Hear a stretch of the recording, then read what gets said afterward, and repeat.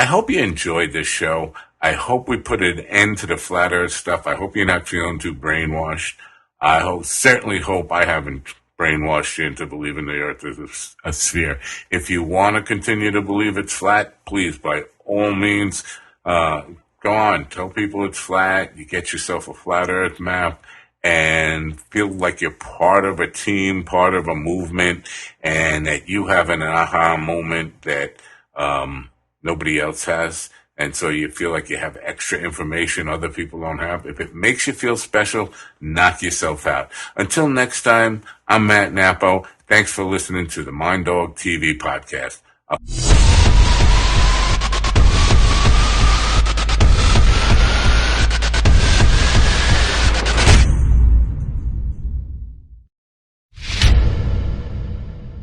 Are you being brainwashed into believing the earth is a sphere? We'll talk about it on this episode of the Mind Dog TV podcast. Is everybody ready for the Mind Dog Magnificent Show? Start the clock!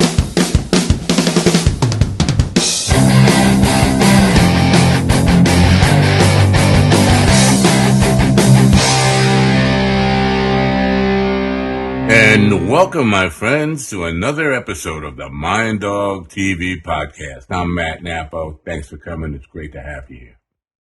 Tonight, we're going to do a follow-up on the flat earth stuff. And a lot of my friends who are globers, globetards, globe believers, whatever you want to call us, a lot of them want me to be really aggressive tonight and kind of put this guy in his place. I don't want any of that. I really don't. I know a lot of people are interested in it, but before we get too much into this, I just want to say, flat earth people are not crazy. They're not. They're like you and me. They just have this thing. And there's a lot of reasons for that, but to just think that somebody's crazy because they have a different belief system for you, that's kind of dangerous. And David Weiss is thought to be an authority on the flat earth. He's one of the people that has been suggested by a lot of the flat earthers I've talked to. You got to get David Weiss on your program. He's the guy. So I'm really happy to have him here tonight. I encourage you to keep an open mind, listen to what he says. But again, there are those things about the conspiracy stuff that we got to hold him accountable for, right? When you say something like they, you better be able to back it up with who they are. Things like that. So let's welcome him in. Let's keep an open mind. Please open up your ears, open up your mind, and welcome David Weiss. David Weiss, welcome to the Mind Dog TV podcast. Thanks for coming. It's great to have you. Hey, Matt, thanks for having me. Glad to be here. Going good. Do you ride?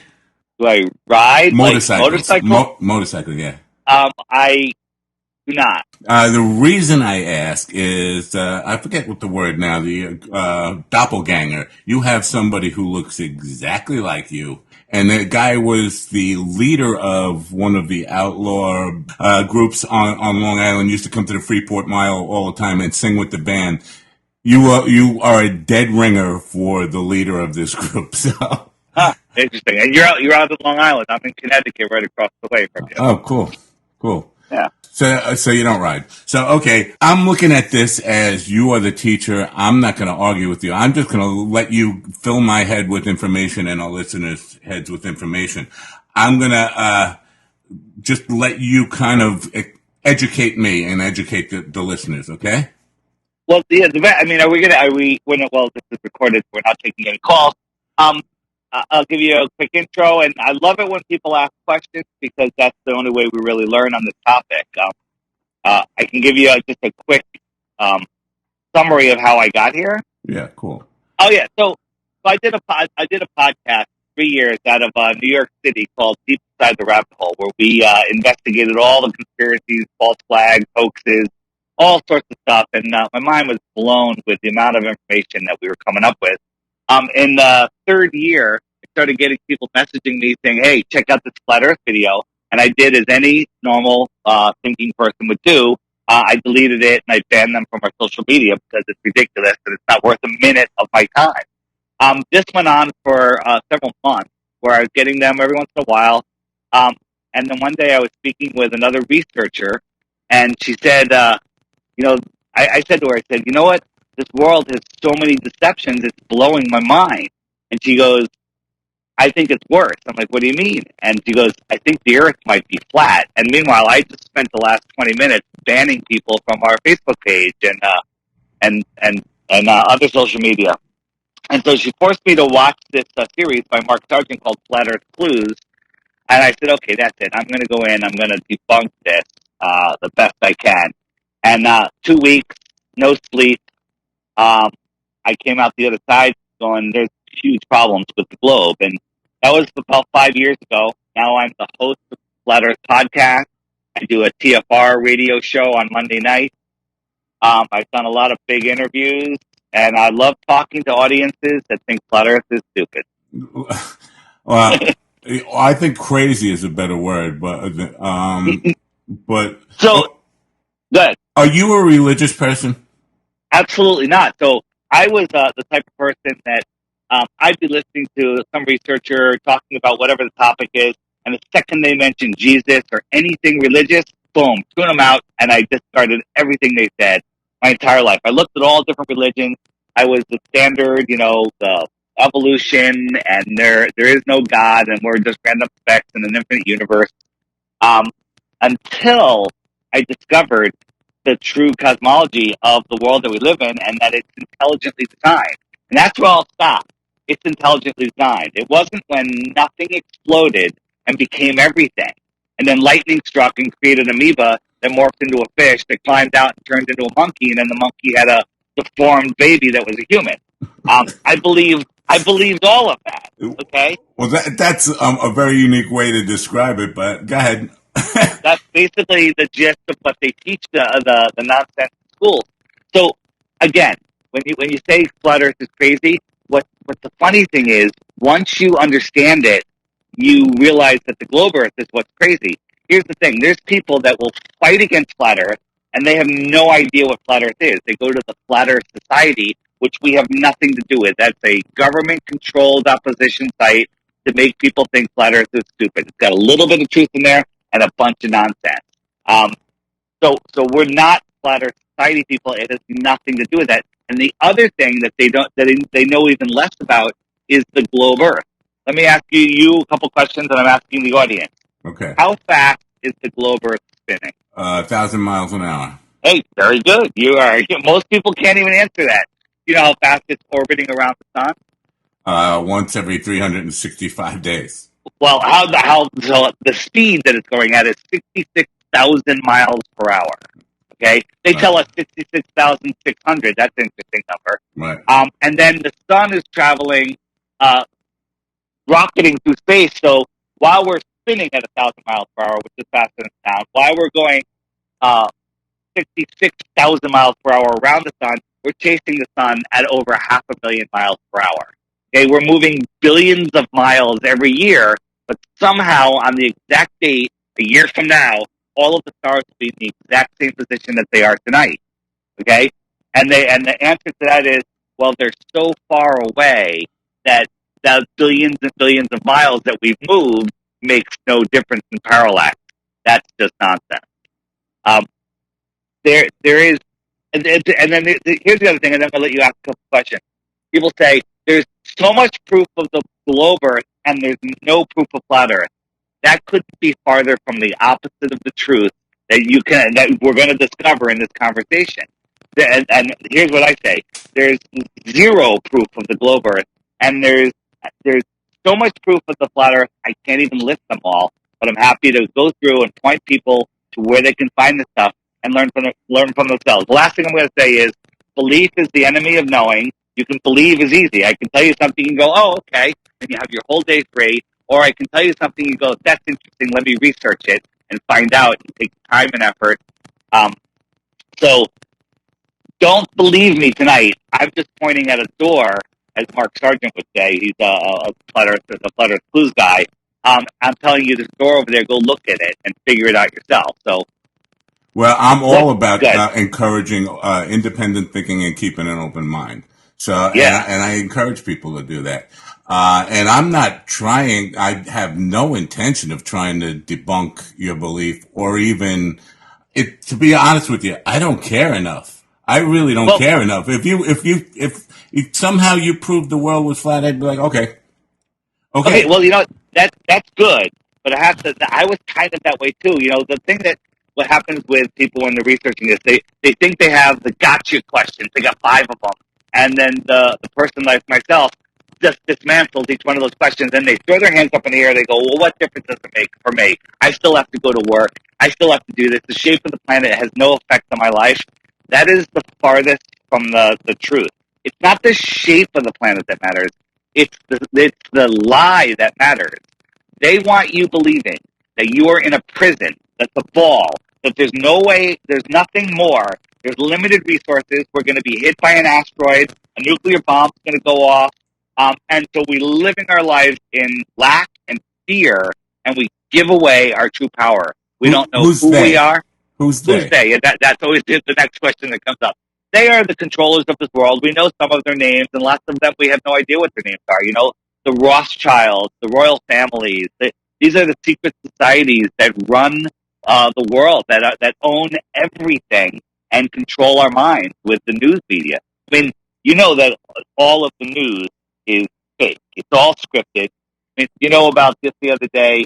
ABC talked about a terrorist attack on, I forget where it was. It was somewhere overseas where there was this huge bombing attack, and they used actual footage from a Kentucky gun range, but they edited it to make it look like they took out the audience that was watching, right? And they were exposed. Somebody found the two, put them together. But none of the other news media, their competition, if the competition was real, they'd be leading with that story every hour on the hour, going, "Don't trust ABC; they're liars." But they're all in on it together. It's all to control your mind. Even the editor, the young kid who's doing the editing and putting it together, he's complicit. They're all. Sometimes local news, a little truth gets out, but all of the news is scripted. You've seen I think it was Jimmy Kimmel that put it together, or somebody put it together, a clip of all of the different news stations across the country, all the different services saying the exact same thing. Yes, I have. Yeah. So that's just the beginning of it. Yeah. You know what? The other thing is on YouTube, they're hiding flat Earth. If you go on YouTube and search flat Earth, you're going to get pages and pages and pages of propaganda. The millions and millions and millions of videos that have been made on this topic are hidden. Well, why are they hiding that? They're not hiding alien videos. They're not hiding Bigfoot videos. They're hiding flat Earth videos because this is the secret that will make them lose control of the population. Because when you wake up to the flat Earth, you stop giving them your energy. This is more of an energetic spiritual war, which is crazy for me to say. But once you understand the depth of what this is, um, you wake up and you become free and you stop giving away your power because we're not a random speck in the middle of an infinite universe flying on a speck like billions of other specks in a vacuum. None of it makes any sense when you look at it. So, Uh, good. can I ask you some questions because this is Yeah, really yeah. really important to establish here. Do you have a degree in physics? Well, no, see, here's No, the thing. it's important to know who the teacher is. Don't you agree? Yeah, well, If you're going to take a class, I'm do going to you answer want your to question. know the teacher's credentials? I I'm not have, saying it's bad, you're wrong or not. I just want to know what your story is. I got you. I will explain. I have a bachelor's degree. I took 4 years of astronomy, and I got 8 straight A's in it. But I realized that was a complete waste of time and nonsense. Um, but the people, here's what it is: the controllers of this world, the Rockefeller family, for example, they write all the textbooks. They're the ones that publish the textbooks, and they sell them at like a tenth of the price that they actually cost to be made. So all of the schools can only afford these Rockefeller textbooks. This is the information they want you to learn. Then whoever's the best at memorizing and regurgitating becomes the teachers. Okay, they become the Mathematics teachers. isn't real. Is that what you're telling Well, me? so no, but they teach us junk math. They teach us algebra. They teach us basic geometry. They teach us calculus, right? They don't teach us vortex mathematics. They don't teach us sacred geometry. They don't teach us the math that moves pyramids. They don't teach us any of that stuff. Okay. But that's all out there. I mean, just go on YouTube and look up vortex mathematics. Spend a day looking at that, or sacred geometry. Once that starts clicking in and you see, why don't they teach this in school? You know, it's mind blowing what they hide. So no, I don't have a physics degree. No but mathematics degree? I know I took a lot of math, but it's all junk math. Optics. What's your experience with optics? Well, my experience with optics is whatever I learned in school and the last 5 years of studying every single day, as much free time as I have. But speaking of optics, let's talk about optics and why. Here's the number one proof. If I ask you for proof, you might say ships go over the horizon, right? From the bottom, they disappear from the bottom up, and that proves the Earth is a curve. Would that be a proof that you would use? I wouldn't try to prove it again, but I've heard that offered as proof, but I wouldn't try to prove it. Yeah. So the top proofs that they use are Aristophanes proved it with sticks and shadows back 500 years ago. We could see ships going over the horizon, disappearing from the bottom up. Why can't we see England from New York? Why can't we see Mount Everest from everywhere if the Earth was flat? And there's answers to all of these. So which one would you like me to address? And again, on a radio show, it's a little difficult to do it, but I can do it in short segments. I would really, before you address any of the specifics, I really want to learn as much as I can about you to understand where you're. I need to know, if the teacher's teaching me, I need to know his credentials on everything. And it doesn't mean I'm attacking you, I'm asking. Yeah. Okay. No, I told you my credentials. No, you haven't. I got a lot more questions on that. Propulsion systems. Do you have any experience with that? Not formal experience. No. Military experience. 0. You do? 0. Oh, 0. I'm sorry. Ordnance systems. Nope. Video and film production.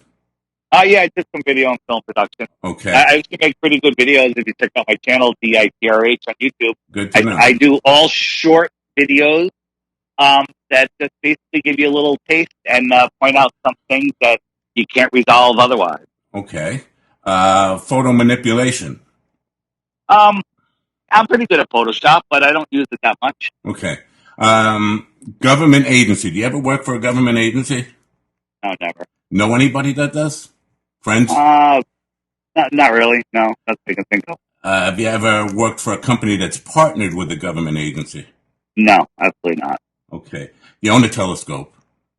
I used to, yeah. Okay. Have you visited an observatory? For the 4 years I was in college, I had access to the Copernicus Observatory on our science wing, and we used it probably 3 or 4 nights a week. Okay. And we used it, and we observed so many things, and it's amazing what you find out after the fact. Good. And are you married? Yeah.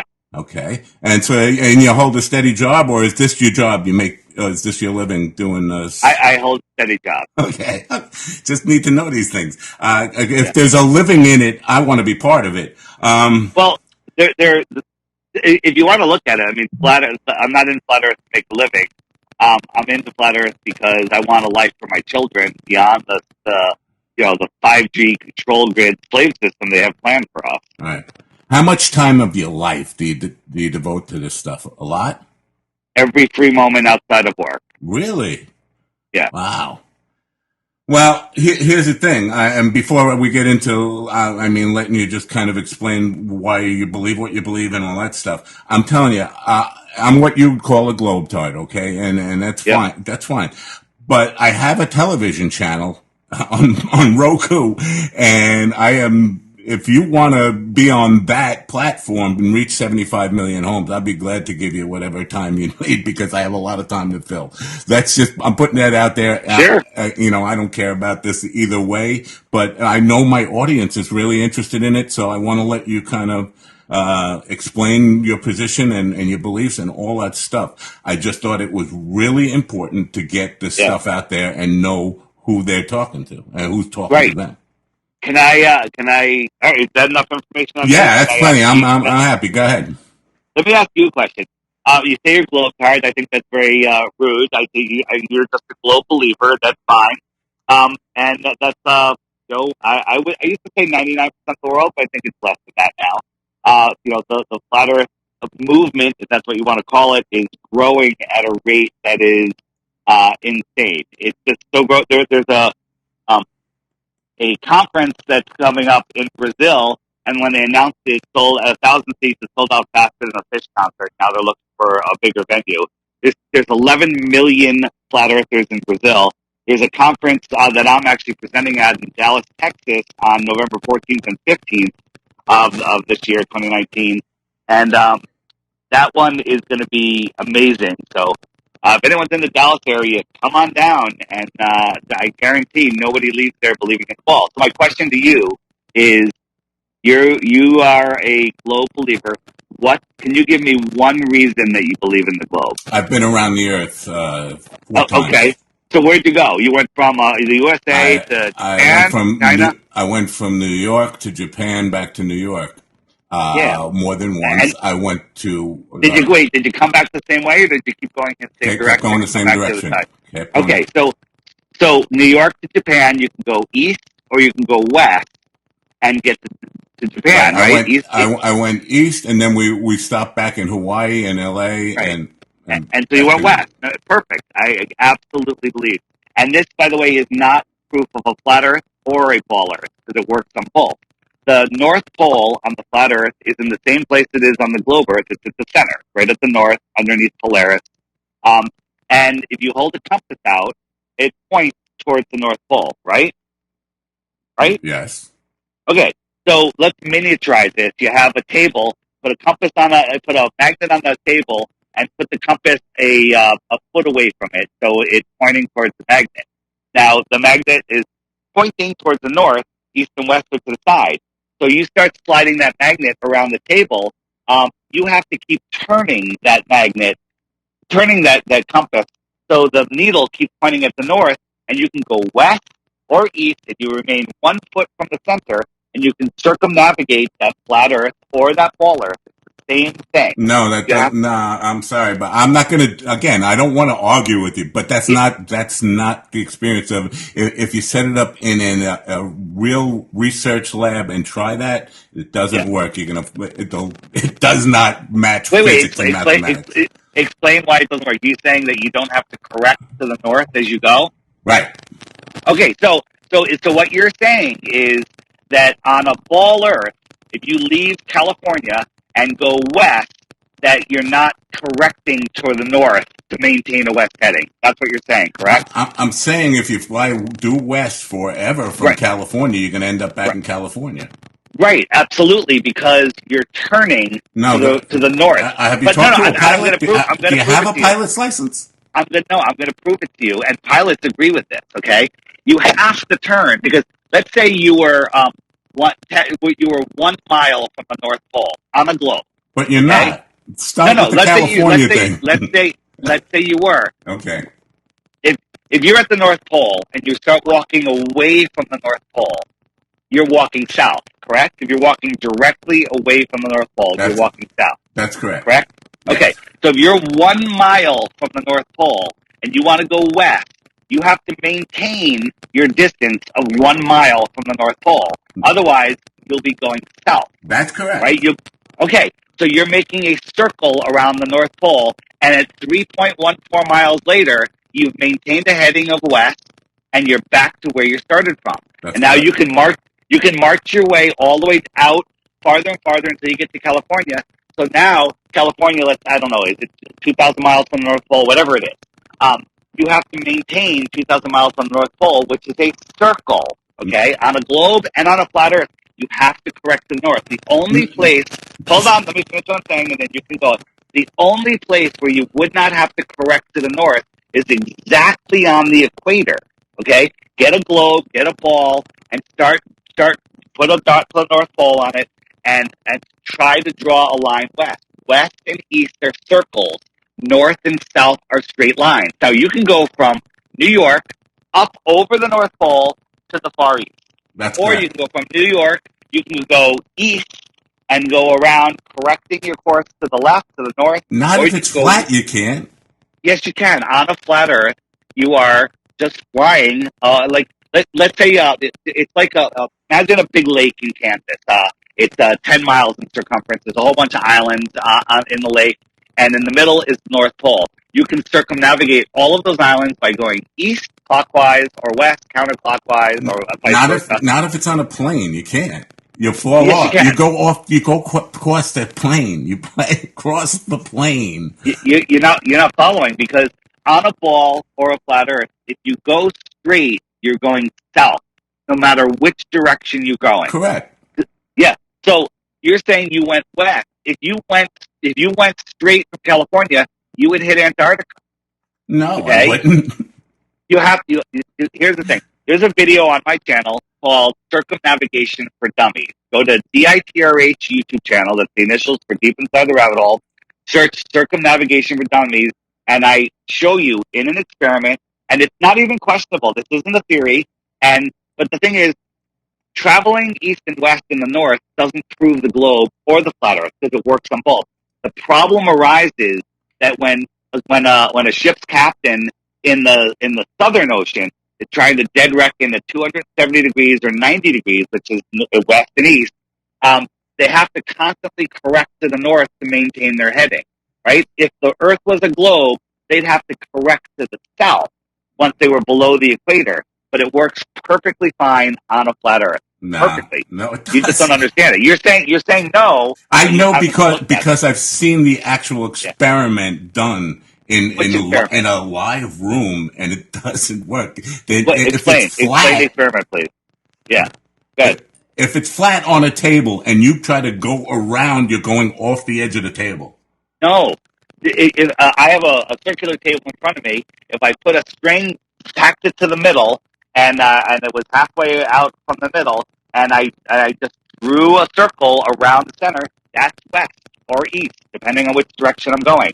East and west are circles around the center, and that's perfectly how it works. Did you know that the FAA manual says that they treat the Earth as a flat, non-rotating plane? All their manuals say that. Pilots use flat Earth maps, and that's it. If you look at any flight route, and they make these, they call them the Great Arctic Circle, not I forget the big curvature route or whatever. But if you chart it on a flat Earth map, it's a straight line.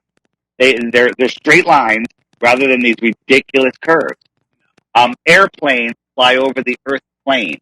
There's power in words. They have meaning. And planes, a plane traveling at 550 miles per hour would have to nose down a full mile every 2 minutes to maintain their height over the curve. But they don't. They fly straight and level. Who told you that? Well, just do the curve. You know what the curvature calculation is for a ball 24,901 miles around? The curvature calculation. The curvature, yeah. So if you have a sphere, there's a calculation, circular trigonometry, whatever it's called. I'm spacing on the word. That tells you what that curvature rate is, and the curvature rate for the Earth that we supposedly live on is 8 inches per mile squared. Because in 1 mile, the Earth will drop 8 inches. But in 2 miles from that original observer, the curve is dropping off more. So it's not 8 inches and 8 inches. 2 miles is 2 times 2, which is 4, times 8, which is 32 inches. And 3 miles is 6 feet. And this is the agreed upon scientific Earth curve calculator. The problem is a 6-foot man standing on the edge of a calm ocean can see way farther than 6 miles. The water should drop off at 3 miles, and they shouldn't be able to see anything else. But we can see land that's 20 miles away, and we can see water beyond that land. That proves that there is no curvature. There's none.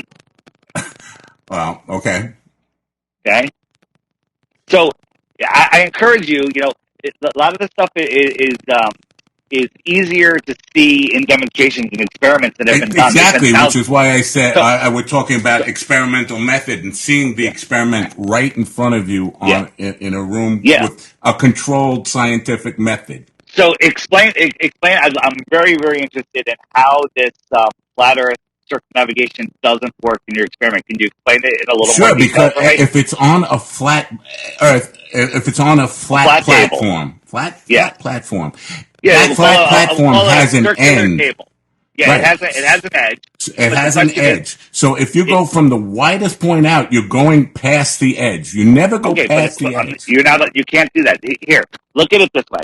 You have your circular table, and the North Pole is in the center of your table. You go with me on that? Okay.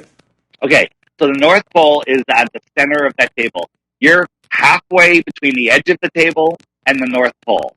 If you want to go east or west, you have to maintain that distance from the North Pole. You can't get any farther from it or any closer to it. Because if you get closer to it, you're heading northwest, northeast, whatever direction you're going. And if you get farther from it, you're heading south. So if you go in a straight line and hit the edge of that table, that's only because you're going south. South is the entire No, perimeter of the the table. equator is perfectly round. It's Okay, not perfectly round. Excuse me. It's obtuse, but it's the widest point you can get from both poles. no, see that's incorrect. So that's the other belief that you have. You believe there's a South Pole. We don't believe there's a South Pole, and there's plenty of evidence to show that there's not. The equator is the halfway point between the center of the table and the outer edge of the table, and then you draw a circle.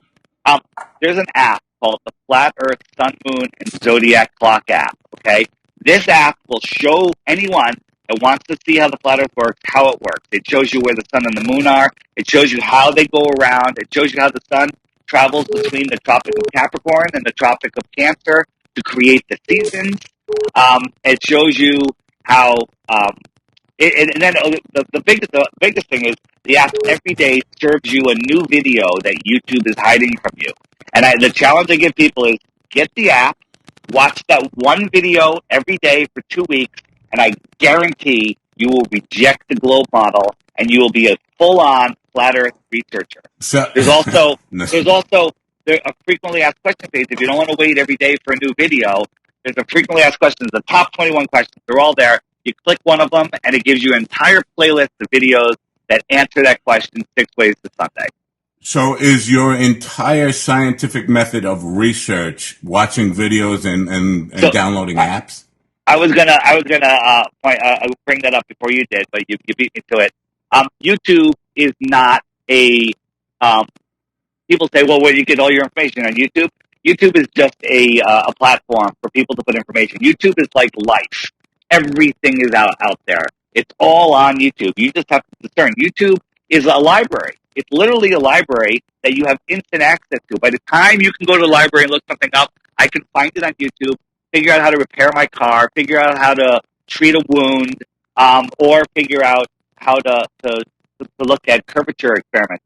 On my on the app or my channel, you go to the playlist, no curvature, and there's 100 videos right now of experiments that we've done with lasers, with microwaves, with visual, with flashing a mirror. Like we had a mirror on a beach, and we could flash somebody where that mirror should be behind a 60-foot high wall of water, but the person on the other side can see it. Okay, you'd have to believe that mirror flash is traveling up over 60 feet of water and down the other side. Just the other day, somebody put up a video of a world record sight distance where we could see a lighthouse that was over 300 miles away. There's 48,000 feet of curvature missing. Okay? There's no argument in the math because the math is agreed upon by the ball earth side and the flat earth side, but we can see it. We can prove that we can see it, and it's 48,000 feet of curvature is missing. Matter of fact, it's on the app as the day. How do you prove it without optics information and traditional geography? Yeah. So what we do is we have cameras, we have photos. We say, okay, here it is. Here it is on the map. Here it is on Google Earth. Here we are. Here's our setup. Here's our laser. Here's the equipment we're using. Here's the lens aperture. Here's us zooming in. Here's this point of land that's halfway between those two. And here's the lighthouse on this thing. And it's completely meticulously documented. And there's hundreds of videos on the app that show that. I used to, say, just go to YouTube, Google Flat Earth. But if you do that now, all of those videos are hidden. That should tell you something. They're all hidden. Not from me. Yeah, no, you're unfortunately you're getting the ones that are showing you what you want to see. I don't want to see. No, I'm saying I'm getting the ones. I got 300 or so with you came up in the first page, or first couple of pages, and then I see nothing but Flat Earth Society stuff. Flat Earth Society is garbage. It's all nonsense. So we won't even look at that because it's nonsense. What do you mean? You're on a different page than the Flat Earth Society? The Flat Earth Society is a fake site. It's the reason it comes up first is because they want you to find it. Because if you go there, they say stuff like, well, gravity is because the Earth is rising up at 9.8 meters per second, at an ever-increasing rate, creating gravity. No Flat Earth researcher thinks that. Zero. None. But people that hate the Flat Earth and think the Earth is a globe believe that every Flat Earther thinks that. Not one of us do. No, right? None of I talk to believe in gravity at all. You believe in gravity?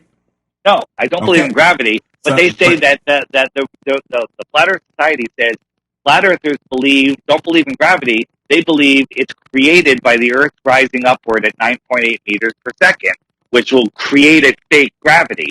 Nobody believes that. So what makes you head to the ground when you jump off a building like the Twin Towers? If it's not gravity. So it's buoyancy and density, right? If something's heavier, it falls down. Like if I drop my phone right now, it's heavier than the air and it falls down. But the question is, what establishes the down? They always say gravity is a weak force, a very, very weak force. But meanwhile, it could hold, 100 trillion pounds of oceans and a cruise ship upside down on the bottom of a spinning ball next to a vacuum, which is just insanity. But the Earth is electric.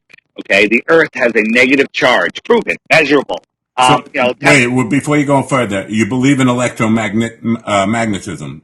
Yeah, that's the only true force in the world. It's electricity and magnetism is the only true force in the world. Okay, and the sky, the firmament above us is a positive charge, right? That negative charge attracts everything to it, ever so slightly. But then buoyancy and density do all the sorting. You have a helium balloon, it goes up because it's lighter than the air around it, right? So it's buoyancy and density. But the thing is, they need gravity to make the ball Earth thing work.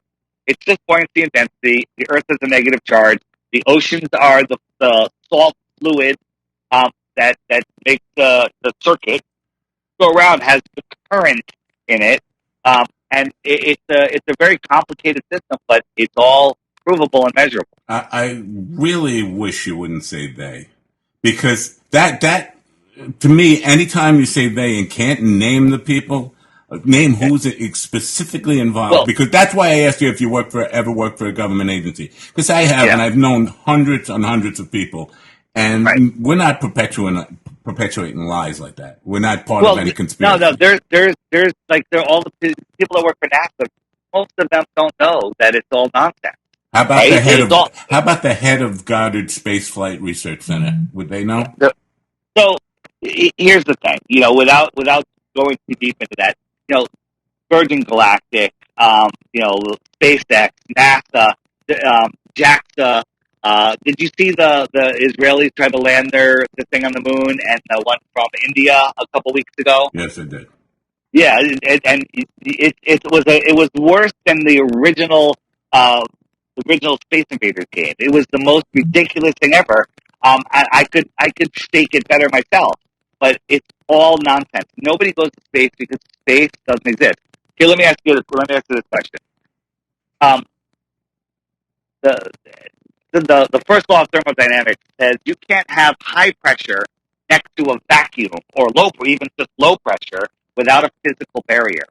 And your answer is going to be gravity, but how is the high pressure air stuck to a spinning ball next to an infinite vacuum? Are you familiar with centrifugal force at all? Centrifugal force or centrifugal force? Centrifugal force.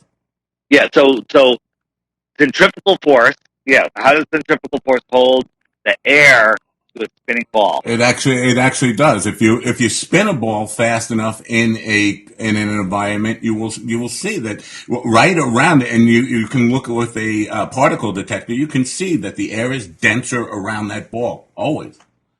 Right.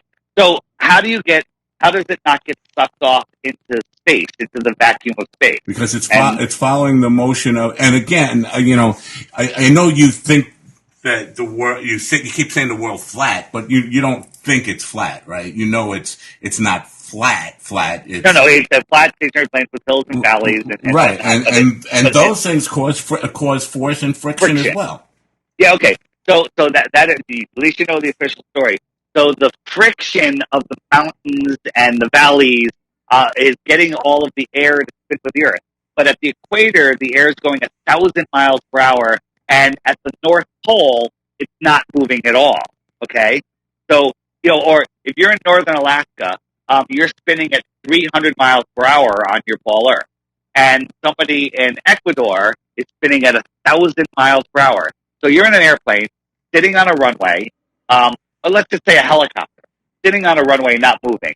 Well, you're moving in space at 300 miles per hour because the Earth is rotating at 300 miles per hour. That helicopter takes off, flies to Ecuador.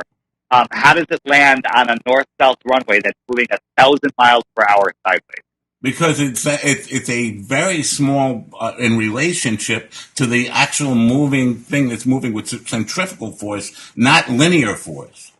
Yeah. So centrifugal force is when you have a bucket of water and you swing it around and the water stays in it. Right. But you have to turn the bucket out. You have to turn the bucket so the water's facing outward.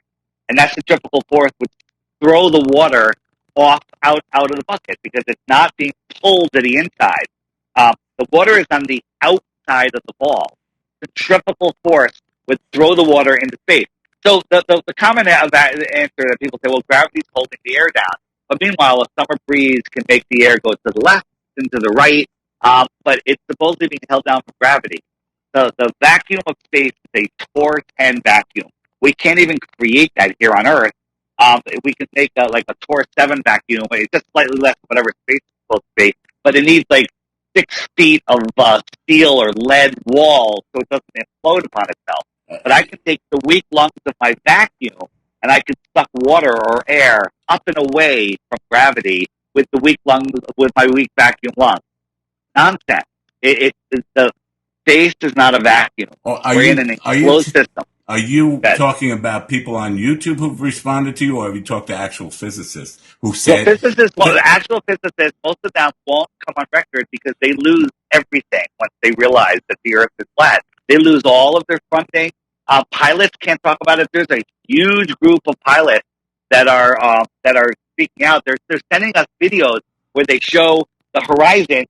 They look out the cockpit window. Then they show their altimeter, not their altimeter, their gyroscope thing, the level, that thing that shows them that they're level. And then they scroll down to one of our books showing that they know that the Earth is flat, but they can't put their face on the camera because when they speak out, they lose their jobs. We've had pilots come on our shows and then they immediately get grounded and then they get fired. Okay? I'm sorry. Now, there has to be a level of corruption. Who's going to do the firing? The person who does the firing, the person at the airlines, you tell me, is in on the conspiracy. No. How about this? The person that does it, they're like, we have a pilot flying passengers around that thinks the Earth is flat.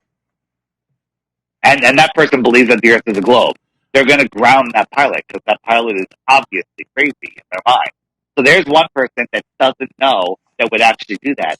But the big airlines, the big corporations, the people at the very top know. The secretary that's answering the phone doesn't know what's going on in the corporate office, and that president's office doesn't know what's going on in the CEO's office, and doesn't know what's going on in the chairman's office. It's all a pyramid construction. That's an awful huge conspiracy that's lasted 500 years, buddy. You know what? That's the other thing. It hasn't lasted 500 years. That's the story that we're told. We don't know anything past the mid 1800s at best. But one thing that we do know is that in the 1900s, everyone knew that the Earth was flat, and they started changing the story around 1900. Or actually in the very late 1800s, they started changing it. Then the World Wars came in, and they destroyed all of the real information. There's newspaper articles. We found many newspaper articles of teachers being persecuted. There was one from April of 1900 exactly that the teacher was being persecuted because they were trying to teach heliocentrism, which is the globe Earth model, in their classroom, and that was heresy. That was nonsense. All right. Yeah. I have a challenge for you. Go ahead. Instead of And I've heard it, by the way. and I'm not trying to disprove you, by the way. I'm just saying, No, go ahead. instead of saying they, name them. Every time you want to say they, name them. If you can't name them, then you're just being reckless. You're saying because you tell me the people at the top of airlines know, the people at the top of NASA know. Let me ask you a question. I have friends what airline do you fly on? JetBlue? I used to to go on American all the time exclusively. Okay, cool. Name the top people that chairman of the board of American Airlines. I don't know them now. I did right. when I was a kid, when I was on them all the time. Name the people that own the Federal Reserve. Okay, is that a conspiracy? Nobody runs the Federal Reserve. It's a group of bankers who are nobody owns it. A group of bankers who are appointed to a board that run the Federal Reserve. Yeah. So listen. You say the Federal Reserve, but I have known the head of research center at NASA's Goddard Space Flight Agency, and she was not a liar and an evil person or hiding some conspiracy from me. Absolutely not. Absolutely not. She's probably a very honest when you person. say them, they or them, without naming the people, you leave a lot of people exposed and feeling accused unless you can name specifics. So on if you go to the archives on the app, you can find it on YouTube, or you can go to the Flat Earth, the Flat Earth Sun, Moon, and Zodiac Clock app YouTube channel. There's a video that was recently put up there called it's called Satellites Are. Let me just pull it up.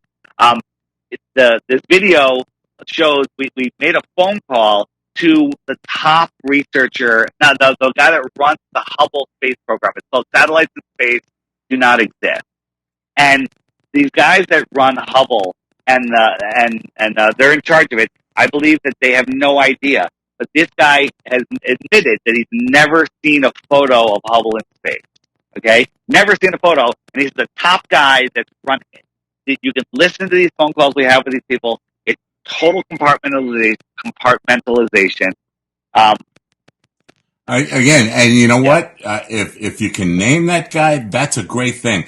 I'm just saying, how would you like it? And I don't even know what you do for a living, but how would you like it if somebody came out and said, everybody who does what David does for a living is on this big conspiracy? And I didn't say that. You said that.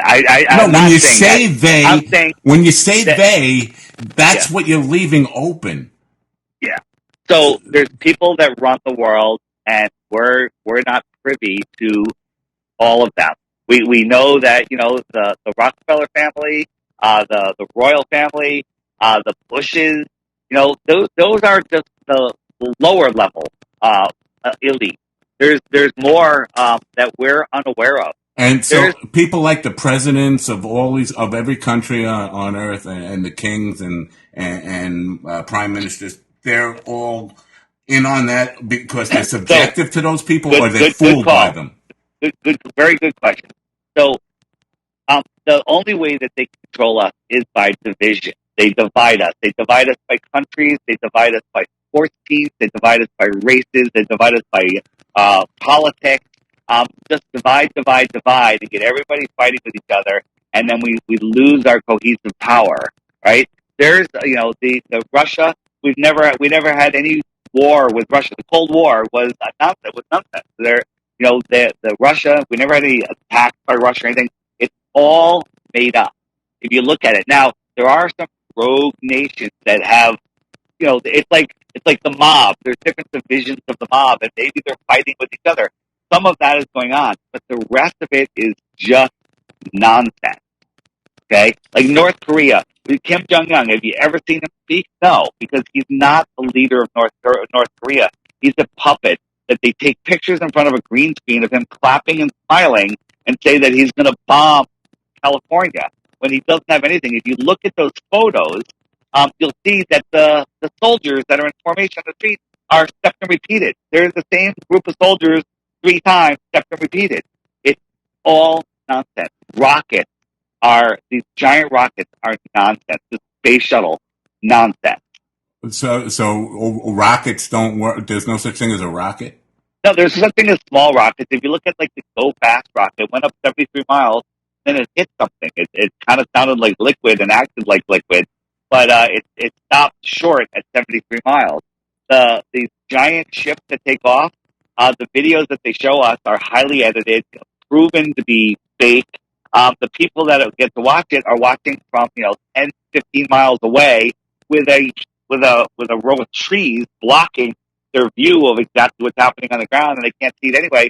And when it goes off, you see it go off at a much faster rate. You don't know how big it is, how fast it's going. You don't know anything. You look at any rocket that NASA, SpaceX, or any of those space agencies supposedly sending to space, watch it. It goes up, it curves over, it levels out. We're told that it's going with the spin of the Earth and it's got to gain speed. And then it comes down and it disappears. And in less than a minute, they switch to a cartoon in what they're showing you. And it's no question, it's a cartoon. Just watch the video.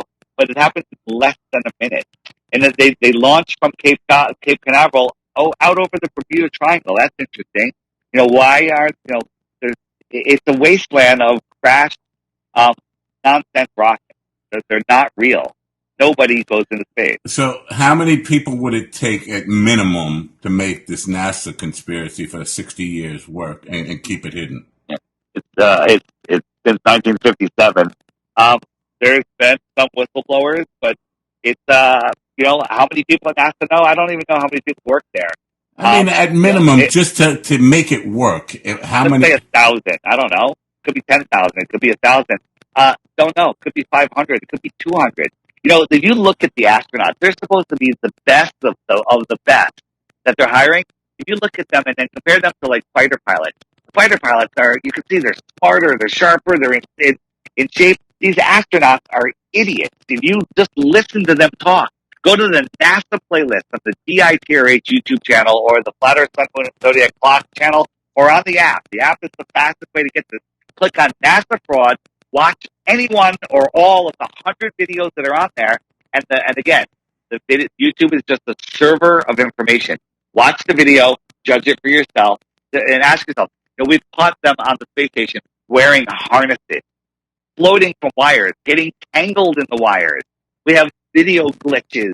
They do all of this stuff. It's proven.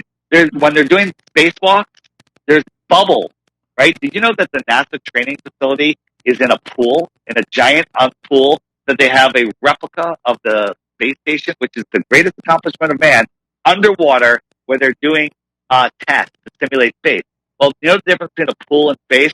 In a pool, the water's trying to get into your spacesuit. In space, the air is trying to get out of your spacesuit. How do you have somebody in a flexible suit in space that doesn't explode when there's no oxygen, no air on the outside of that suit? You see what happens when you put anything in a vacuum chamber. Before half the air is sucked out of that chamber, it explodes, right? Astronauts in their spacesuits would explode. We've challenged. We've done everything.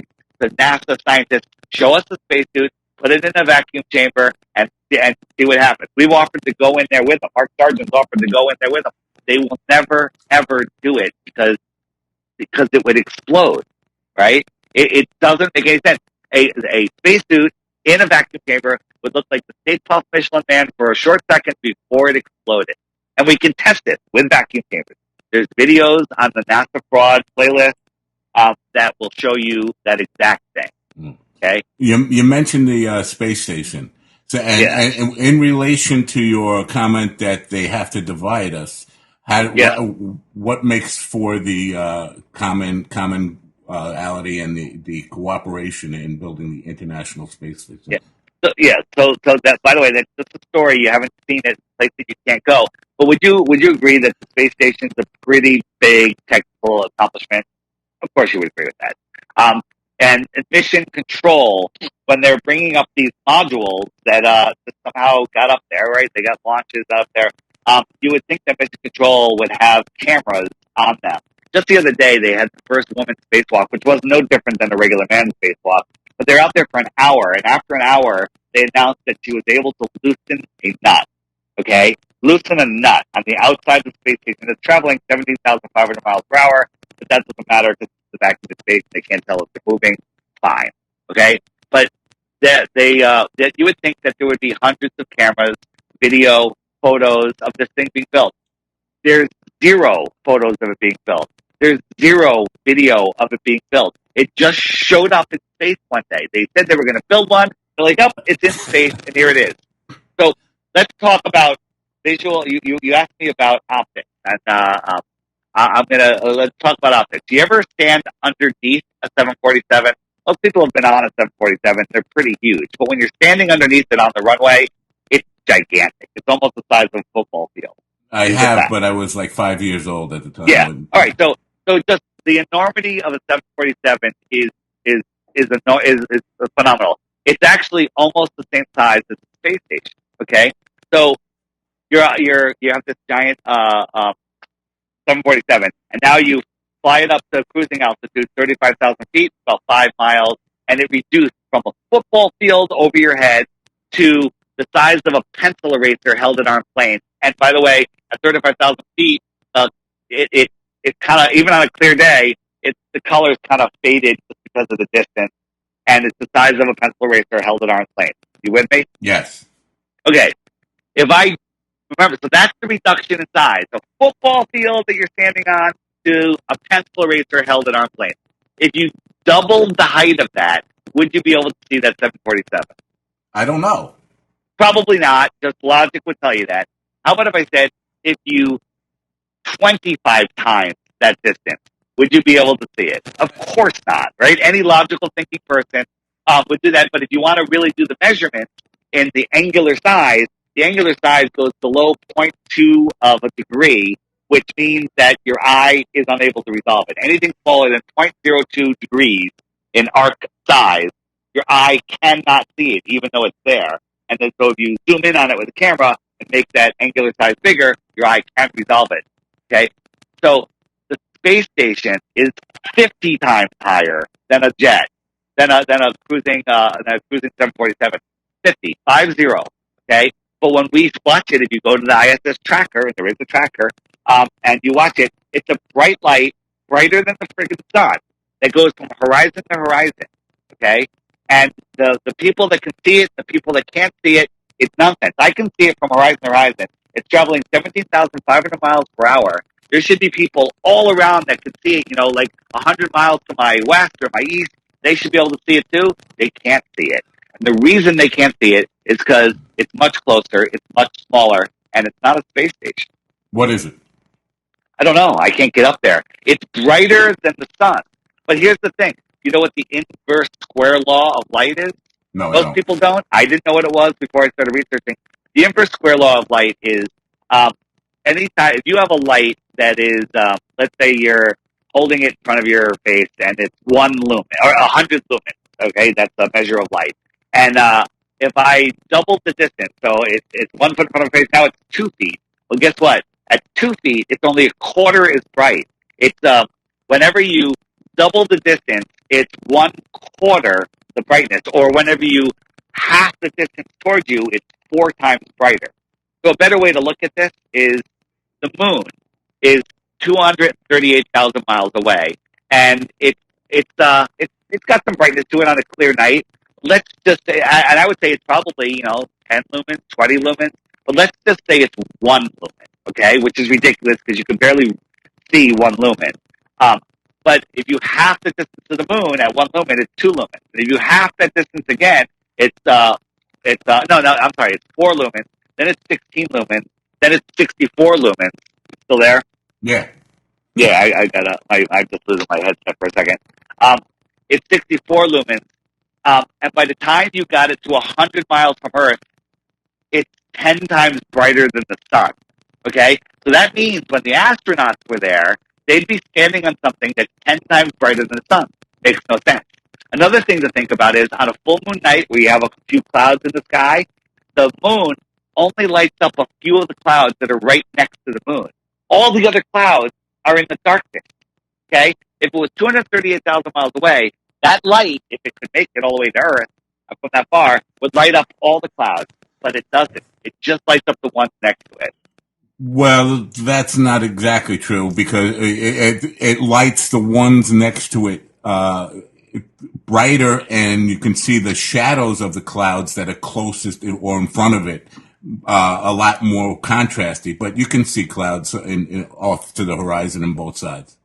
No, you can't. If you go out on the water or in a place where there's no light, the other clouds are in total darkness. I live on a place that's exactly like that, on the water. So, but just the next time the moon is up with enough size and brightness, just look how the light works. It works like a local light. Then get a light and get some, cotton balls or whatever. Or I agree that it works like a normal like light. a local light, right? Small local light, just like we did. We're also told that the Earth is spinning, which is making the sunset. So when you watch the sunset, you believe that you're falling backwards at like 1,000 miles per hour, which is making the sunset. That's nonsense, right? But the moon is orbiting the opposite direction around the Earth. Okay, but if you watch a moonrise and a sunrise, they rise in the same place approximately, and they set in the same place. They take the same path. Okay, the odds of that happening in the way they describe it are zero. Okay, so you describe you describe it for me. How's the sun going around a flat Earth?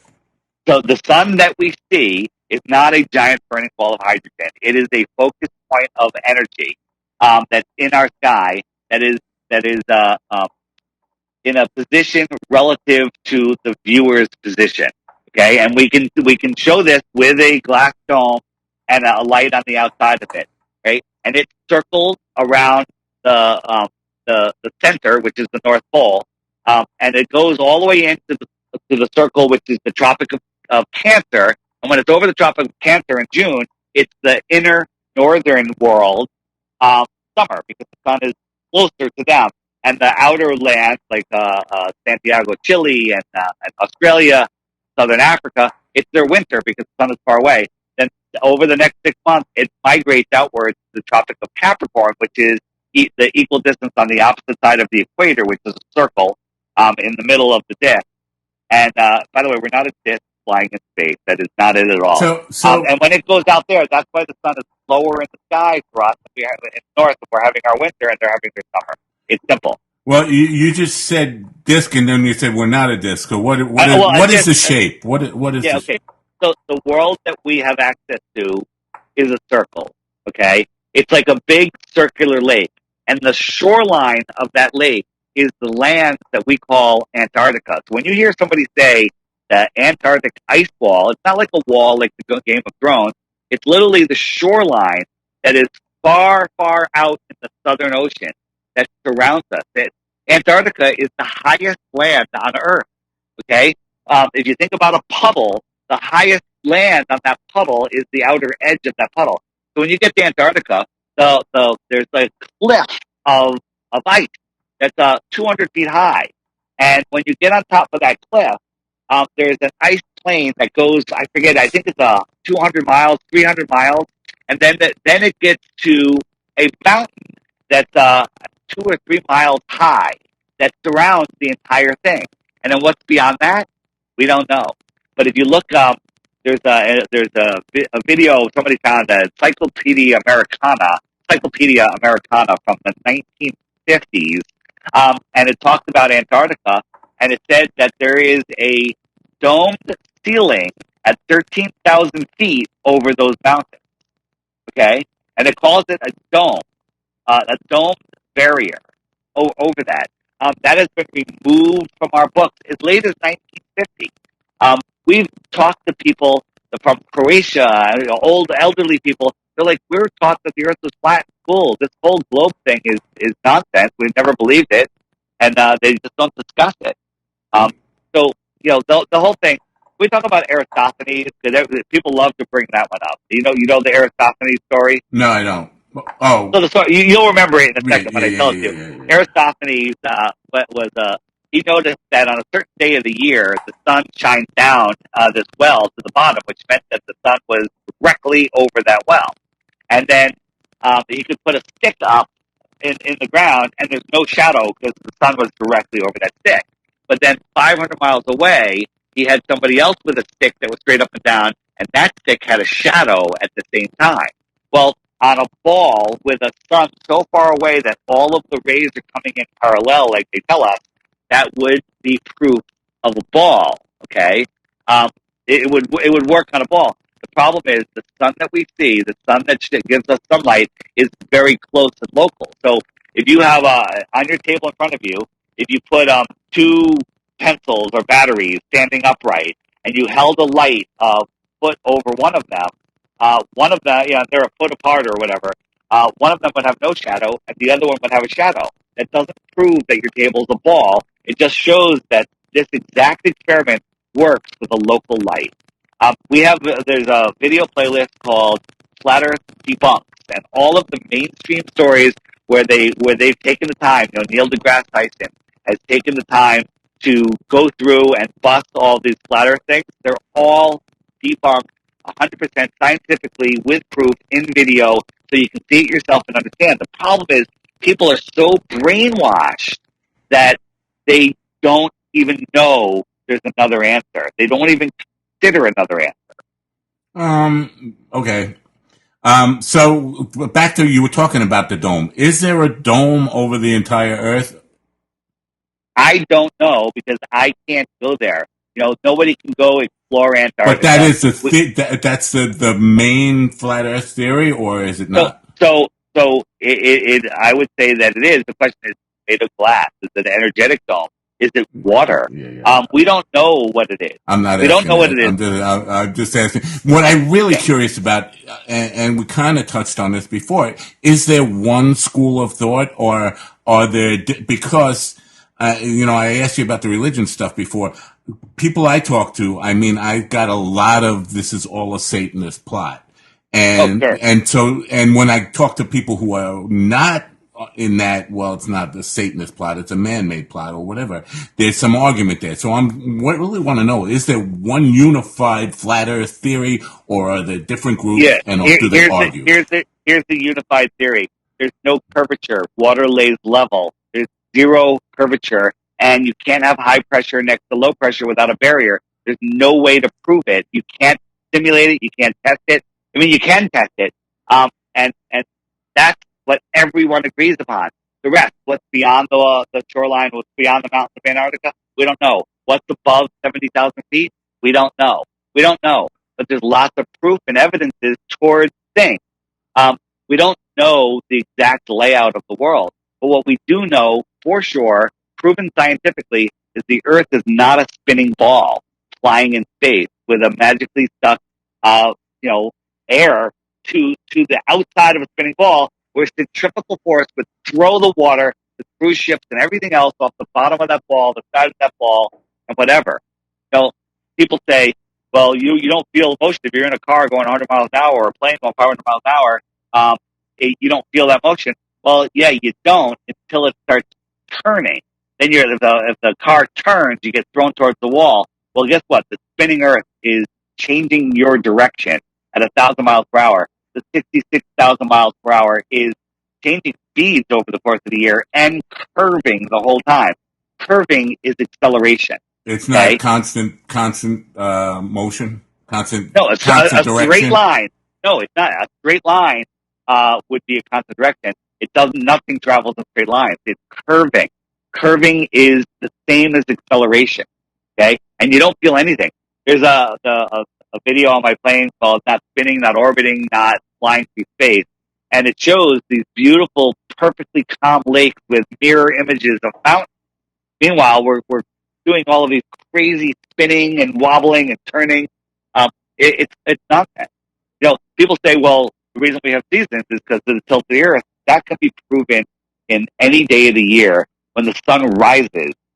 It's at the most severe angle. In the summer, you can feel the heat on your face, and in the winter, when it's at its highest point, you can't feel the sun on your face. You can't feel the heat on your face at all when it's at a much more direct angle where the sun is more concentrated. And that's simply because it's the distance the sun is from you, not the angle that it's coming. Yes, the angle, it gets a little cooler at sunset in the summer not because of the angle, because the sun is farther away. How far is the sun away? Yeah, that we don't know. We can't get there. You can't triangulate it because two people in two different places see the sun in a different position. Like if I'm on a beach and you're a mile down the beach and it's sunset, you're going to see the sun drawing a line on the water that comes right to your feet. I'm going to see it drawing a line on the water that comes to my feet, but I can't see your line and you can't see my line, and you're going to see the sun over a distant piece of land in a different position than I see it. That's because it's all optics with what's going on in the sky. There's water up there. There's all sorts of stuff up there that changes what we see. There's a simple experiment on YouTube. Someone's got an arrow drawing on a piece of paper pasted to a wall, and they put an empty water glass in front of it, and the arrow's pointing to the left. They fill the glass with water, and the arrow's now pointing to the right. It's all optics, and there's 150 different ways to explain what we see, but we don't know how it works. Can't go there. Do you think Einstein was a fraud? 100%. He married his cousin. He was just put in there to negate the Aries failure, or I forget the name of the experiment. There's a whole bunch of experiments that were done to prove that the Earth is spinning, and they all prove that the Earth is flat, stationary, and that the heavens above are spinning, the stars are spinning, and they're fixed inside the firmament, inside the dome. Wow. Yeah, it's a lot to take in. It's a lot to take in.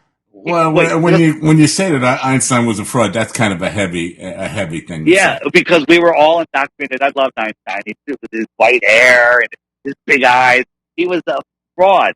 Tesla was the genius, right? And if you asked Einstein, someone asked Einstein once, and again, by the way, no way to prove this because it's just in our history, and I wasn't there. But he said, "How's it feel being the smartest man on earth?" And he said, "I don't know. You have to ask Tesla." Right. I know. Okay? I know that's a very famous quote. Yeah, yes. but you can't prove it's a real story. I believe it sounds real to me, but again, I can't prove it, so I don't really use it.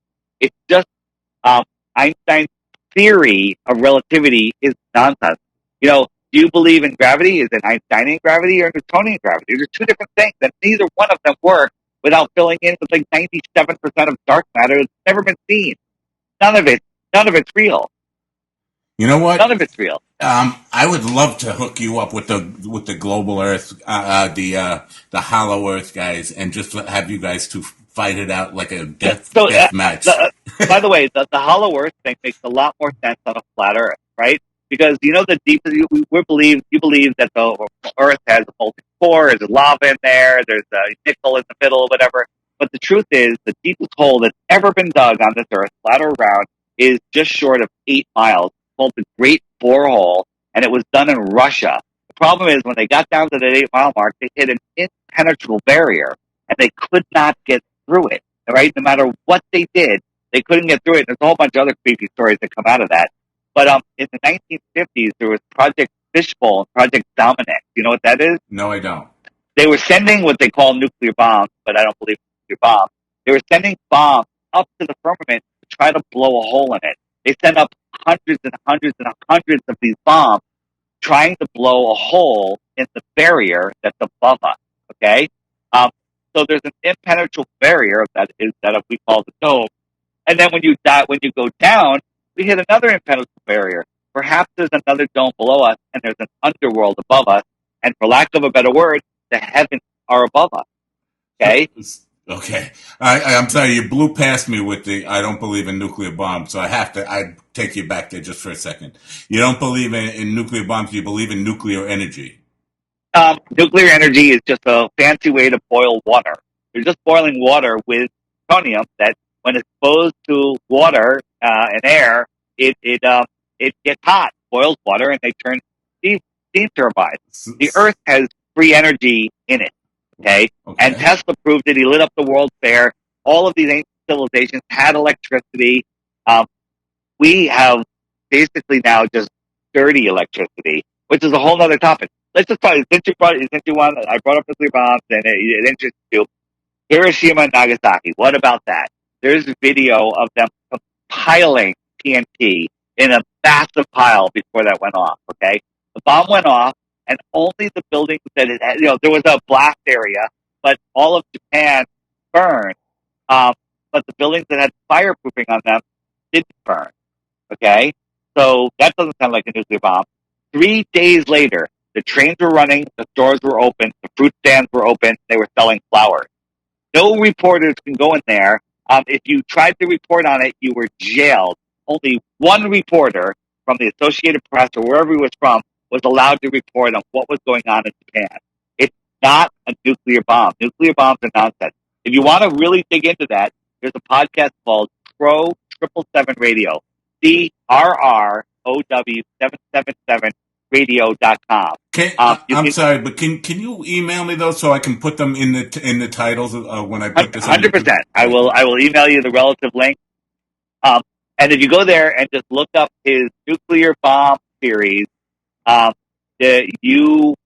all you have to listen to. And by the way, there's no series. He's just showing facts. And when you look at the facts, you go, I never thought of that. But we were all shown that house that blew up and the trees bent over backwards. That's still on YouTube. Go look it up. It's obviously a little miniature. Okay.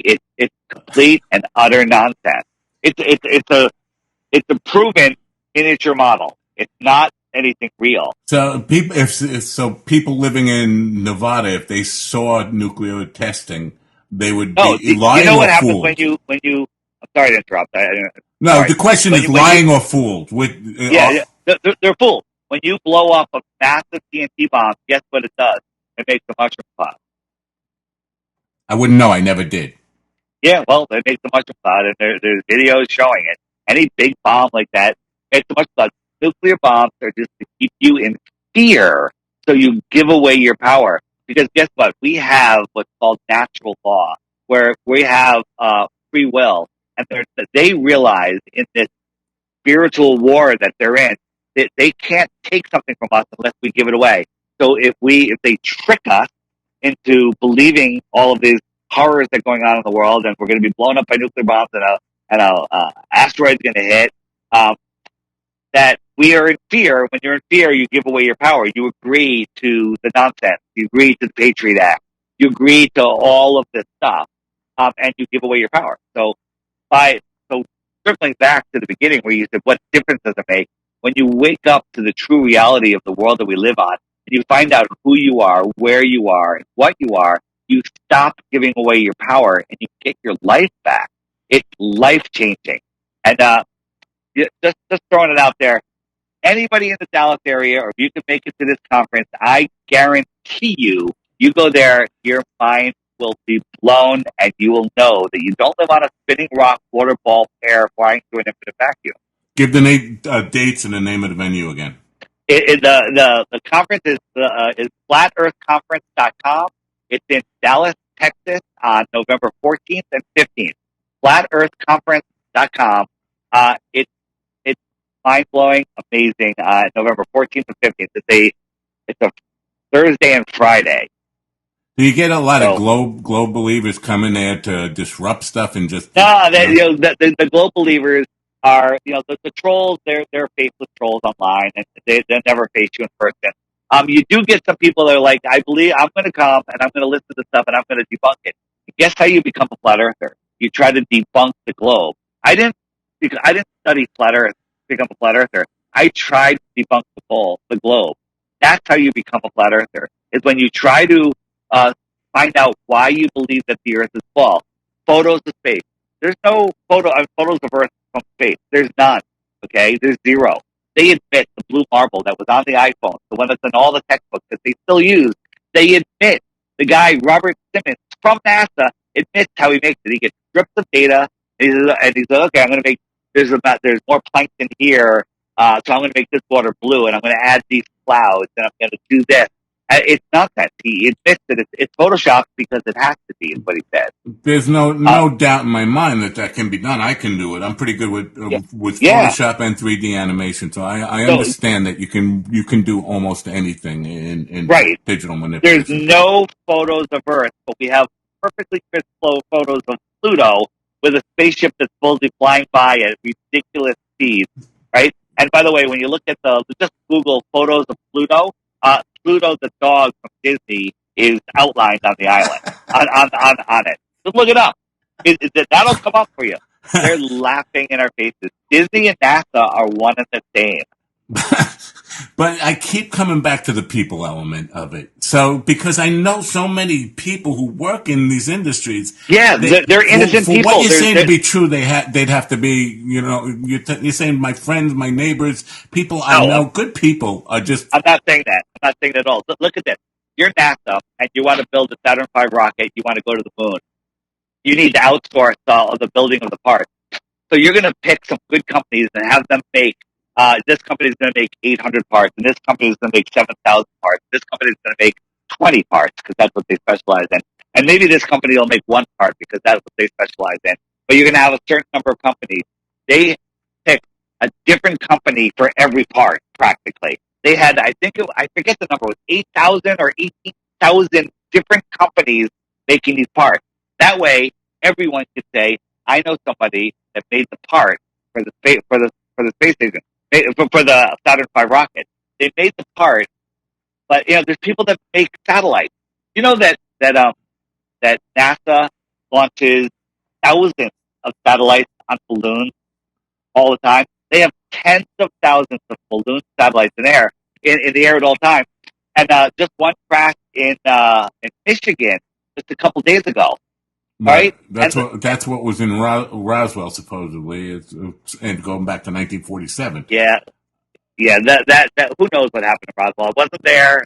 So much bullshit around. Oh, sorry about like the swear. So much.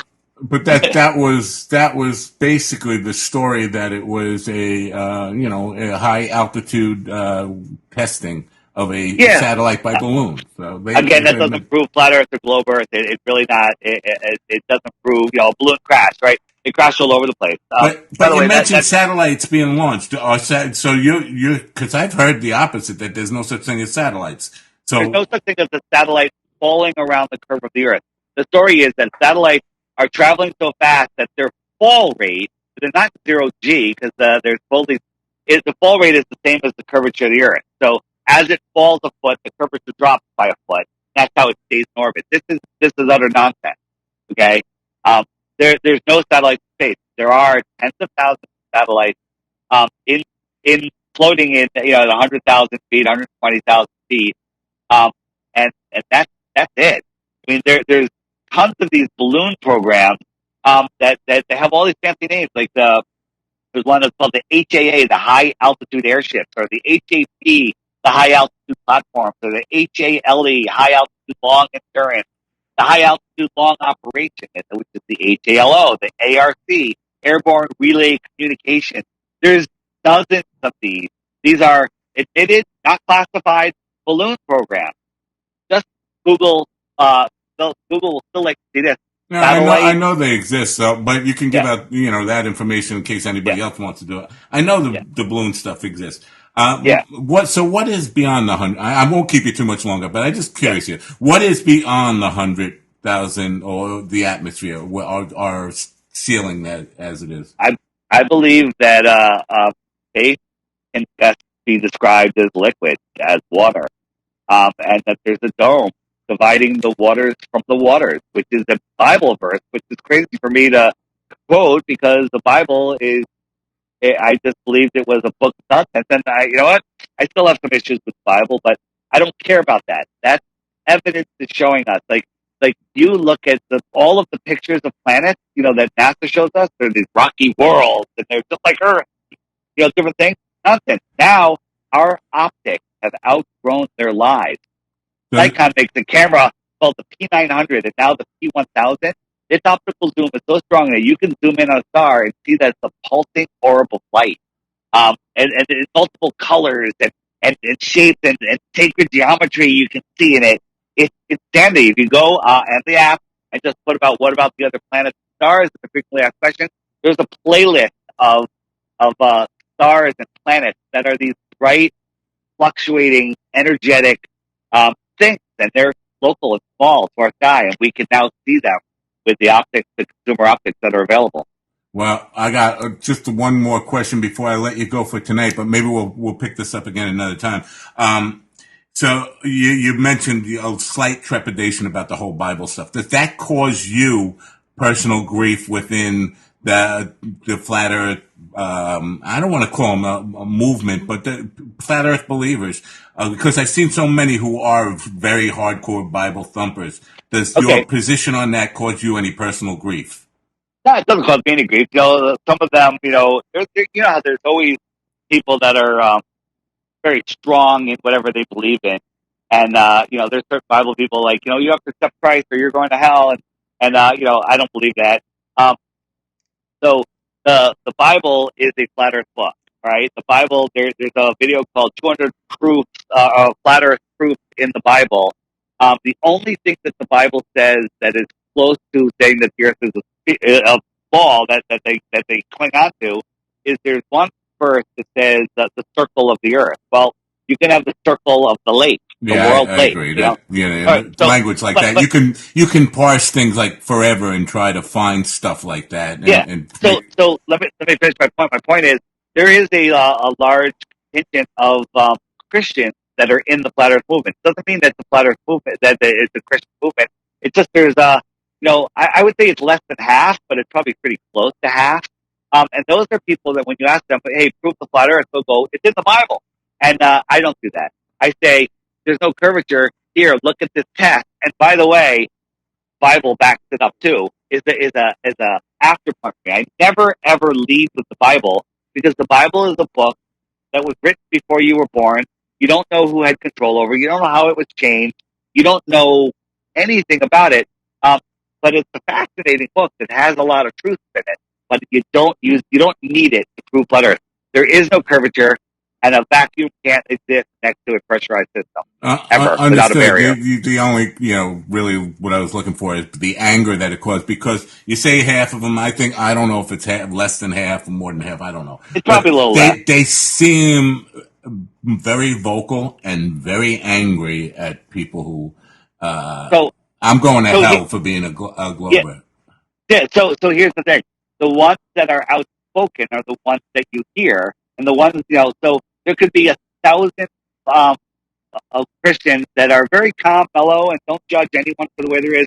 But two of them are saying you're going to hell. You're going to say, oh, the 1,000 of them are just like the two. No, those are just the two that are loud spoken, and that's why you're hearing them. The other ones don't speak so much. I So get that, but in the last yeah. week, I mean, 200 of them have told me I'm going to hell. So, Well, you're not going to hell because to me you sound like an honest guy that has a belief system that is looking into things. And by the way, I was you. I was you. I laughed at flat Earth. I wouldn't look at it, and I thought I had the gotcha question until I tried to debunk the globe.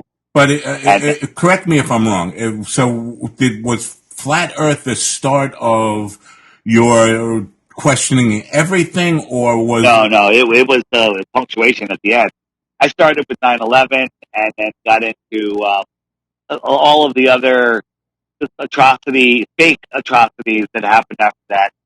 If you want to find out stuff about the fakeness in the world, there's a website called stoplookthink.com, and you can spend the next year on there watching all of the videos that YouTube has deleted that they have uploaded there for you to see, and then you can make up your own mind on all of these events. well, listen, David, you've been a real good sport about this and giving the information out. Despite I know you felt like I was trying to pin you in a corner in the No, I beginning, didn't but feel that at all, Matt. I get it. I get it. I used to be. Hey, Matt, I'm going to send you the link so everyone can check it out. But listen, here's my challenge. Download the app. It's by the way, it's $2.99, and I'm not trying to sell anybody anything. okay. It's $2.99. And watch every day in the morning. A new video gets served right to the app. It's very cool. It just shows up, and you get a little notification. And watch the video during the week. They're like 2, 3, 5 minute videos. On the weekend, there's longer videos. You cannot watch them. Here's what happens every time. I tell people to take the challenge. I was on the SGT report. I was on Tinfoil Hat, and I gave people the challenge. And I get these emails saying, "Hey, I took your challenge, but instead of waiting for a new video each day, I hit the archive button and I just went through all the old videos in 2 days. Holy, holy cow! The Earth is flat. I can't believe it. I can't believe it. And now my family's disowned me. My friends think I'm crazy, but that's how it starts. But then you either have your friends will either convert or you make some new friends. So, did your wife have a reaction when you started going through this? We kind of both discovered it at the same time, and she was very open to the idea, and she totally gets it. My kids, they get it, but they really don't. They just want to live their lives right now, and that's fine. But if someone said to them Earth's flat or globe, they're going to be like, it's flat. There's no question about it. Leave me alone. You know. Wow. Listen, I mentioned before in the beginning, and I'm definitely serious about this. I have a TV channel I bought for myself on Roku.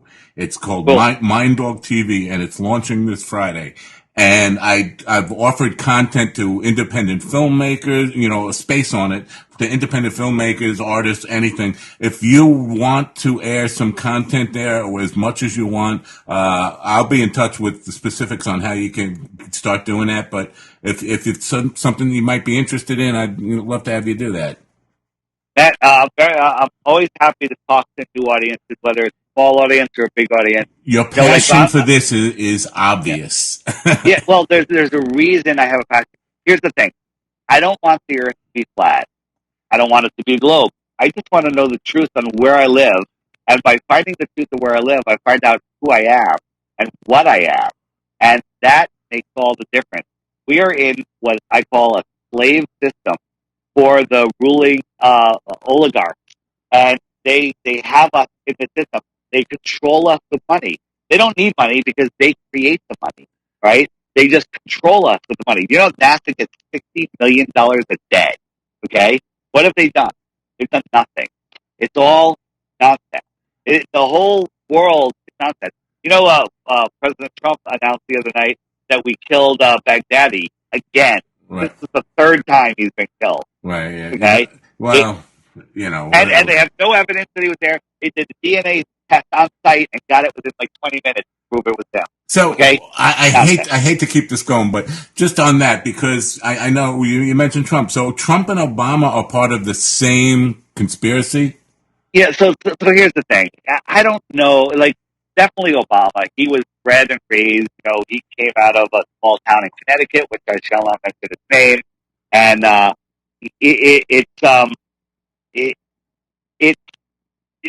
I think Hillary was supposed to be president, and somehow the people's will got Trump in there. I don't believe in the election. I believe that these guys are controlled. Is Trump trying to do something? I don't know. I'm not there. It's above my pay grade, so I'm out. Yeah, no, it's just that because they seem such unlikely co-conspirators to keep the same secret together is why I asked. There's people that control them. They're controlled. The whole thing. What's going on with Jeffrey Epstein's island. They're all brought down to this island. They're caught in compromising positions, and then they're controlled. Nobody gets to any place of power in this world without having something on them that they will never want revealed.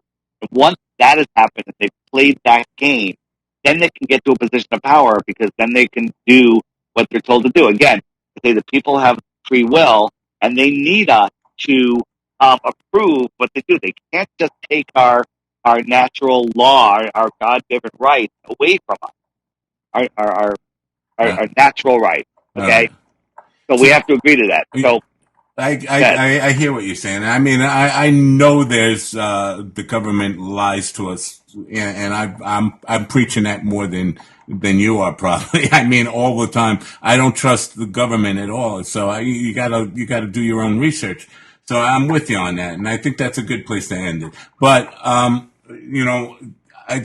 want to say thank you for coming on and giving this information out. I will share the links and we'll let some people make up their own minds and do their own research. And if you come on again at some point in the future to continue this further, maybe we can do that. But if you're interested in the TV stuff, let's talk about it. All right, very good. I'll send me a link when the show's up. All right? Give the Dallas dates one more time. Give what? The Dallas date. Oh, the Dallas. November 14th and 15th, flatearthconference.com in Dallas, Texas. A life-changing event. Do anything you can to get there. And that's, by the way, this only forewarning. Don't come unless you're willing to lose your family and friends for a little while until you get this under grip, because you can't leave there thinking that you live on a ball. It just, sounds like a cult, but it's not. It's just information. Um, and people that are awake in their ability to help you, um, answer your questions. We can answer all of the questions. Some things we don't know, but the answer is the globe person doesn't know either. They just believe. Right. But do me a Right? favor. Try to be specific with names. 'Cause I'm a little Yeah, touchy about that because when you I say see they, that. I have so many friends that worked for NASA, worked for government agencies. I've been part of the government myself. I worked for governments. So I've been in there and I've seen it. And I know so many people. So when you say just they, it leaves too much speculation for who they are. I understand. I got it. I will try to not Well, not do that. you know what? It would help if if you can name the people that would, and I know that's hard, but that would go a long way towards establishing proof to people who don't believe.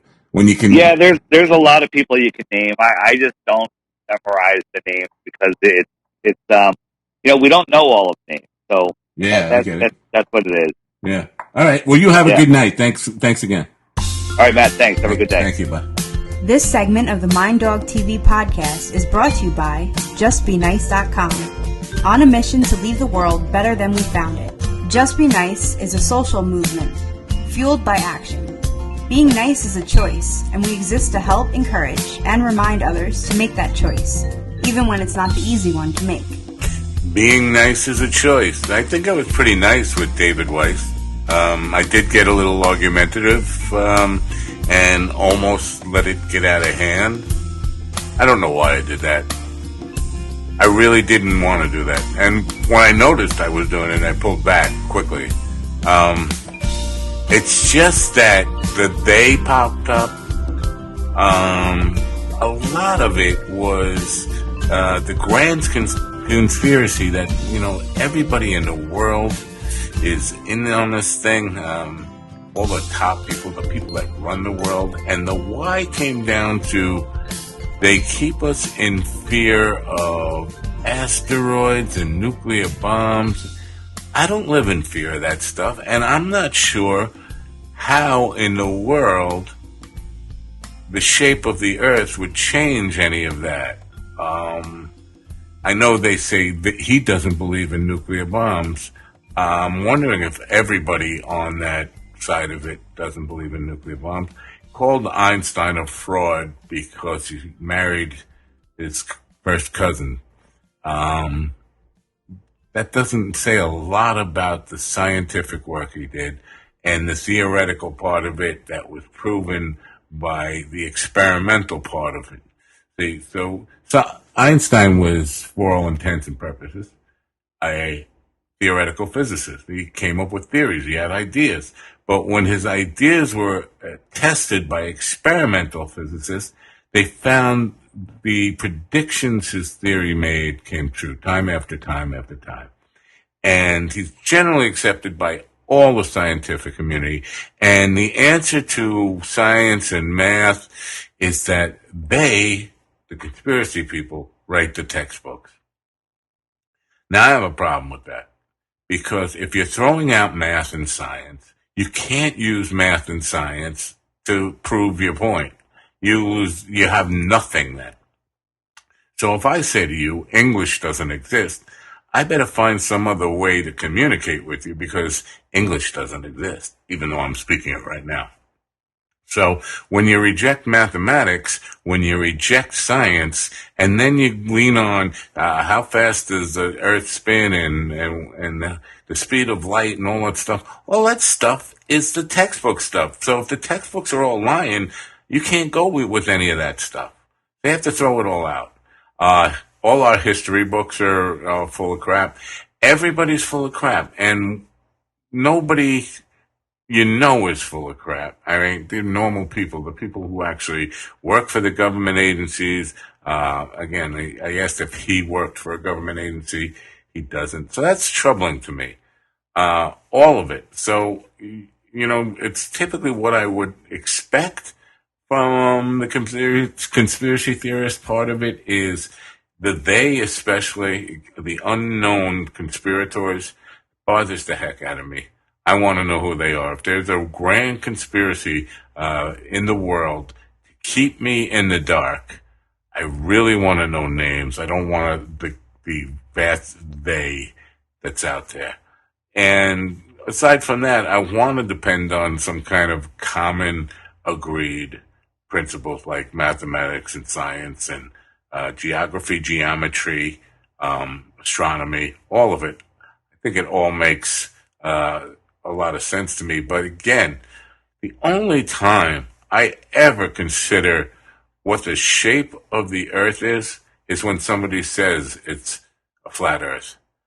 Until then, I go about my life pretty much worrying about when the next gig's going to be and how much I'm getting paid for it. And I care about my family. I care about people I love. I care about my friends. I don't really care about what shape the earth is, and I don't think it affects my beliefs in any way. I think you can be a Christian or have any kind of faith. You can believe in God and not have it depend on the earth being flat. A lot of things like not believing in the South Pole, but there are expeditions you can get to the South Pole, and you can go there and see for yourself. But it always comes down to this. They're lying. It's fake. Everything is fake. And when you talk about photo manipulation and video manipulation, if that's true, and it is, you can manipulate photos and videos pretty well, then you have to discount any of the photos and videos you're using for proof. Because if they can fake it, so can you. So we're throwing out all the videos and we're throwing out all the photos because everything is fake, and except the ones we show, right? All the photos are fake except the ones we come up with. All the videos are fake except the ones we come up with. Well, that doesn't work. You can't have that. So if you're going to use that as proof, you got to accept some of the other proof. It's just the way it is. Okay. So I hope you enjoyed this show. I hope we put an end to the flat earth stuff. I hope you're not feeling too brainwashed.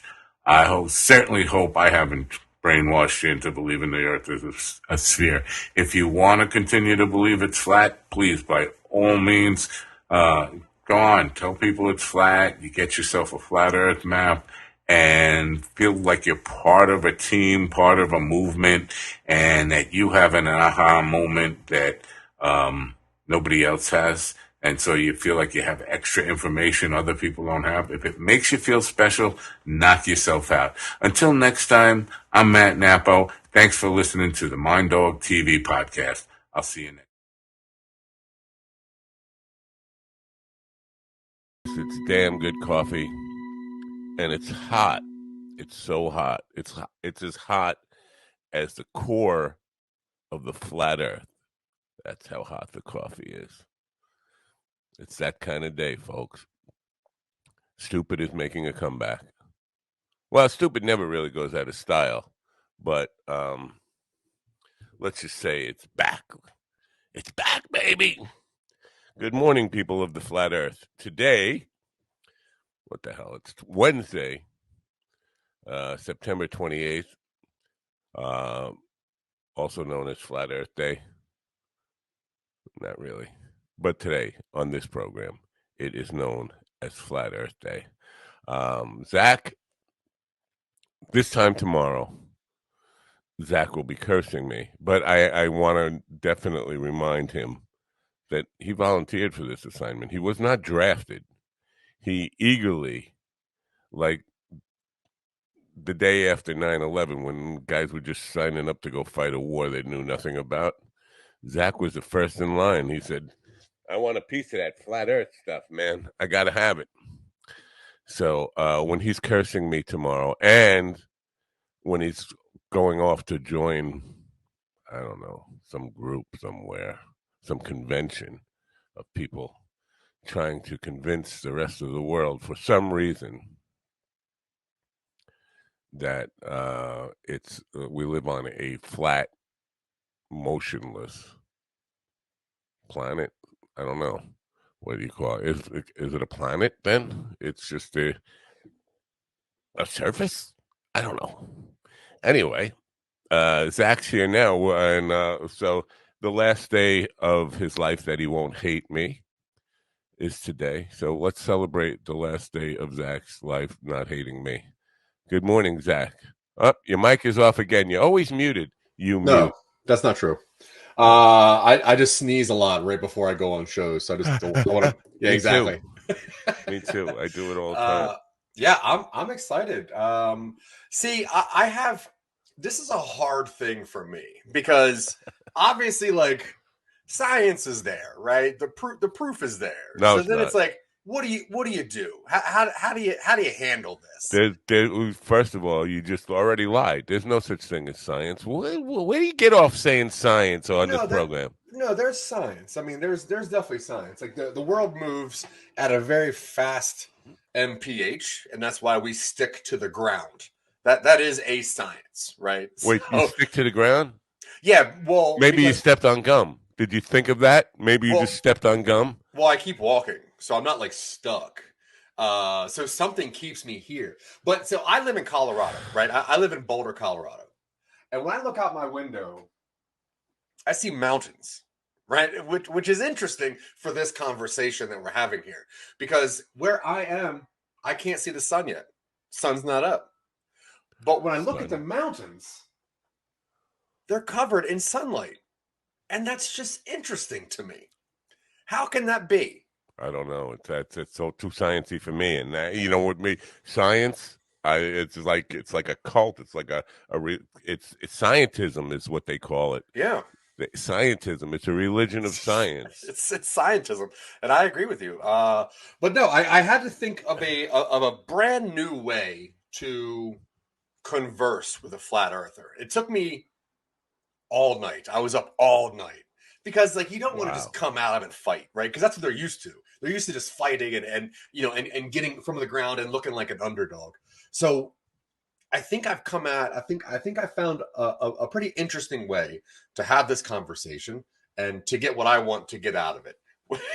Well, which is some giggles, really. So as long as that doesn't come down to camping out in front of my house with a shovel ready to bash my brain in for making this happen. And I didn't make this happen. Again, you've signed up for this war. Yeah. You can't. I've been walking around this pancake of an earth for years and years looking for a truth sayer. One of these flat earth priests to really teach me the things that I just do not know. Do you have cats? I have. Can you hear one? Because cats, if you know anything about cats, on a flat surface, they like to push things over. I just, don't bring your cats around me because they'll push me off the edge. They'll just push you right off the table, huh? So I also post a lot of stuff on Facebook. I make a lot of memes. I do a lot of stuff. And just randomly yesterday, last night, I was like, hey, I get a chance to talk to a flat earther. Any comments? Out of everything I've ever posted online, this one thread blew up faster than anything I've ever put on there. So everybody thinks they can argue with they can't. They can't. They can't. And I'm not going to. I'm not going to argue. All right, that's good. Good for you. Yeah, I won't argue. I mean, I can be pushed to argue. If anybody knows me, I'll definitely argue at a drop of a hat, really. But I'm not looking for. I'm looking for just an education. I got 3 emails this morning about yesterday's show. Okay. And they were all about great show. Zach's a good host. Why did you let him go 20 minutes into the conversation? Why'd you end the conversation with Tony Darrow? You just felt like that was it? It run its course, or he was looking kind of tired? Actually. No, so I said hi, and the very first thing he said to me was how tired he was from all of his traveling. Like he looked exhausted. I asked 2 questions, and the answer started with, "The travel is exhausting. I'm very tired." And I'm like, okay, this guy just needs to get some rest. And he didn't seem like he was very interested in having like a lengthy conversation. And he just seemed tired. He seemed like he just wanted to go to bed. No, I get it. Yeah. I felt that too. I felt that he was really tired. He looked like, why did I say yes to this? Yeah, and I did what I thought was like setting him up for a couple jokes, a couple like storytelling opportunities, and it just kind of went down to how tired he was, Yeah. and which is fine. I totally understand. Cruise traveling is tough. Traveling from Alaska is tough, especially I think if you got to go. Being in Alaska is so far away from anything on a flat Earth that the travel back home I think is like 90 hours. I I, have no idea. yeah, I haven't even looked at it on a flat Earth map. Actually. You know what I found out, which is interesting? If you look at the official flat Earth map, like the Flat Earth Society, Oh, don't go there. well, but here's Flat the Earth thing. Society is not Dave's thing. He thinks they well, he'll tell you this himself, Okay, but good. they are a government affront to make him look bad. Oh, okay. Because every flat Earth map that I've ever seen, or every flat Earth logo I've ever seen, is literally the globe that is stretched out. So they're even using like a globe for their own map. So this is going to be pretty interesting. Yeah, But yeah, yeah. I love talking to people. I'll talk to people all day long. If I get the feeling that that person is not interested or has better things to do, then I'm going to let that happen. All right. I don't want to waste anybody's time. Yeah. Other than that, the feedback has been good. Everybody wants you to keep doing this and me to retire. That's what I'm getting from Yeah, my feedback. Like, give Zach the show, and you just go off right off into the sunset yeah. I mean that and makes do whatever sense. you And do. just fall off the earth. Just go to the ice wall, fall off. Yeah. So what else is happening that I wanted to talk to you about? Oh yeah, did you get the thing about the nighttime show the other day? Yeah, I was talking to Michael and Dylan about it, and we actually have a meeting later today to kind of go over the things that we think we could bring. So, Oh, that would be cool. yeah, we're excited about it. We're just trying to. Sometimes we tend to overthink and make a show that's way too elaborate, and like don't want to do that. Want to Yeah, make a show that's consistent. I did reach out to a bunch of people who said they were interested, and I haven't really gotten back from heard back from too many people. Well, one of the number one things I heard back was don't try to do it 5 days a week. Try to do one day a week. Well, like I pick a Wednesday or Thursday night and do it one night a week to start out with and see how it goes, and that makes a lot of sense. Yeah, that does Especially, make sense. yeah. So, and I reached out to a few uh, famous comedians, moderately famous, Sure. and asked them if they were interested in, laid out the scenario. Haven't heard back from anybody yet. I'm just wondering, are they just not reading my emails, or it's just a bad idea?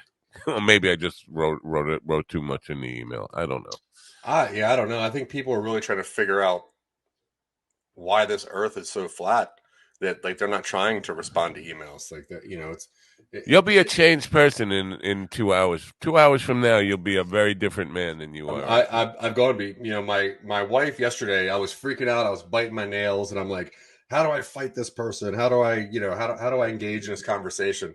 And then I just broke and I was like, what if I'm also a flat earther and I didn't know it? That was my biggest fear. It's like, like what if deep down I've been lying to myself and telling myself that this is a globe that I'm on, when in fact it's just a disc. So I'm looking to be converted here. I think that's what that's what I'm trying to do. I'm trying to be converted. I'm trying to become. I'm sick of being a spherehead. There's too many of us. Yeah, no. I think the word is globetard, unfortunately. Oh no. Yeah, I know. Oh no. I know. Um, so I have one question for him, and what if he now this is not going to happen because he's not going to allow himself to be proven that there's we live on a globe, a spinning Yeah. globe. But if that were to happen, what would his followers do? Where would he be with his followers? Would they still have any reason to follow him or not? Right. I What mean, would happen to your place in the world if you did discover, in fact, we live on a globe? Would it change your life? Ooh. Let's yeah. I mean, get real I here. think you would enjoy nighttime a lot more because Yeah, you would understand it. yeah. All right. What time is this gentleman popping in? He'll be in at 10, but I think maybe one of the other guys might pop in, and I loaded up some more music videos if you want to make fun of me. I'm not making fun of you. I know, I'm it's thoroughly fine. enjoying. It's fine. I'm enjoying it in the way that I enjoy anything. I could Yeah. literally put on a video of my daughter doing like a cartwheel, and I would make fun of it for 10 minutes Well, to that's her pretty face. funny. I got It is funny because she, You she should see falls. me do a cartwheel. I'm going to do a cartwheel out of here, or when actually as I leave, Yeah. I'm going. But you won't see it because I'll turn off the camera. Oh, man. But no, so if you, I'm enjoying some of the critique and some of the stuff you. By the way, William Conway made me laugh yesterday because you played the song "Pretend." Just wanna. He said it's about a cheating hussy. Yeah, it was about a night. The song is about a night where I went to play with my band, and this girl was flirting with me the entire night, right in front of me, dancing in front of me, singing word for word, looking in the eyes, blowing me kisses and stuff. And dancing with her boyfriend, and she kept turning her boyfriend around so she could look at me. And then at the very end of the night, she pulled her hand away and showed me the ring on her finger. And I was like, "You fucking little cheating little whore." It is interesting that you're in a band and you're surprised that someone is looking at you while you guys are singing a song. Well, no, like, wow, she wants to be with me. She was engaged to the guy and kind of just like purposely turning him around, playing a game on him and making him look foolish. No, I understand. I felt so bad for the guys. Like, what do? You don't tell him, obviously, but well, the song wasn't about what to say to him. The song was, I really want to hook up with this chick. But she's maybe married. No, let's pretend you really like something's gonna happen. No, I will say that your music is very good, and I hate how good it is because I wish that I could make fun of it more. But it actually is very good, catchy music. And I like talking to your fans and your friends about your stuff. I think that's I don't cool. think I have any fans. The Rockin' 45 has fans. Matt Napo and Hank Porter has. We have very few real people that give a shit about us, but me and Hank. Anyway, so I'm going to cut out of here now. I'm going to wish you a good show. I'm a little nervous for you. Not that you're going to get physically hurt. Oh, by the way, I found some CDs last night. I have to get. They have my old bits from my old radio show on them from 1988. I want to strip some of those off because William Conway got me thinking about those people when he was imitating them on PowerPoint Showdown the other night. You got anything coming up with some nobodies or anything today? Or not today. This Friday is International Podcast Day, so we did not know that. We were invited to be on the main stage, the headlining act of International Podcast Day, which is hosted by Jeff Revelia from the trivia show. So this Friday at 8 p.m. Eastern, we'll have a super special PowerPoint Showdown. If you follow me, I'll be posting things about it. But he asked us to headline that thing, so that's pretty cool. That's very cool. I feel a little snubbed that nobody even told me it was International Podcasting Day. Yeah. I feel bad that I didn't tell you. I should have told you. I think that's one of my jobs is your Robin. Am I your Robin? Well, as the headliner, you should have been promoting it a little bit more. So, I mean, to people who follow you, I mean, hey, it's a big thing. So I'm going to promote it after this conversation. I really wanted this conversation to be in the forefront of people's minds when they thought about, I need to hear more of Zach's voice. Then it would be, let's go to Matt Napo's show and listen to him talk to flat earthers. After today, then it's like, oh shit, he's on International Podcast Day. He's headlining. So I'm showing you priority here. And you are the Crosby, Stills, Nash and Young of International Podcasting Day.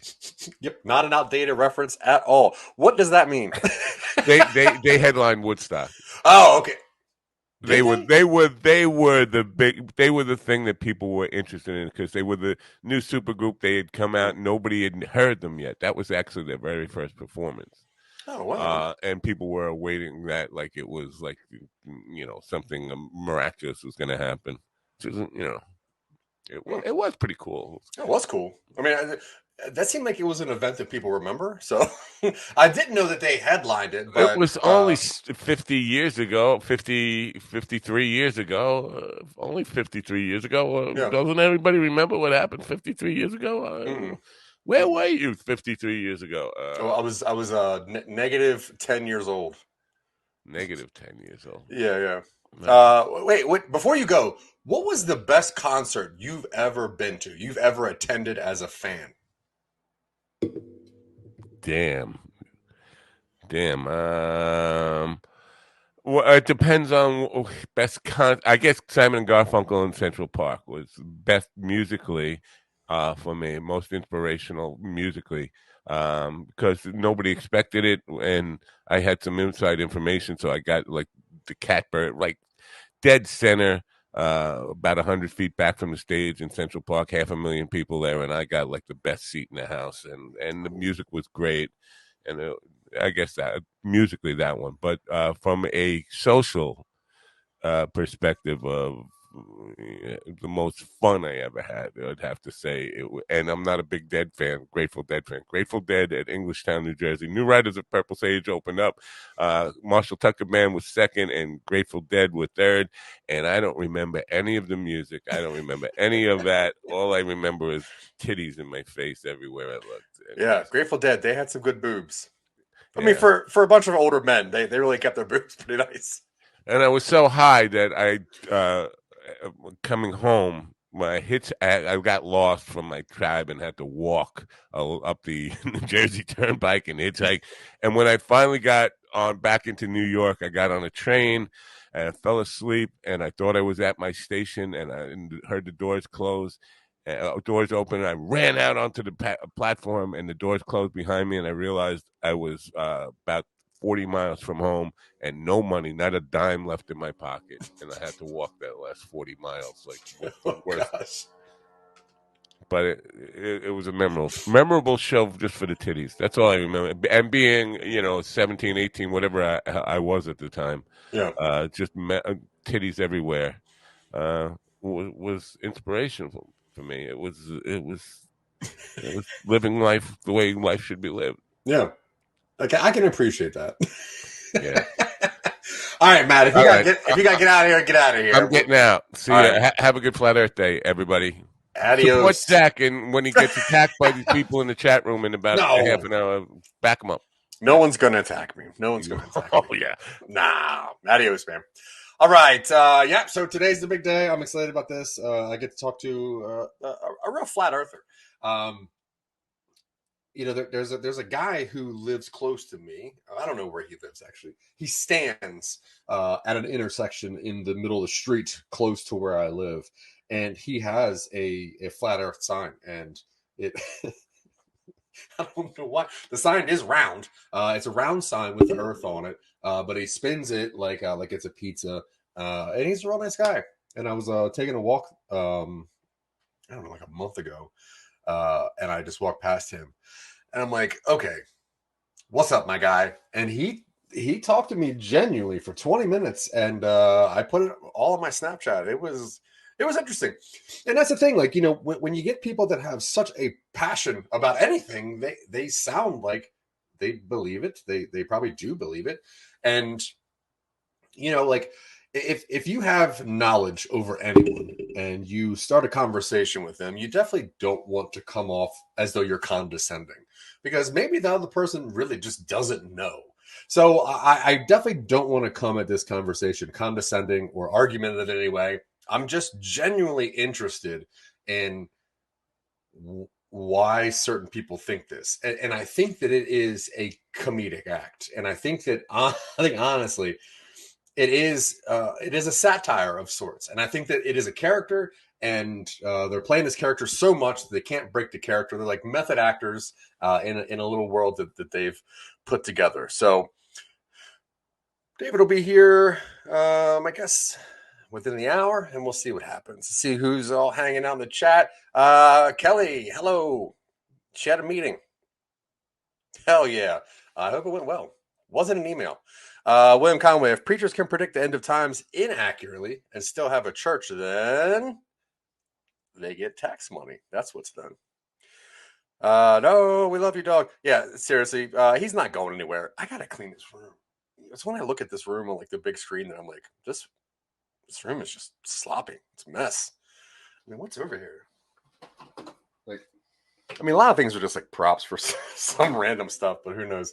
All right, literally stuck in a 3D world. Yeah, dude, I hear you. I hear you. It sucks, but maybe it's a 4D world, and we're just looking at the third D as something that's not, which is actually just flat.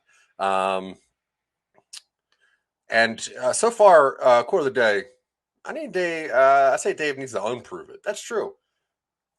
Like, what do you want to hear? Like, what do you want? What do you what do you want to hear? All right. So anyway, yesterday I posted a quick thing on my Facebook page, and it just said I get to interview a real flat earther tomorrow. What would you want to ask them? And upsettingly, okay, so Kelly lives in a world full of a lot of D's. Not the joke I was trying to make, but I think you beat me on that one. So good job, Kelly. This is a world full of D's, and I'm just trying to get around one of them. So some questions that people would like me to ask David, and I'm really excited about some of these. Lauren Stewart said, with all of our flying capabilities, what do you think we've discovered? Why did we think to fly in the first place? Also, explain solar and lunar eclipses. Oh, the shifting of stars and planets in the sky each night. Oh, and time. How do we measure time? So, and that's the thing. Like when you talk to anybody with flat Earth, you tend to come at them with some real math and some real science, and that's not how it works. You know what I mean? That's just not how it works. They've been through that. They've dealt with that. They know how to swerve. They're greasy, not like in a filthy way or like a street punk kind of way, but like they're slippery little devils. You know, like they get away from all the questions. They get away from the actual questions and they fill it with their narrative, and it makes it sound smart. And they know vocabulary words, and that's cool. And they can talk most people around in circles. But here's the thing: you can't talk me in circles because I speak gibberish half of the time. So I'm going to outspeak him. Probably going to outtalk him, and we'll figure it out. Michael Colby, one of my fakest best friends, asked, "Why would anyone care what the real shape of the Earth is? What's the benefit of spending billions of dollars to keep a lie about the shape of the Earth propagated?" That is one of the biggest things that I am curious about. Wait a minute. Did I take mushrooms to prepare? I did. They were cremini mushrooms. They were in an omelet, but I definitely ingested some mushrooms preparing for this. But yeah, like if the whole thing, like apparently the whole thing about flat Earth is that it's a conspiracy from everybody to cover up the fact that the Earth is flat. But like, what's the point? What is the point here? I'm with Colby. That is the question. Yeah, seriously. Like that out of everything else, you're like, explain eclipses, explain gravity, explain this, explain this, explain this. But just why? You know, like what is the point? Why would people, lots of people all around the world, why would they spend trillions of dollars to cover up what the shape of the thing that we stand on is? Like I don't. So what if it was flat? That'd be cool, I guess. I mean, I don't know. Yeah, good question. Why is every other planet spherical but not the Earth? Apparently, doing research, we can't prove that every other planet is spherical. We can prove that they look like this, right? This, because you're looking at it like that, this could be a sphere, and you would never know. Now, granted, it's not. It's a coin. It's flat. But basically, we always see the moon like this. We always see planets like this, and they only move like this, which crazy? Maybe? I don't know. Let's see. Some other questions I'm probably going to ask him. Maria Daniels would like to know, Oh my God, this is a lengthy one. On flat Earth, does light travel in straight lines? Does light travel at the same speed, aka 186 feet per second? And when they say yes to both of those, ask. It's assuming they're going to say yes to both of those. But when they do, ask. Does the sun rise at the same time in California as it does Hawaii? And why not? With a flat Earth, there should only be an ocean between them. Yeah, I mean, I guess on even like any kind of Earth, there's an ocean between Hawaii and California. But still, it's the same thing. Like I said, when I woke up this morning, it was dark. I'm in Colorado. There's mountains right over there. I can see them out my window. And yeah, I'm bragging, so whatever. It was dark when I woke up. Took a nice little walk in the dark. What I noticed was the tips of the mountains were illuminated and they were bathing in early sunlight. And when I turned around, I could not see the sun. I didn't know where the sun was. I mean, I knew that it was coming. That was a joke from Michael Colby. But that has to show that there's curvature, right? Because if the sun were just up in Delaware, it would also be up here because it's huge, right? And hot. All right. From what I've seen on flat earthers, love to just point out that the government is lying all the time. Moon landing's fake. Mir space station's fake. So all of it is fake. Yeah, I mean that is fair, and one of the biggest comments or retorts from most flat earthers is that the government lies about everything. But that's just one of those things that they just kind of twist everything into their narrative so that they can continue the conversation. And that's why I'm not going to debate, because I think where most people go wrong in a conversation with a flat earther is they try to debate them, and there's no debating, because obviously we can prove everything. We can prove they're spherical because of. And they hate this word. See, there is no gravity, and that's where you're going wrong, Jamie Dykes. What you're going to learn later on is that there's no such thing as gravity. It's that we move at such a high speed through space, which I think is fake, but we're moving so fast that we're just all pushed down. So that's not really gravity, is it? It's like almost inertia or something. And I don't even know if they believe in inertia too, so who knows? We'll figure all that out. The second part of Maria Daniels' question is also, the North Pole is a polar region and the South Pole is a polar region. Will they argue that Antarctica is a mountain range on the outside of the Earth that is protected by the governments?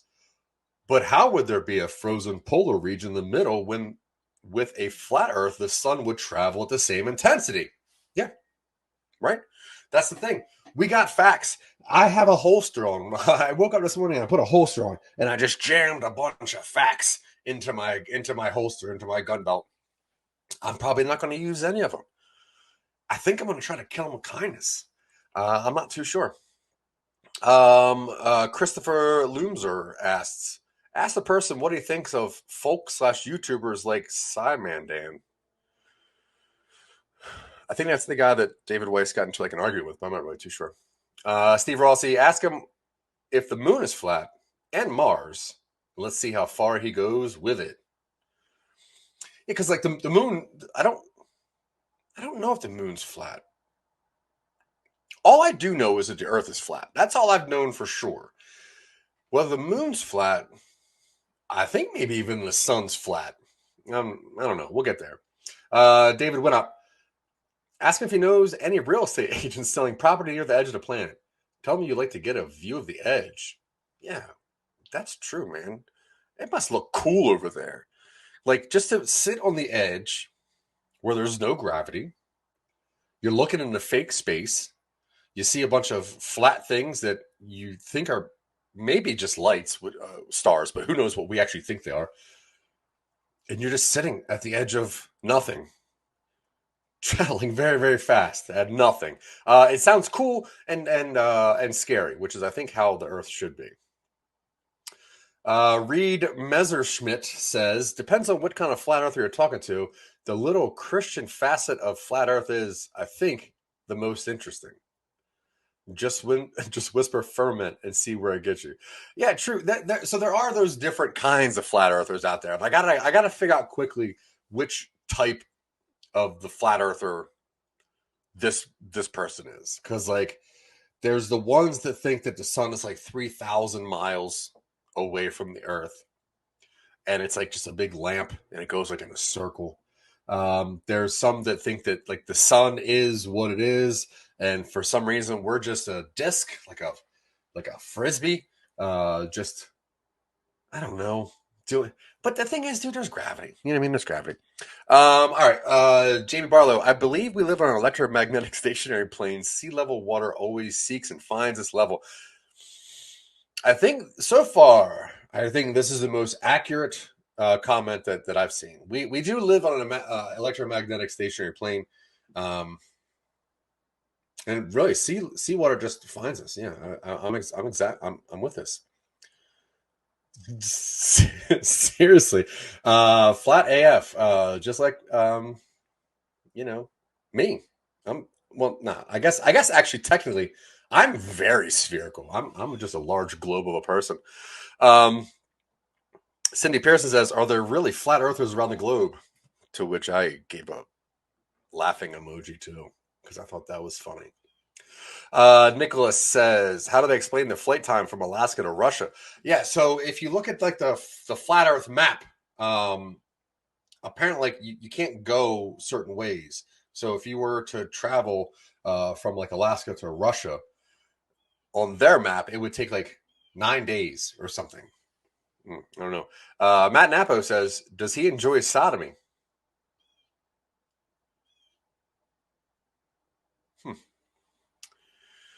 He's got his mind in the gutter.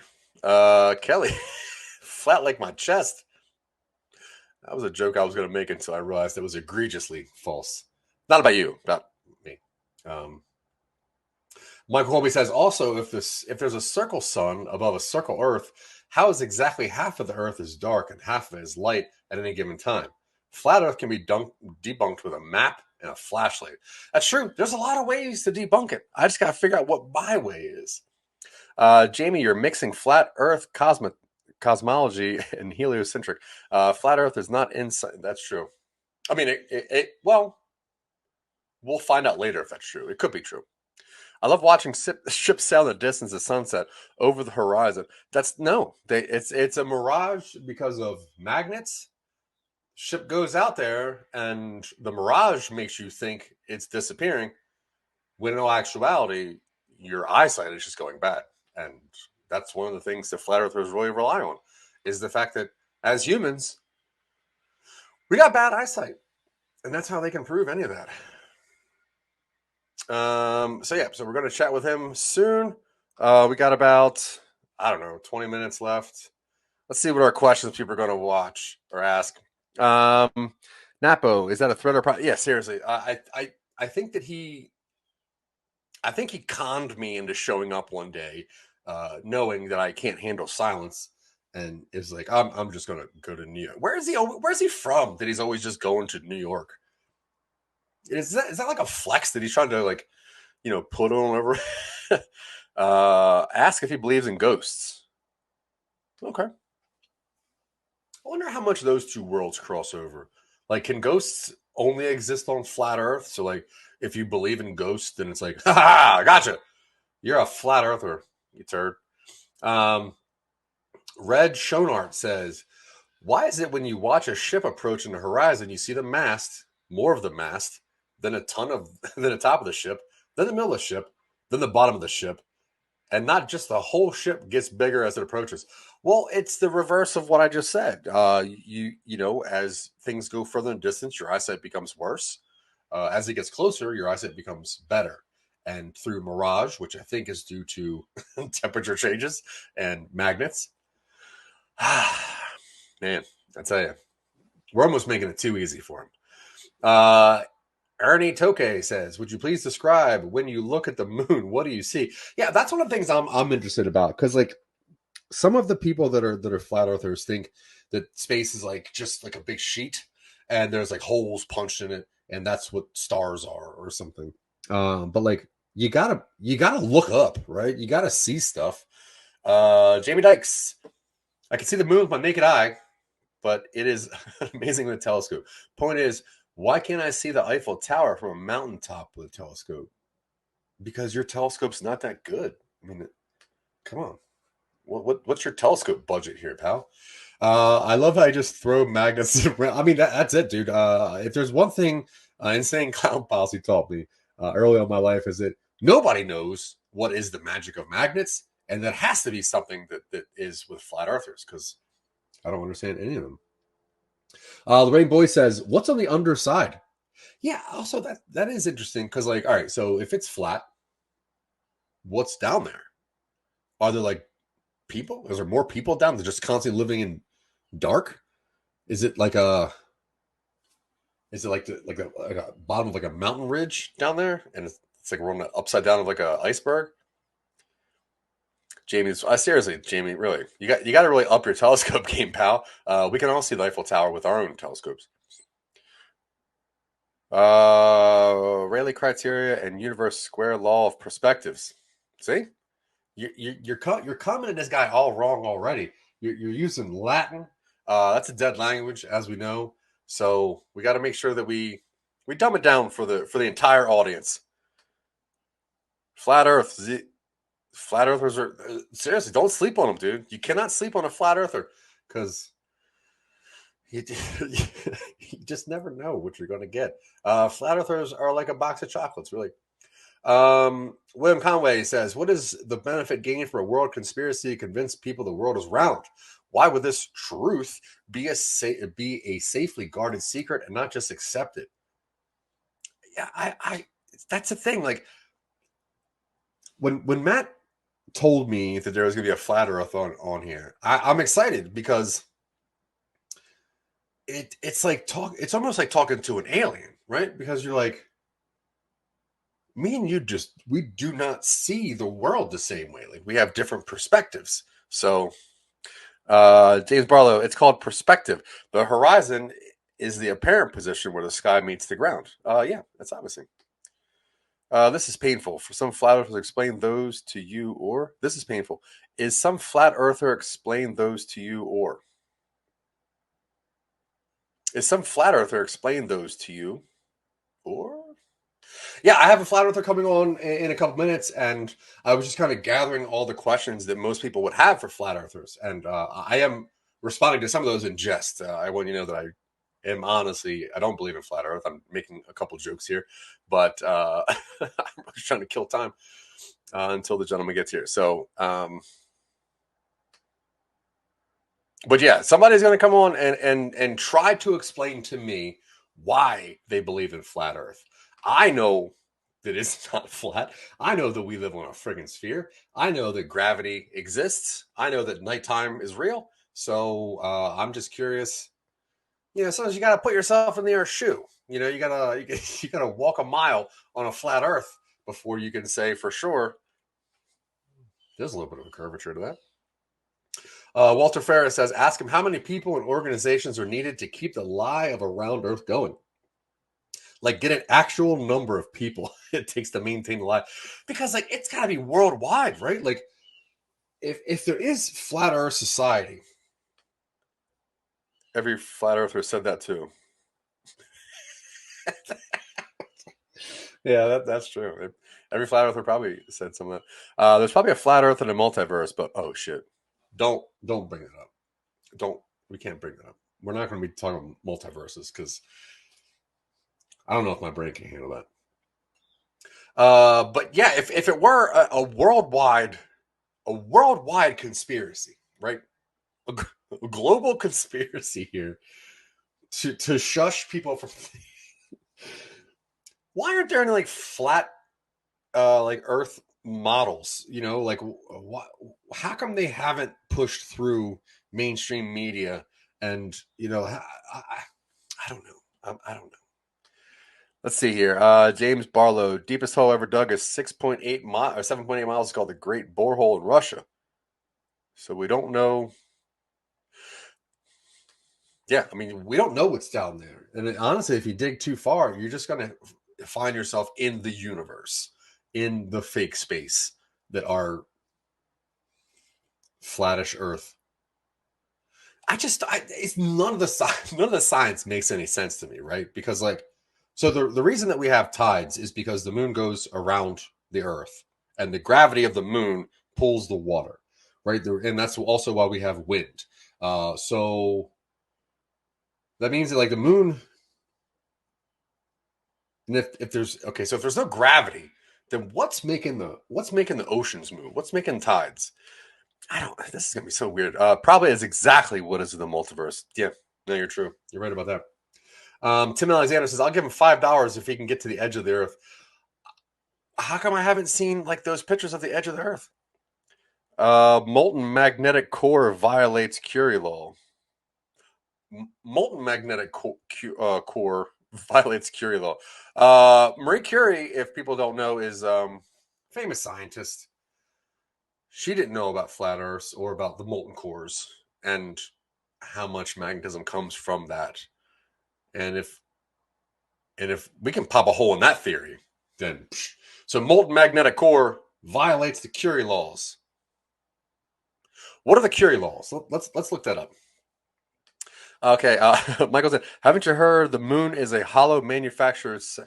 You know, I saw that movie came on HBO, and I'm like, I'm not gonna watch that. So okay, but if it's hollow, that means that it is like that means that there's like a middle, right? And if there's a middle, I guess it could still be like a hollow flat, right? Like you can have like flat, but still something inside of it. So, but is the moon sphere? Is it a sphere, or is it just a hollow manufactured satellite ship that is also flat? What things are spheres? Maybe we should even look up what constitutes a sphere. Like I don't want to get down to the nitpicky here, but if we're going to really give this guy the business, let's see. So how far can you travel in one direction? Yeah, because if you go straight, I mean you're going to get to water, but let's just say water is whatever. So you go straight, you got to hit something, right? How far can you go? You never researched the margins of Earth and how you could see the picture of it. It's not an edge to heliocentric vacuum that violates thermodynamic laws. I have researched the margins of Earth and how you can see pictures of it. So yeah. Also, like if there's no gravity, like what keeps the air in? You know what I mean? Like what? Like that's oh sure, okay. So I think also Death Star is a sphere. We just always have seen it from the one side. It's not a it's not it is a disc from what I understand. So you can get to the ice wall, and then you just like I got to turn around. You literally just said there's no pictures of the edge. Yeah, I know. I googled pictures of it, and I couldn't see any. I did see pictures of the edge from U2. The guitarist from U2. He was sitting on around Earth, but I didn't see any pictures of the ice wall, right? And like, I know people climb mountains all the time, so like, they can climb the ice wall. Then what happens? What happens when you get to the top of the ice wall? Can you just jump and you're in space? I don't know. Let's see what else. Yeah, we gotta find out if Mars is also flat or if Mars is real. 2018 flat Earth has days of bodies. 2018 flat Earth has days of bodies on the ice wall. Oh, the 2018 mockumentary, Flat Earth. Yeah, I mean, there's probably a bunch of stuff on there. That is a different episode. Yeah. The truth is, bottom line, none of this is real. It's all simulation. Yeah, I'm not real. Matt Napo went to that weird AI website that says you can paint like pink elephants, and it's like, make me a weird co-host that says a lot. That's it. Wait a minute. Okay, so Flat Earth has days of videos, I guess is what you're supposed to say. Who is Dave talking to? Who's Dave? Oh, I guess he's talking to me, right? Hey, what about sky ice? Like clouds? Is that like where snow comes from? Rose? Oh, he's talking to me. But here's the thing: I'm not trying to debunk it. I'm trying to understand. I'm trying to give him a shoulder to cry on that he can, release his innermost thoughts and secrets, and he can just go like, Zach, you're such a good friend, and most people I talk to just fight me all the time, but you really tried to understand me, and for that reason, I'm gonna have to say that the Earth is round, and I really can't beat that now. I've been spending my whole life fighting, and I'm just so goddamn tired. You're right. The Earth is a sphere. That's what I'm hoping to get out of this, really. That and a friend. Because if I had a flat out friend, I think it'd be cool. Because like, that's always something you just pull out of your pocket at like a party or something. Like, oh yeah, well, ask Dave about magnets, dude. Because trust me, that guy's got it. Okay. Are spheres 3-dimensional? Yeah, right. That's a question somebody asked. And then they followed up with name the most famous sphere. So what would you say is the most famous sphere? Not sphere. Sphere. Most famous sphere. Because like I would say the Earth, I think. But if I were not a sphere head, is the sun a sphere? Right? It's 3-dimensional, I guess. Is it 3-dimensional? I cannot tell what things up there are flat or not, and I need someone to really just break it down for me. If the Earth were flat, then the cats have knocked everything off the edge. That's true. Because, like, I mean, I guess there's just a bunch of cold ass cats just sitting up there, just waiting to knock shit off into space. Have they been around the world? Arctic ice wall. Not really a question. You cannot independently explore Antarctica. That's why, or it's called the Antarctic Treaty. Well, I know because of yesterday's conversation that a gentleman did comedy in Antarctica. So I think that he was about to do that. All footballs are flat. Yes, that's why that game is so freaking hard. You about to get schooled? I hope so, man. I hope so. I'm just too round earth dumb, honestly. Soccer balls for you. The soccer ball is the most famous sphere, bro. If you said the wall, if you saw the ice wall, then you're lying when you're saying the edge and cat's doctrine. Bro, if you said you saw the ice wall, I didn't. I Googled it.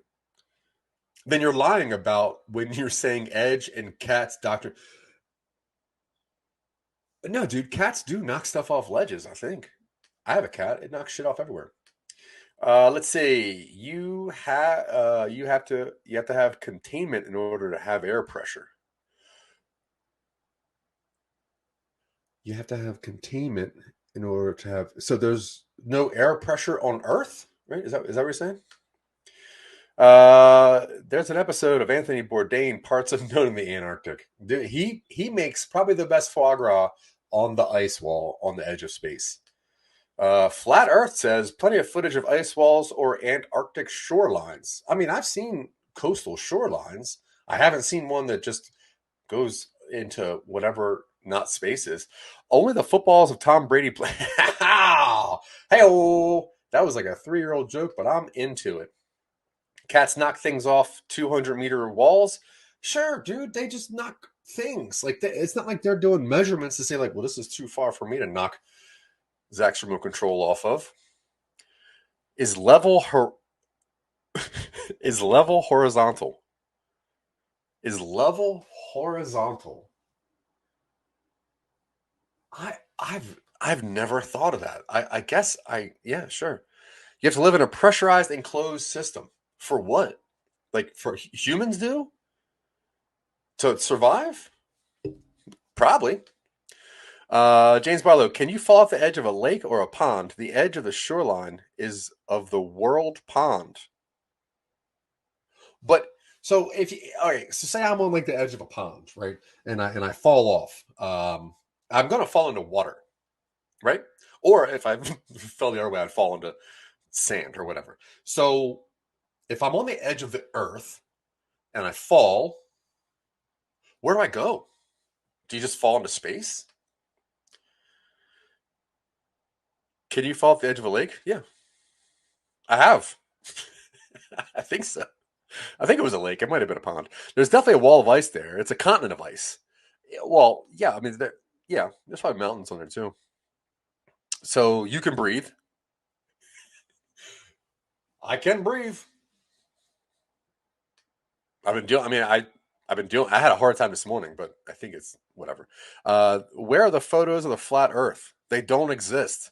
That's a good point. But I guess all pictures of Earth are the flat ones, right? Because there's no 3D pictures yet. Think Truman Show. Okay, I'm thinking Truman Show, and I'm thinking when he got to the edge, he poked a hole in the wall and realized that was fake. So we're going to be there too.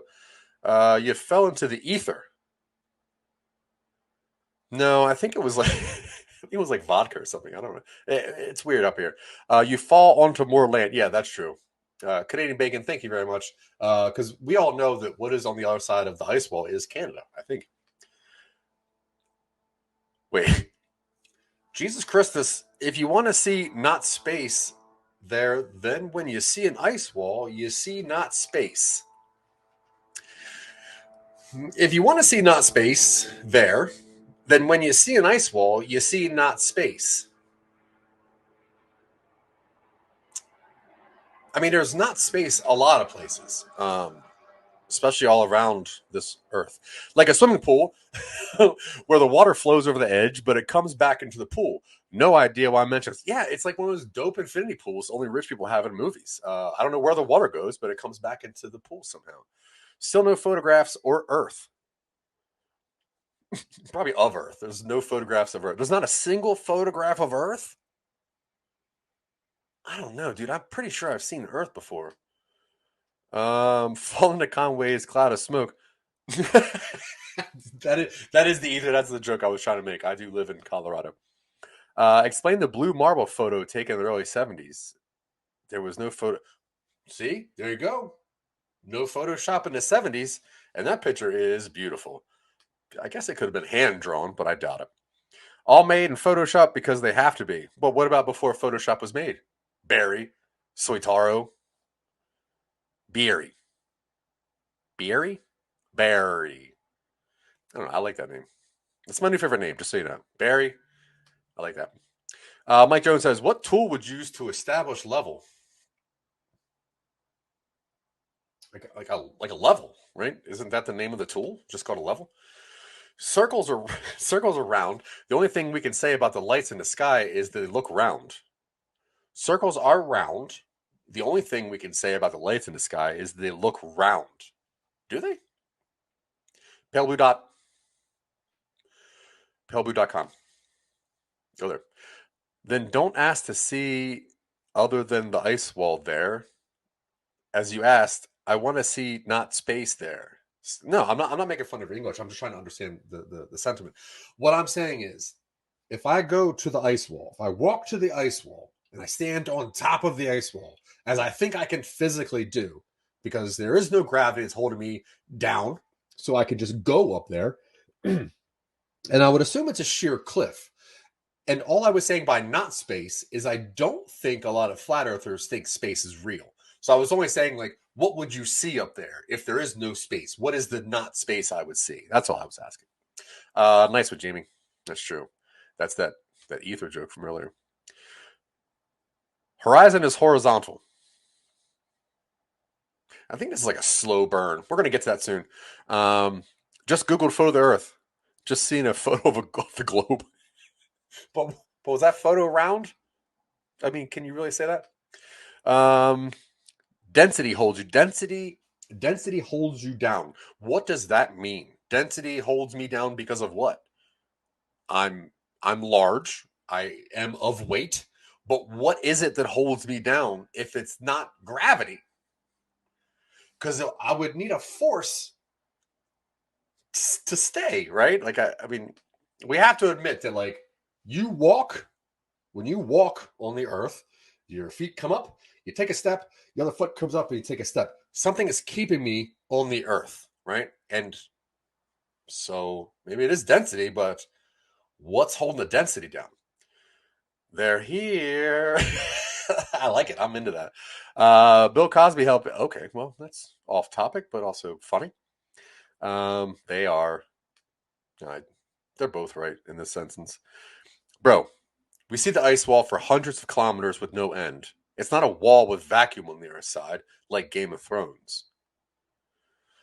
I've watched all 8 seasons of Game of Thrones, and I have not seen one vacuum in that show. I don't know how they keep that place so clean. I love how you read different tone inflections. I love how you read with different tones and inflections. I love how you read with different tones and inflections. So you agree that level is horizontal, and you use a level tool to establish level. Then you use a level to establish horizontal. Correct? Oh boy. Let's see. If I were to use a level to make sure something was level, would I use a level to establish horizontal? No. No, that doesn't even make any sense. I don't even know how you can establish that. Reread. Reread? Reread. Reread. Because you're okay, this is probably a solid insult, and I already appreciate it. Because you are heavier than the air that surrounds, a helium balloon is lighter than the air that surrounds you, therefore it rises. Yeah, it's because helium has less gravitational force than air, right? Because, like, the reason things are dense sinks is because they're heavier, and that makes them go down, I think. Let's see. Your mass holds you down. It is heavier than the medium air you're in. But the air is not heavier than me. Right? So how can it hold me down? I'm stronger than air. I've punched air before, dude. Like I can easily take on air. Who needs gravity when you're this big of a star? Seriously, like I don't even want to get pulled down now. Like let me float off. We don't move or spin. Who don't? I was spinning this morning. We see too far. Probably the deepest goddamn comment that I've read all day. This is the format for a weekly hit show right here. What? Yeah, I mean, I would love just to read comments and try to understand what people are saying to me, or talk to flat Earth people. Electrostatics: Earth's surface is negative charged. Everything above the Earth is positive charge. Minus plus attract and density and buoyancy take care of the rest.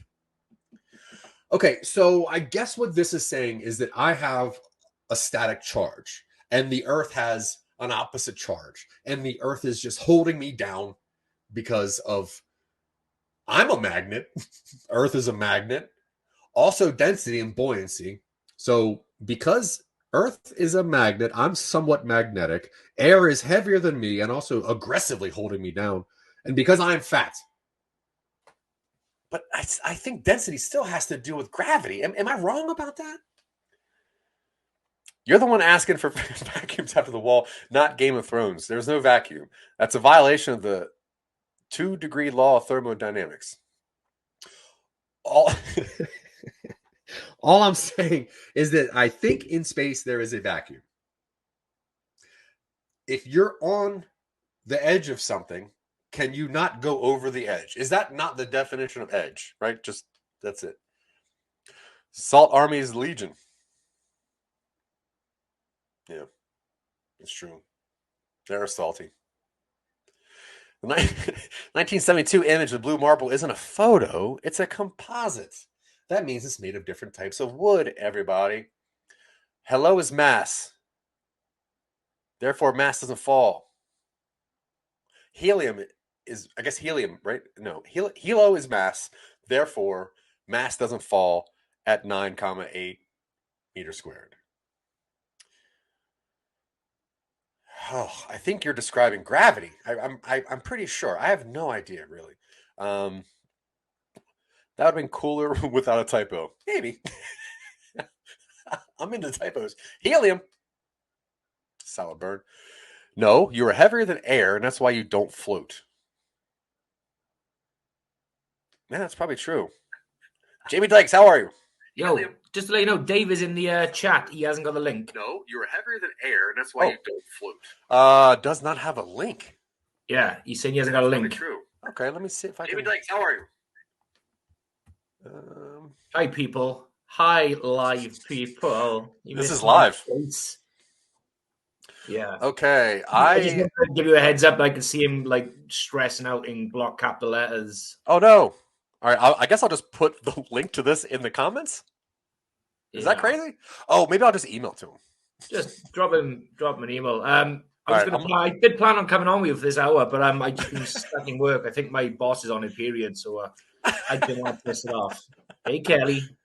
Hey, Conway, keep talking up, son. Yeah, no, I'm glad you're here, man. It's cool. I haven't seen this many people actually talk to me in my entire life, so this is interesting. I'm going to send an email. Oh, well, thank you very much. I'm going to send an email over to Dave real fast and get him in here.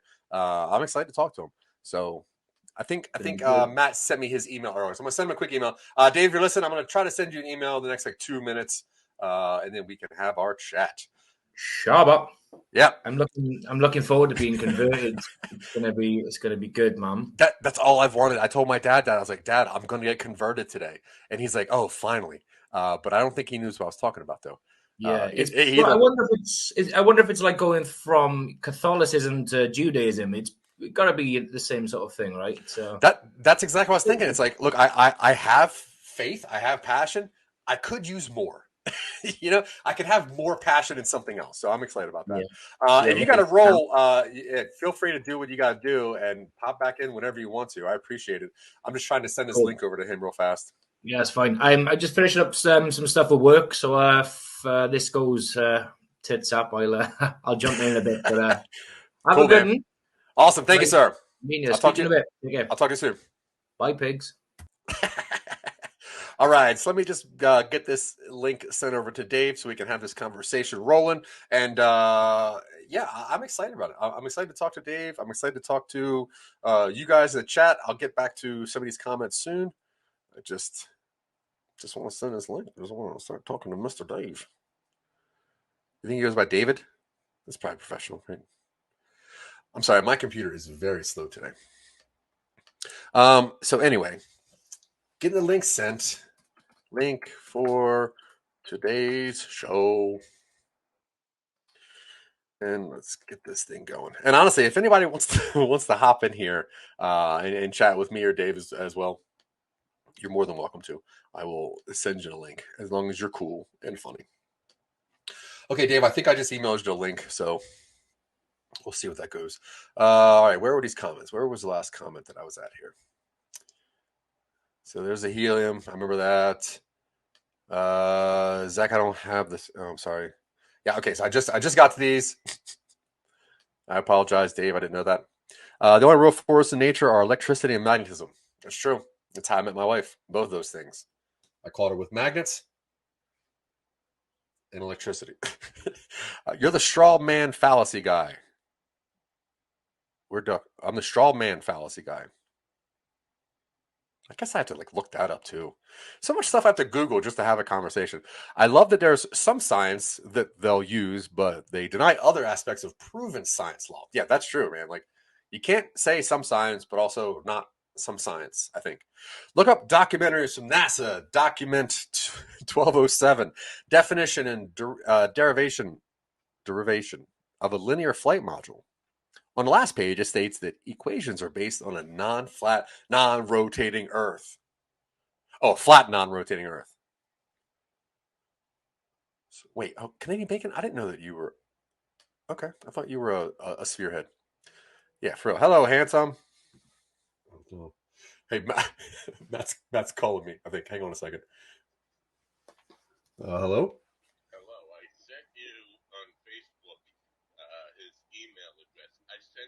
StreamYard link 100 times. Yeah, no, I sent him a link, girl. I just sent him an email. Yeah. Well, no, I saw that and then I sent it to him via email. All right, bye. All right, sorry about that, guys. Yeah, I hope, David. Do you have the link yet? I hope so. All right, where was I? Bill Cosby hit people. No, that's not good. Hi, Jamie. Oh, every one of his supporters would flood in. That's fine. Jamie is a little professional. Yeah, right. He's like, I'm working. Check out this flex. I'm at work. Tom Hardy Carter. That's cute. Where's the? I don't know. I'm pretty. I mean, I know that I sent him the link, so I really could just put the link in the chat, and but I don't want a bunch of people showing up in here. I would love to. Oh boy, am I going to do this? Am I just going to put? All right, I'm going to put it in this chat. I'm going to put the link to this thing in the chat. If you if you want to pop in here for a second, I might kick you out. But at least this way, I know for a fact that Dave will have it. So I think I just did that. So yeah, if you see that link, Dave, click on it, man. There's people that want to chat with you. Where's Dave? I know. Let's see. This flat Earth guy can't even spell your name right, even though it's on the screen. My confidence level has dropped. Well, no one said they can read. Books are flat. Well, they can probably read. Then it is possible the Earth is flat. If you say no, then it's already too late, as your mind is closed. Oh, I'm able to say that it could be. I would just like, someone to teach me. That's it. I'm not closed-minded. The gravity of the situation is letting Dave down. It's the density of the situation is letting him down, I think. You sent it to the wrong email. Well, that's the only email that I had. Oh, here we go. Hello. Hold on, I can't hear you. Okay, I'm sorry. 1 second. Audio.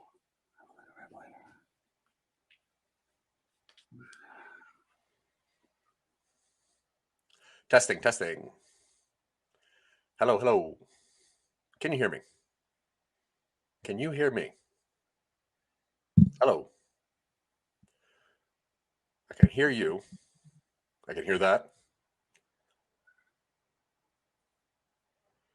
Can you hear me? I can hear you. Yes. I can't hear you for some reason. Give me 1 second. Yeah, sure. Take your time. Audio. Can you hear me? I can hear you. Yes. Hello. I can't. Matt Zim. Michael Zinn. You know what? I'll just go like this. Adios. Is it possible the Earth is flat? Yeah, it's possible. It's definitely possible. I'm here for the wordplay, boys. Will and Jamie, LOL. That means laugh out loud. Or lots of love, I think. Can you hear me now? Yes, sir. Can you hear me? What the hell? I can hear you. Testing. If you go into your settings, can you hear me at all? This is nice. All right. If you go into your, here we go. Sorry about that. No, you're fine. How are you, sir? I closed the wrong window. I was like, I got to close the YouTube window, and then I closed this window by accident. How you doing, man? Nice to meet you. I'm doing great. Nice meeting you, sir. Yeah, Mr. Dave is having a little bit of technical issues, so just wait on that. Cool. But Mr. Zinn, how are you?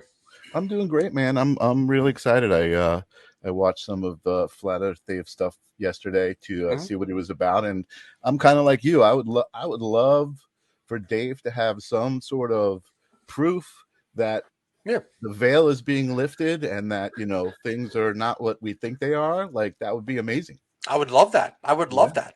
All right, I'm here. All right, and you can hear me, sir. I can hear both of you. Yes. Excellent. Awesome. David, it's very nice meeting you, sir. My name is Zach Wiseman. Totally. I have a company called Some Nobodies, mostly comedy, but Matt Napo has roped me into doing this, and I get to chat with you today. I'm very excited about that. With me here is Michael Zinn, friend of the show. I hope it's okay as well. Yeah, nice to meet you. That's fine, no problem. And I've been listening for a little while, and we've got a lot to go through. How much time do we have? As literally as long as you want. I have nothing to do today. I've cleared my schedule for 2 days. So I'm ready for a 48-hour conversation about this. All right, we'll go 2 full days. This will be perfect. Okay, perfect. Now, so I did some research on you when I knew that you were coming on the show. I googled you. I watched some videos, and it seems that the majority of people that you talk to are antagonistic. Really, they're kind of like they're fighty off the bat. And I don't think I'm definitely not going to do that. That's not my style. Well, you say the majority of the people. You Googled flat Earth and my name, and up came Professor Dave, who's not really a professor, and who actually embarrassed himself in that video. If you watch the analysis of it by some very smart people, which I'll show you guys where to find that later. But most people are, unfortunately, flat earthers already, and the other ones are questioning it and willing to listen. I'm hoping you're the second. Oh, absolutely. I'm always ready to listen. I'm always ready to hear anybody. And I love having amazing conversations. And I'm not someone that just gets angry and calls people stupid. So that's not where I'm coming from. You did say earlier, maybe when you were on with Matt, who interviewed me a year or a couple of years ago, and we had an audio interview and he was unable to understand anything I was saying. So now I'll have some visuals, and I think I'll make it a lot easier for those willing to listen, those willing to see. And I'll explain all of that stuff. So earlier in the show, you made a whole bunch of false, not your fault. And by the way, we all did the same thing that you're doing. We compared the fake heliocentric model to the fake flat Earth model, and we go, look, it doesn't work because this fake model doesn't work inside of this fake model, right? So you're looking at two different things. Here behind me is a balloon at 120,000 feet. Right, you have to believe that the Earth is spinning at 1,000 miles an hour below me. It is traveling around the sun at 66,000 miles an hour. So it's going around this at 66,600 miles an hour. It's also chasing the sun, which is running away from us at 500,000 miles per hour. But somehow my balloon just stays right where it is. Mm-hmm. So let's just go a little farther here. So this is what, non-flat earthers think flat earthers think. We're the only disk planet. Well, all the other planets round. This is a meme that was programmed into our minds to go, look, the other planets are round. First thing is, if those lights in the sky were round, what does that have to do with the Earth? And we'll get into that a little bit later. But this is not flat Earth. This is not flat Earth. This is only what flat Earth deniers or flat Earth, people that hate flat Earth think. We're not a disk planet floating in space. All right. So you have to believe when you look up in the sky that the Earth is tilting like this and the stars are staying still. Right. That's not what any of us experiences. That's what our common sense will show us. This is what you also have to believe. We're spinning at 1,000 miles an hour. We're orbiting at 66,600 miles an hour. This is your belief. We're chasing the sun at 500,000 miles per hour. We're traveling 4.4 billion miles every year, never to return to where we were before. Mm-hmm. But somehow, if you go out tonight and take a picture of the stars, and then a year from now, same night, same time, take a picture of the stars from the same spot, every star will be in the exact same position. Think about that. But it's absolutely true. It's 100% true. 100% true. Well, that's not true because when they watch the movie, look. I'm not a scientist. I'm a movie guy. I'm a comedian. I like. Tell me how it's not true. But here's the thing. What I know is that when people watch the movie Titanic, they told James Cameron that there's no way the stars would be where they are in that year. And he had to go back and actually do the research to find out where the stars would be positioned if it were that year. Now, granted, not in 1 year, but that's 80 some years. So okay, I mean, so we'll get into that in a little bit. Let me just go through this opening, but I'll show you how the idea that the Earth is processing. And that we'll have a new star in 2,000 years. And 2,000 years ago, we had a different North Star. I'll prove that absolutely false in a little while. So you have to believe we're going. Go ahead. I was going to say, interrupt me at any time because you said you're going to talk a lot, but I'm going to talk a lot, but I'm going to try to let you talk more than me. Go ahead. That's totally fine. And my interruptions are not out of rudeness. I wanted to preface something and just say I'm willing to go into this conversation able to be taught, able to learn facts. I'm willing to go into something as a neutral, unbiased party and listen to what you have to say. All I'm asking is that you do the same thing. You go 100%. Into this conversation as it's a neutral party, and with facts alone, we kind of come to an agreement that this actually seems like it makes the most amount of sense. Not just you talking over people just to keep spouting things. And I'm not saying that what you're saying is false or not false. I'm just trying to start a dialogue and saying I would like to have a conversation based on this. No problem. So please make a note to address the precession of the Earth and how the stars would be different during the time of the Titanic, which is also another a whole nother rabbit hole.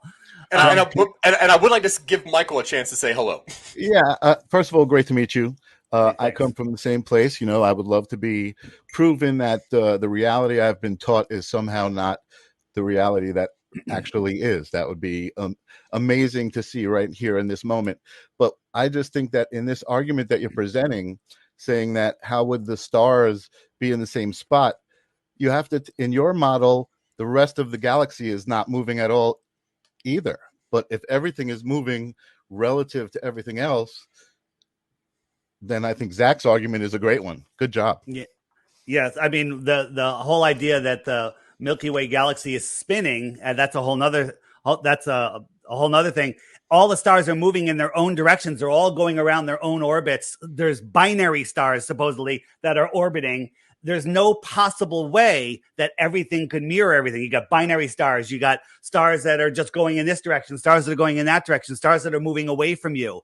To believe that everything can move in lockstep is a non-thought out belief. Well, let's start at the beginning though. Like, can we all agree that gravity is a real thing? We're not to gravity yet, but we're gonna in depthly cover gravity. Well, and when you say gravity is a real thing, which one, Einsteinian gravity or Newtonian gravity? Well, which gravity do you believe in? I don't believe in either. You don't believe that there is a force that is gravity that holds things to. There's something that makes things go down. You want to call it gravity? Go ahead, call it gravity. But when you say gravity, you're referring to Einsteinian gravity, which is the bending of a warping of space time, which are just gobbledygook words. And then there's Newtonian gravity, when he had an apple fall on his head. And thank God a kid didn't let go of a helium balloon at the same time, because then he wouldn't come up with the theory of gravity. Gravity is a theory. It needs 96% dark matter and dark energy, which is made up, never been seen, never been observed. But the scientists say it has to be there or gravity doesn't work. Therefore, it's real. So they made up 96%. So if I owed you $1 and I gave you 4 cents, I go, listen, the other 96 cents is there. You just don't see it. I guarantee you it's there. It has to be there because I'm paying you $1. Okay? Sounds like Bitcoin. It's as stupid as stupid can be. Mm-hmm. So let's just put these speeds into what's the word I'm looking for? Context. There we go. Sure. So here's the hypersonic sled track. It's going. If you can Google this yourself, that way you can hear the sound. And it's shocking. It goes by a Mach 8.6. It's 8.6 times the speed of sound. Watch. Here it goes. Can't even see it. Okay. You have to believe that we are orbiting the sun 10 times faster than that. 10 times. You can't imagine twice as fast. Matter of fact, you can't even imagine this speed because you can't even see it. Mm-hmm. 10 times in a curved trajectory. Curved. That means we're turning off of our vector. We're turning off of a straight line. If you're in a car going 100 miles an hour and that car turns, you feel that push. That's because you're curving. Okay. So you have to believe we're going 10 times faster than this around the sun, 100 times faster than this chasing the sun in another curved directory, speeding up, slowing down, and curving. Okay. Get a dinner plate in a car going 100 miles an hour or even 10 miles an hour and fill it with water, and then try to speed up, slow down, or take the slightest turn. That water's going all over the place. Put that dinner plate on the smoothest floor in your house on something with wheels on it and try to drag it across the room. That water is going all over the place. But when we go out into nature, we have this. We are spinning. We are twirling. We are corkscrewing through space. And we have lakes that look like this, right? What does this tell you? Nature tells you. Nature doesn't lie. We're not moving. The tiniest stomp on the ground, the tiniest vibration would move that water. And I know the programmed answer is, well, on an airplane, I could drink a glass of water and I could walk to the bathroom. And I say, if you want to compare the airplane to the slowest motion of the Earth, which is the spin, you have to double the speed of the airplane. You have to remove the outer shell of the airplane because there's no container surrounding the Earth. And the pilot has to nosedive fast as a free falling skydiver over a mile a minute. Okay. That's a comparison. And let me know how your water's doing and your walk to the bathroom's doing. But we're going in all these directions, and we have this. This is common sense, not nonsense. Okay. Go ahead, Michael. Yeah. So you're saying, you talk about this container, right? And I don't know what the flat Earth belief is the true flat Earth belief, your belief of what atmosphere is. Do you believe that there's an atmosphere or some sort of something with the flat Earth? I mean, absolutely. I'm breathing air. It's thinner okay. here. It's nice and thick down here So at sea level, and it's why wouldn't thinner. that be the container? The atmosphere be the container. So can you go out and pick me up a tank of propane, but don't bring the tank, just bring the propane? No. Why not? Because I'm not a container. Well, you need a container. What's the container for our atmosphere? What is holding the air to the earth? Because you believe that we live on a rock, a lumpy rock, which is surrounded by water, which becomes perfectly smooth when it's calm. And then that's surrounded by high pressure air where we're breathing. And that's, that's adjacent. Hold on. That's adjacent to a void, a vacuum, a zero pressure. Okay. It's adjacent to it without a container. Nowhere in nature, nowhere in a lab, nowhere ever in science are you able to put high pressure next to low pressure or no pressure next to high pressure without a physical container. Okay. If you want to believe that gravity is holding the air to earth, then you can get a shoebox, and hold it upright and then suck all of the air out of the room from below the shoebox, and gravity should hold the air that's in the shoebox in the shoebox. That's ridiculous. We know that doesn't happen, but that's what you have to believe if you believe gravity's holding air to earth. I think I don't understand that. I think. All right, let me make it a little simpler. Let me make it a little simpler. You got our high pressure system, and then you have the void of space, a vacuum of space, and not a vacuum like a vacuum cleaner, a void, no pressure. Right. Okay, and you think that gravity is holding the air down. Okay, so when I drink through a straw, I'm not creating a vacuum. I'm creating the slightest difference in low pressure in my mouth and lungs, which will pull water and air up and away from the earth. So at what altitude can I not drink or pull air through a straw that's facing downward with the weak low pressure system of my mouth and lungs?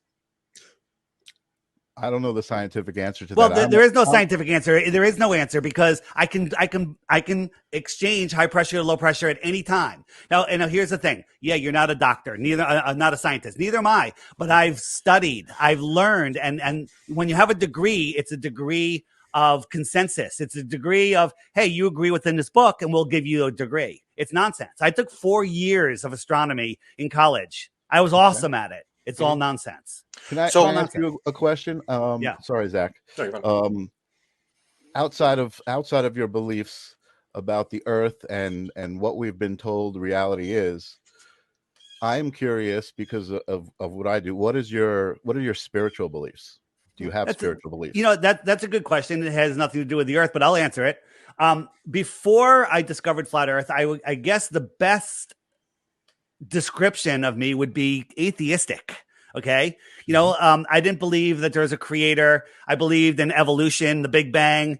I believed, all of the stuff that they told us in school. But then when I was forced to actually look at flat Earth and not just recite, sticks in the shadows, Aristophanes, boats over the curve, sunsets, day and night. How could it be day here and night here? Time zones. When I was done spewing all those indoctrinated questions with answers already in my head, I looked and I tried to debunk flat Earth. I tried to debunk. I tried to prove flat Earth wrong and prove the globe right. Only then can you find it. But now they make it very difficult because if you try to search any of these terms, you get all propaganda. Okay, that doesn't answer my question. My question is really, what are you? Who is the I behind? You decided that you were going to look into these things. What makes you tick? So what are you? I believe that I believe that we all have for the term I use is a soul, and that soul is our eternal being. And I'm here in this physical existence, experiencing this time. I look at this place as a school, as a place to learn and appreciate and expand the mind of the creator. Okay. That's fair. That'll lead me to some other questions, but I don't want to step all over this. No problem. Go ahead. So we're taught that Antarctica is a continent at the bottom of the ball, about 10 to 13,000 miles around, depending on who you listen to. Okay. When in fact, that's not how the Earth is set up. And when you look for high altitude shots of the Earth, Antarctica is just cartoons. It's all cartoons. You never get any pictures of cartoons of Antarctica except the shoreline. There's certain spots on the shoreline where they'll show you there is a base there, Casey Base, and all these other things. So if it's not a continent at the bottom of the earth, what is Antarctica? Why is it displayed really strangely on maps? And here's the model that I use. Okay, and when I say a model, this is how I see the earth. Right? This is scientifically possible. Okay, we'll get into that. So a pond is a body of water surrounded by land that is higher than the water, that contains the water. If you don't believe me, go to the edge of a pond, dig a trench, and the water will flow somewhere else. Okay, a lake is a bigger pond. The world's oceans are a giant pond, a giant lake. And what is holding that water in is the highest land on Earth. That's Antarctica. Antarctica is the highest land on Earth. It is the shoreline that surrounds our pond.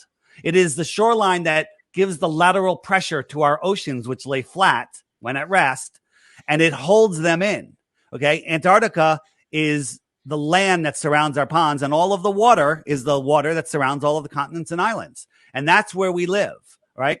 So, question there. And people, so I heard you guys talking about the ice wall before. You say, well, I've seen, some shorelines and stuff. This is Antarctica. This is the shoreline, right? When Flat Earth wants you to believe that this is the shoreline, this is what's going to happen. No, this is just the shoreline. What's out there is the question, right? What's farther out? This is the best map that we have. It may not be perfect, but I'm going to show you why it's damn near perfect. And they claim, they just took the globe and stretched it out and made Australia longer and stuff. Mm-hmm. This map is what they use for navigation. This map was in all schools and libraries up into the 1950s. This was everywhere, and now it's hidden from you. Here's the shoreline of Antarctica. We don't know what's out here, so we just stop the map right here. We just stop. We're not gonna put something that we don't know, but this is what we know. Okay, so if you wanted to circumnavigate Antarctica, it's 13,000 miles. Okay, you can get on a ship, figure out how fast you're going. Captain Cook is the last person that did it successfully. It took him 3.5 years, and he went over 60,000 miles. 60,000 miles. Well, the equator is only 24,000 miles, and as you get lower and lower on the ball, the equator is 24,000 miles around, and as you get lower and lower, it should be less and less, but it got more and more. Why is that? Because he went all the way out, all the way around here, right? Here's the thing. Governments of the world can't agree on anything except two things. Nobody can go to Antarctica and explore independently, even though they say there's no people, there's no plants, there's no animals. It's barren cold, filled with resources, oil, coal, uranium, everything we need, filled with resources. Nobody can go there and explore it. And all the countries in the world agree. And the other thing they all agree on is the thing that happened in 2020, still going on today. Everybody needs to deal with that in lockstep. Okay? So what's the answer to the question? You posed it yourself. If you go to the wall or whatever, it goes on. I can't hear you. You're breaking up. Is it an infinite plane? Anything beyond the shoreline of Antarctica or higher than we can get is speculation. Is it an infinite plane? Well, do you have an infinite universe? You can speculate on it, in your heliocentric world. I think it's an extended plane. Some flat earthers aren't sure that there's a dome pinning us down, that we may just live in, I don't know. There's lots of questions that we don't know. We're willing to admit we don't know. We're willing to change our mind based on new information. Mm-hmm. We're willing to do tests and look at things. But when you look at, this map works where the globe map doesn't work. So in your map, though, if I were in Australia and I wanted to fly to South America, I would need to go. I mean, the shortest distance between two lines is a straight line. The shortest is a straight line. So you're saying that if I'm from Australia and I need to go to South America, I travel all the way over North America. Let's talk about that. Let's talk about that, and then we'll tell you how we tried to verify this ourselves. Mm-hmm. So this is what they did. They took our map and wrapped it around a sphere. Okay. And so here's Antarctica. And they go, oh, Antarctica's a continent right at the bottom. That's what they did. Okay. That's what they did. That's why everything gets out of whack in the South. The North, not so bad. Not so bad. Right. But in the South, they got really screwed up. So let's look at some Southern flights. All right. So give me 1 second here. Where's the one? All right. So let me ask you a question real quick. Here's the world. You got the equator right here. Okay. How many airports you think are in the north? I have no idea. 1,000, 2,000, 5,000, whatever. Okay. Let's say there's 10,000 different airports all above the equator. If you can pick any two airports, any combination of any two northern airports, and you were going to fly from one to the other, would you ever need to go below the equator? If you are below the equator. No. If you're in the north, starting from a northern airport, let me be very, very clear. You're starting from an airport in the north, and you're going to another airport in the north. Here's the equator. Would you ever need to go below the equator? I don't think so. Simple answer. Okay. Sure, no. And and guess what? You're right. No flight, no northern to northern flight ever goes below the equator. So the same should be true for a southern to southern flight if you're in the southern hemisphere, correct? Yes. Okay. So let's look at southern flights. So here we have a shot where they go all the way up to Los Angeles and all the way back down. Now the argument is, well, they have to drop other people off. Nope. There's people that want to go from here to where is that? Peru? Lima. Is that Lima, Peru? I can't see it. It's too small. And so it goes all the way to Los Angeles, refuels, and continues. Why is that a straight line? Why did it cross the equator, the blue line, twice? Why did a southern flight cross the equator twice? Now, let me show you a couple more, and then I'm going to take away your objection of that it's a flight route. Here's another one, goes all the way up to Los Angeles. Look at it on a flat earth map. It's a straight flight. Let's look at another one. Okay. Here's one. Again, Los Angeles. This is Lima, Peru. Bam. This is shorter than the first leg of the trip on the globe. But in reality, it's a straight line, right? Can I address that? Yeah, yes, please. So a plane can only hold a certain amount of fuel and needs to refuel. And there's no land mass where they can stop and get refuel. That's not true. That's not true. There's plenty of there's islands here. There's I think is this where I forget which island it is. There's islands here. Guess what? There's no islands here either. There's the same amount of places here. This is a shorter flight. This is a longer flight. Planes don't run out of gas. Okay, planes don't run out of fuel. Gas? Wait a second. Hold on. Planes don't run out of gas. How in the last 25 years, how many airliners have fallen out of the sky because they've run out of gas? Well, ones that have tried to fly beyond the amount of gas that they have in their tanks. Yeah. Well, I don't. Let me retract that statement. Planes can only hold a certain amount of gas. Gas can only get you a certain distance. How does that not make sense? We'll take this off the equation with what we call emergency landings. Right? Sometimes on a plane, someone has a heart attack, someone's having a baby, they got to land right away. Okay. So here's a flight from New York to Hawaii. So you're going from New York to Hawaii. And right about here, they had an emergency. They needed to land right away. Why did they travel? One particular flight? This is one specific flight. I'm going to show you several of them. Right. So, and this is just a meme. Don't believe this. You got to research this. Make sure I'm telling the truth. They went 1,000 miles out of the way and they got there in a really short period of time. Doesn't make sense. They landed in Seattle, but if you look at it on a flat earth map, Seattle's right on the flight route. Odd coincidence. Let's try another one. Okay. There's no excuse. Well, I mean, just because you have an emergency doesn't mean that like they can reroute all planes at an airport. Like there's air traffic controllers that plot all these planes perfectly. Okay. Help me out. I'm going to be the pilot. You be the air controller. I'm flying along. I'm right about here. Excuse me, air control. We have an emergency. A woman's having a heart attack and a baby at the same time. Where can we land? Probably not in war-torn countries or any place they feel unsafe for some reason. I need to land in the next 15 minutes or everyone's going to die.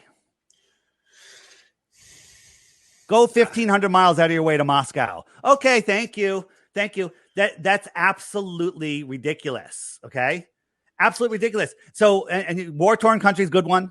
Okay, I haven't thought about that. Dallas, Beijing to Calgary, right? It landed. It emerged. Dallas to Beijing. This is where they tell us it's going. Mm-hmm. It landed in Calgary, 1,500 miles. I think that is 1,500 miles. That's 3 hours. But if you look at it on a flat Earth map, why is Calgary right on line? Again, is that just a coincidence?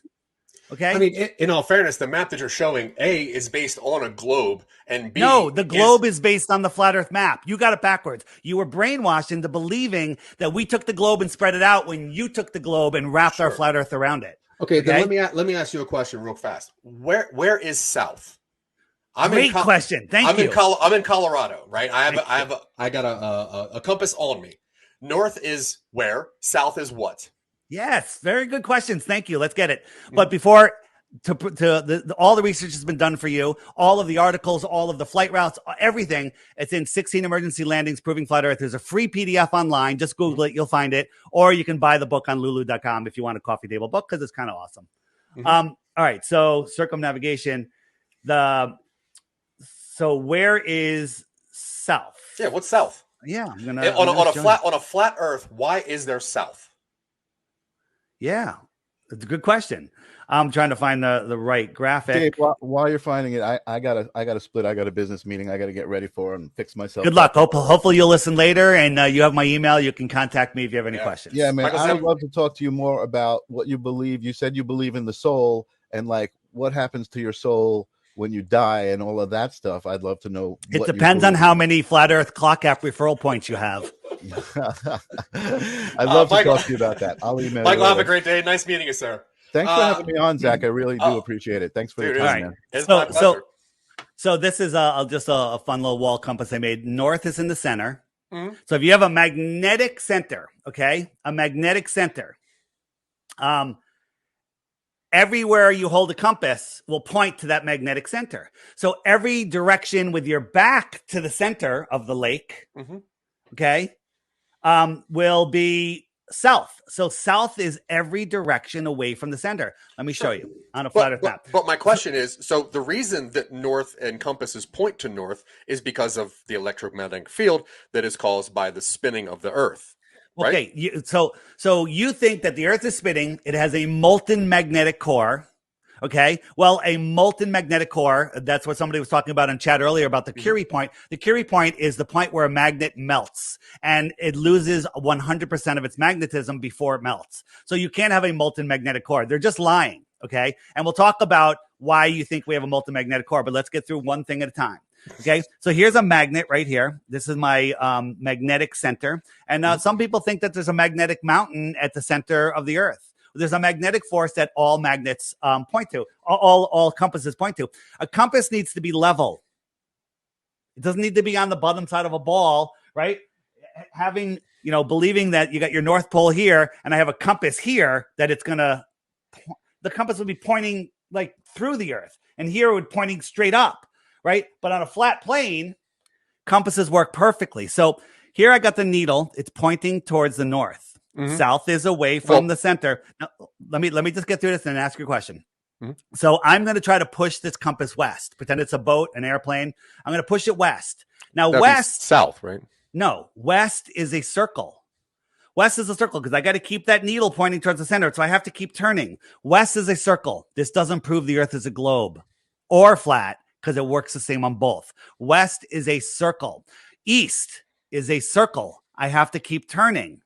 Right? Because that needle has to point towards the center the whole time. So east is right here, 90 degrees. I'm still heading 90 degrees, 90 degrees. Now, if I wanted to dead reckon west, so here's dead reckoning. I'm going to point. I'm not moving.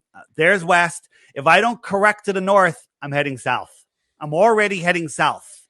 South is moving away. So if you go in any straight line, you'll end up at the edge of the lake, south, Antarctica. Okay? So here, one last thing. If I head south on a globe, I should pop up on the other side of the Earth. If I go this way, I should pop up over here. If I leave Santiago, I go south, I should pop up over here. Okay? But if you go south, On a flat Earth, you just disappear. So all someone has to do is go south and pop up on the other side, and they win. No one's ever done it. Billions and billions of people. Now, if I go, I'm heading north, north, north, up. I'm still going straight.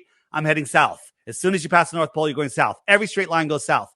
Billions and billions and billions and billions and billions of people have gone around the world south. I mean, not south, east and west. And some have gone north and then south to get to the other side. But if you keep going south, you don't return. Nobody has circumnavigated south. Nobody's done that. That's interesting. Nobody. So yeah, I'll take an interesting. I appreciate that is interesting. That. Yeah. Okay. No, that is interesting. So let's just if you actually do some research on that, you're going to find this guy that went for the world record. This happened a few years ago. We're like, yeah, and like, we can track him, right? So he was going to go from I forget where he started. So he started in New York, goes around the North Pole, Alaska, California, probably Hawaii, Philippines, over here, went to Santiago. Then he went to the South Pole. And then he said the weather was too bad. So he turned around and came back and went up through Brazil and back to New York. And we're like, well, didn't do it, right? Doesn't prove that the earth is flat. It proves that he didn't prove that it was a globe. Guinness Book gave him the world record for north-south circumnavigation. And all he did on a flat earth map is he went here, here, here, and here.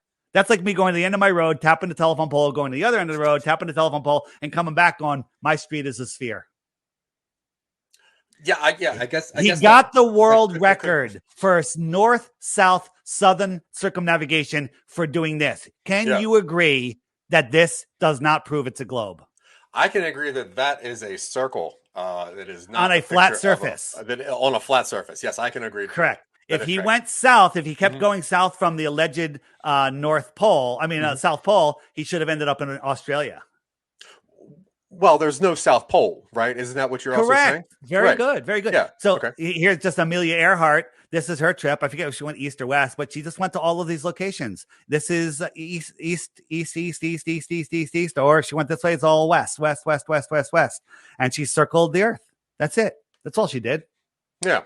Okay. Well, let's pivot a second. Because I was walking earlier and I felt a gust of wind on me. And I was interested by what wind was. Scientifically, high pressure going to low pressure. That's wind itself?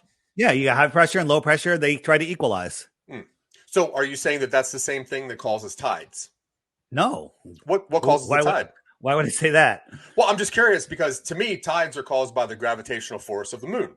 What gravitational force? Einsteinian gravity or Newtonian gravity? Well, I guess we'll say Newtonian gravity for the sake of argument right here. But the fact that the moon goes around the Earth and pulls some of the Earth with it, which causes tides, which causes the wind. What if there's no gravity? What makes tides happen?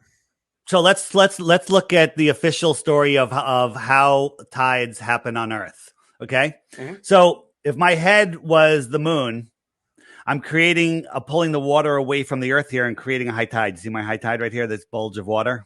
Not to scale, of course. Okay. So this bulge of water is being pulled by my moon head and creating a high tide. But there's a low tide here, and there's another high tide over here. So what do you think the official story is why there's a high tide on the other side of the Earth when the moon's pulling all the water this way? Because the moon keeps going. The moon keeps going. Those are just words. What does that mean? Well, because the moon is constantly going around the Earth, and it's constantly. But why is there a high tide over here? Let me give you their official answer. The official answer is the moon pulls the water away from the Earth here, but pulls the Earth away from the water over here. That's their official explanation, and that the Earth is spinning in between those two tidal bulges. Okay. Okay. I mean, if you believe that 238,000 mile away, 250,000 miles away moon can pull a bulge of water here and then pull the Earth away and not pull the water with it, I'm sorry, I can't help you. Okay. That's absolute insanity. So you got that. We have trillions of tons of water in clouds that the Earth can't pull that down. It can pull the ocean up and away from the Earth, but it can't pull the water out of the sky. Well, density would make that cloud, density. Right.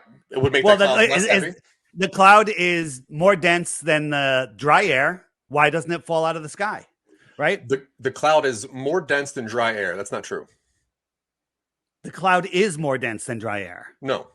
The moisture in the cloud is less dense than dry air. Yeah, that's why the cloud stays up there. Because it's less dense. Yeah. It just has water molecules in it, but is less dense. Yeah. So the water molecules are less dense than the dry air. The collective of the water molecules are less dense and therefore causes less gravity than the air itself. Yes. I thank God I can't even look at the chat right now. All right. So there's no correlation to there actually is a tiny correlation, but it's not when there's a full moon, there's higher tides. Well, when there's a new moon, that means no light on the moon in the heliocentric model. That means it's right in line with the sun, which also has gravity. There should be massive tides because the moon and the sun are pulling on the water. Okay. But they're not. Why would a lit moon have any different gravity from a non-lit moon? Here's spots on the Earth where there's all these weird tides. There's places on the Earth that have no tide. There's places on Earth that have massive high tides. Other places that have tiny little tides, right? And when you lay this map over the magnetic map of the world, which has basically, it's a quadrupole system, it very much lines up with the magnetics of the Earth. So electricity and magnetism are the only two forces on Earth, right? The sun and the moon spin around the Earth, and they're the ones that are the anode and one's the cathode of the Earth battery system. Let me just show you a quick graphic so I don't lose you. Where is it? Gravity. There it is. Gravity. So we have this we live in this free energy system, right? The elite don't want us to know that because we had free energy and we didn't have to pay for fuel for our homes and cars. Well, that would change things. The sun is the cathode, the moon is the anode, the salt water carries the current, the land is the salt bridge. It's a giant energy system. And as the sun spins around the Earth, the sun and the moon spin around, lapping each other. Whoops, that's not what I want to show you. I'll show you this. As the sun spins around, the sun and the moon spin around in between the tropics, and they lay an electromagnetic wake. Like if you push your hand through water, it will spin opposite directions. You get vortices spinning one way south and a different way north. Okay, so you have this electromagnetic system. The tides, when you actually look at them, do not correlate to the moon, but we've been told all our lives that the moon's gravity causes high tides, and that's what we just parrot it right back. All right, well, quick question on your graphic right here. I do see there's a very distinct line in the middle that causes the shadow. Now, yes. if the sun is above us and the Earth is flat, what causes that shadow? Right. So let's first we have to get into understanding. So the sun, let me pull this down here. Mm-hmm. So the sun, as it moves through the year, I'm going to jump a month at a time here. So we're going to go out to December or January. Here, I'm out of January. The sun is out farther. And if you look at this, it's no longer straight. It kind of wraps around. Why? Okay. Well, my opinion is we're closer to the dome, whatever that is, whether it's electromagnetic, whether it's energetic, whether it's ice, who knows? But it wraps around, and we could do experiments that show you that's exactly what happens. And then 6 months later, hold on. But I mean, 6 months later, it's closer to the center. It's more representing a circle here, and you have longer dark. Now, I heard you say earlier that only on a globe, on a flat Earth, half the Earth can't always be half light and half dark. Right. Okay. That's you're right. It would be more difficult. Only during the equinox does it actually balance out like that. But if we look at day and night, this was just a few weeks ago, whenever this was, a few months ago, there was a day where the majority of the Earth was in sunlight. Okay. Way more than half. Okay. Way more than half. That is impossible. If we live on a globe, I don't care what tilt it is, how far it is, whatever. If you have a single source light and a globe, no matter how you tilt it, exactly half of it should be lit. And that's not what we experience in reality.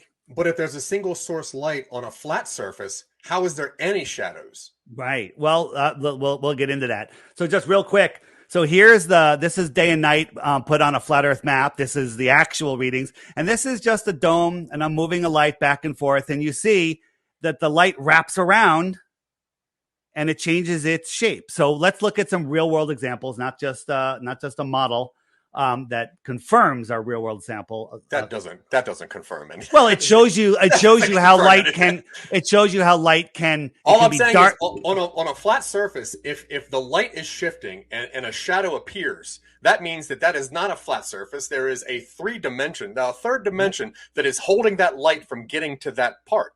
If I have anything that is flat and I shine a light on any surface of it, the entire thing is illuminated. Not as well as the part that has the light on it, but the entirety of that surface is illuminated. That's not true. That's actually not true at all. Go into a dark room, get a light, hold it like a foot over the floor in a big dark room, and look at the other end of the room. It's dark. It's dark. Now, and you'll see a light. You'll see a circular light pattern on the floor. Yeah. But if you go to the other side of the room, you can still see the light. Yeah, but that light is not. In all fairness, though, the sun is a lot brighter than a flashlight in a room. I mean, the sun. Actually, a flashlight in a room is probably brighter than the sun because, in comparison, if you scale it up and use the inverse square law of light, it doesn't matter. But I'm going to show you several things right now that's going to help you understand if you're willing to, willing to listen. Absolutely. Okay. So, here we go. So first I'm going to show you how perspective works. All right. And when we look, hold 1 second. When we look at the sun going away, it looks like it's going down, down, down, down, down, down, down, down.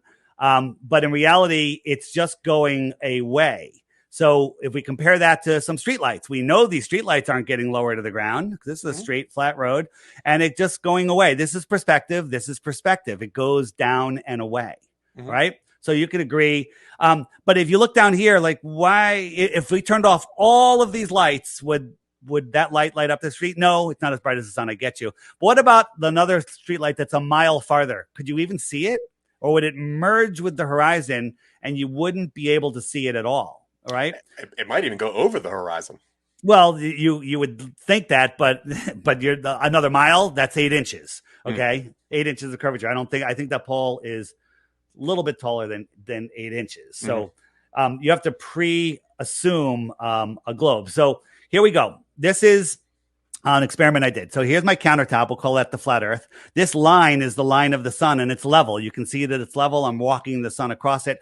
We're viewing it from What is this light source? How like you have the most dimmed light here to try to produce the same effect as what the sun can do?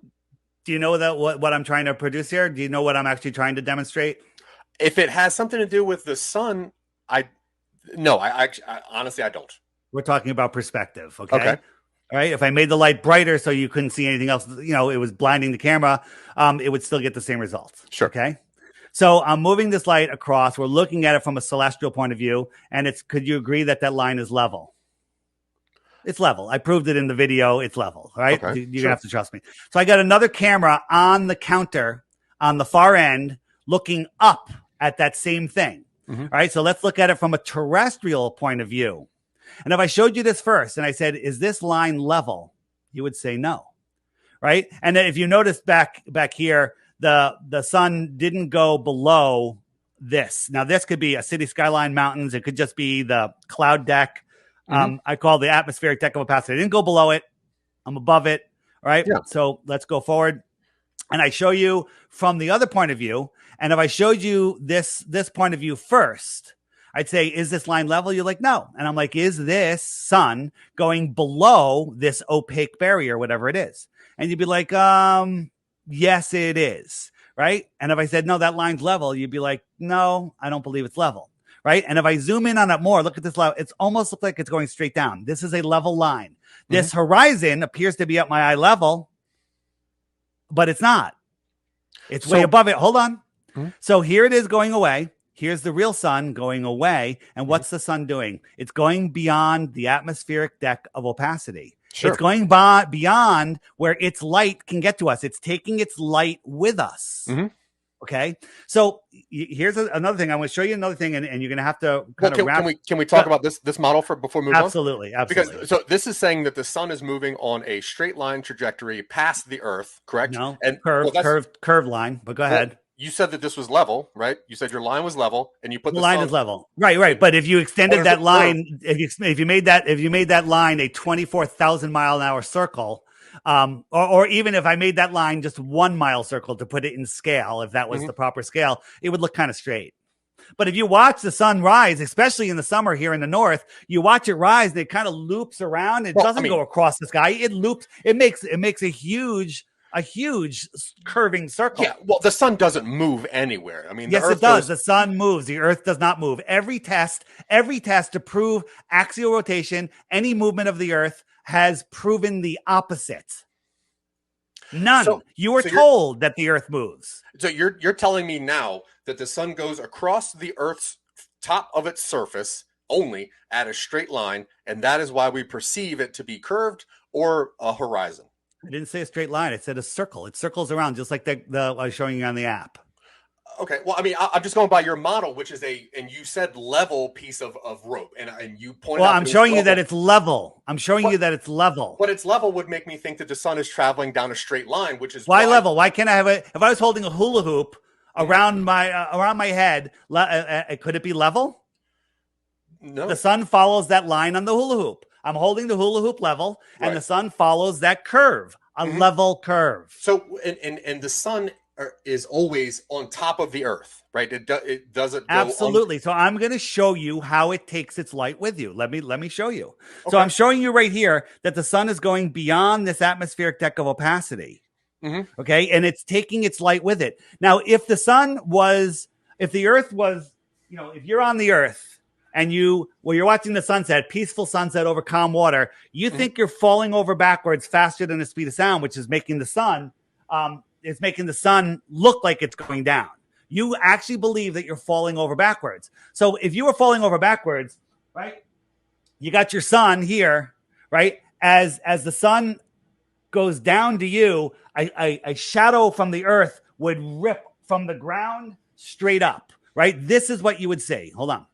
This is, where does it go? Get rid of that. Hold on. So this is what you would say. So if this is you or a building and the sun's over there, you would see this shadow from the Earth go up. You would see, as you go away, you would see a shadow rise up as you fall over backwards. That's what you would see. There's no argument. That's what you would see. Fall over backwards. Why? Because if you believe, so here's what I believe. Yeah. We have our flat Earth and our sun is doing this. Sure. And I'm not moving. Here's what you believe. The sun isn't moving and you're falling over backwards to make the sun appear to go down. I'm not falling over. The bottom the earth is spinning backwards away from the sun at 1,000 miles an hour. But the bottom never gets behind me. I'm never falling anywhere. The bottom you're always on the top of your Earth, but your Earth is falling over backwards, making spinning. The sun appear to go. Yeah, it's spinning over backwards, making the sun appear to go down. It's not really spinning over backwards. There's no backwards here. It's just spinning. It's spinning away from the sunset. Sure, it spins away from the sun. Yeah, it spins away from the sun. So I'm just pointing out your beliefs. You have a blind belief that no evidence has ever shown, all common sense, all things in nature disprove, but you believe that you're falling over backwards. So hold on. No, I don't believe that. Well, yeah, absolutely. You I'm do. Not falling anywhere. The planet is rotating. So I'll change my words. The Earth is rotating backwards away from the sun. Okay. So if that was the case, we would see that line of shadows rip up from the horizon and rip up to the top of these buildings. But when we watch, no matter where we watch it on a mountain or anything, it doesn't happen. The sun sets and everything just kind of fades away. You never see this shadow. Well, actually, if you look at it right there, you can see there's light on these buildings. There's not light on the street. Correct. So that's because those buildings are higher and they can still see the sun. I'm going to show you that. The horizon, yeah. No, you can't see the sun. If the sun was over the horizon, that shadow would shoot up. A shadow would rip up across the buildings and the sky. I live in Boulder, Colorado. Every day I Yes. wake up, I look at the mountains. These mountains are 14,000 feet above sea level. Right? Absolutely. I live in a place that's right below the mountains, so it is dark at my house at Yes. 6:30 a.m. The top of the mountains are bathing in sunlight. They are Yes. illuminated in sunlight. Yes, That 100%. can only happen if No. rotation exists. How about, why don't you phrase it this way? Can you explain to me how that can happen on a flat Earth rather than come to your foregone conclusion that it can only happen on a globe Earth? I can do that the same way you can say that it can happen on a round Earth, on a spherical Earth. Can you say that? You just said it can only happen on a flat Earth. Yeah. I mean, on a globe Earth. Can I say that on a flat plane, can light illuminate some things and not other things? Not unless it's a three-dimensional object. Something has to block that light. Absolutely. Right. So when I say flat Earth, we have mountains and valleys and buildings and cloud decks. So it's a topographical level plane. You're saying something to the east of the Rockies is stopping the sun from hitting the base of the Rockies. Yeah, I'm going to show you right now when you're ready. Okay, I'm ready. Michael's in. Welcome back to the video. I can't hear what he's saying. He's roboted. Yeah, you're chopped up. Okay. I am. Yeah, I can't. Hold on. You know what? Probably because I've got the other broadcast on the other. You're better now. Yeah. Okay. Cool. So the model that you just showed us, the video with the sun on the rope on the level line, you said it's a level line, is going away from the Earth kind of infinitely. No, it's circling around the Earth. It's circling around the Earth, right? But that's not what you're showing us. Right. No, I'm showing you just a short little, like when we see the sunrise and we see the sunset, that's a very short distance for us. And that's a whole nother thing. But if you look at the Flat Earth, Sun, Moon, and Zodiac Clock app here, I'll speed it up. The sun just circles around. Wherever the sun is, it's noon. The video that you just had on where the perspective was from the table versus the perspective from out in space. Yeah. What about that's a different model than what you're showing. In your model of flat Earth, the sun is going in a circular pattern. I understand maybe that's a level height over the flat Earth.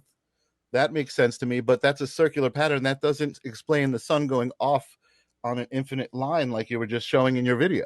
Well, as it moves away, it gets lower and lower in perspective, whether it's curving or going straight or going left. It doesn't matter. It's getting farther away, and when it gets farther away, it merges behind the atmospheric deck of opacity. I could show you that, but so let's go ahead. Real quick though, same model. This thing right here. What is the science that holds the sun in its, I guess, pseudo orbit over the top of the Earth? Like what keeps the sun there?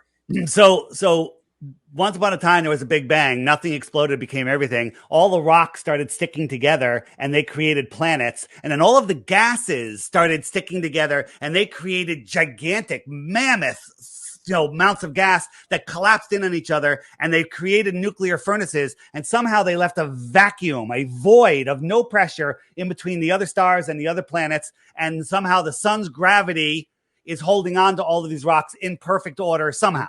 Yeah. Okay. So in your world, this made up and scientifically impossible burning gas ball in a void, you're asking me how the sun is held up above the flat Earth? I don't think the sun is a physical object. I think it's right here within the Earth. I think it's a focal point, and I could show you some things when we get to it that helps me demonstrate that that's a possibility. Okay. A focal point. So the sun is on Earth.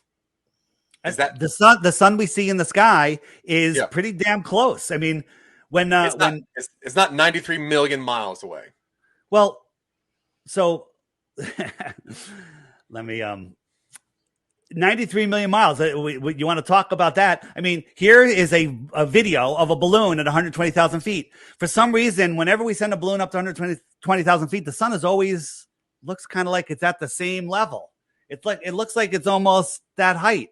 What is this? The balloon is inside the atmosphere. It's part of. And I believe that the sun is inside our atmosphere too.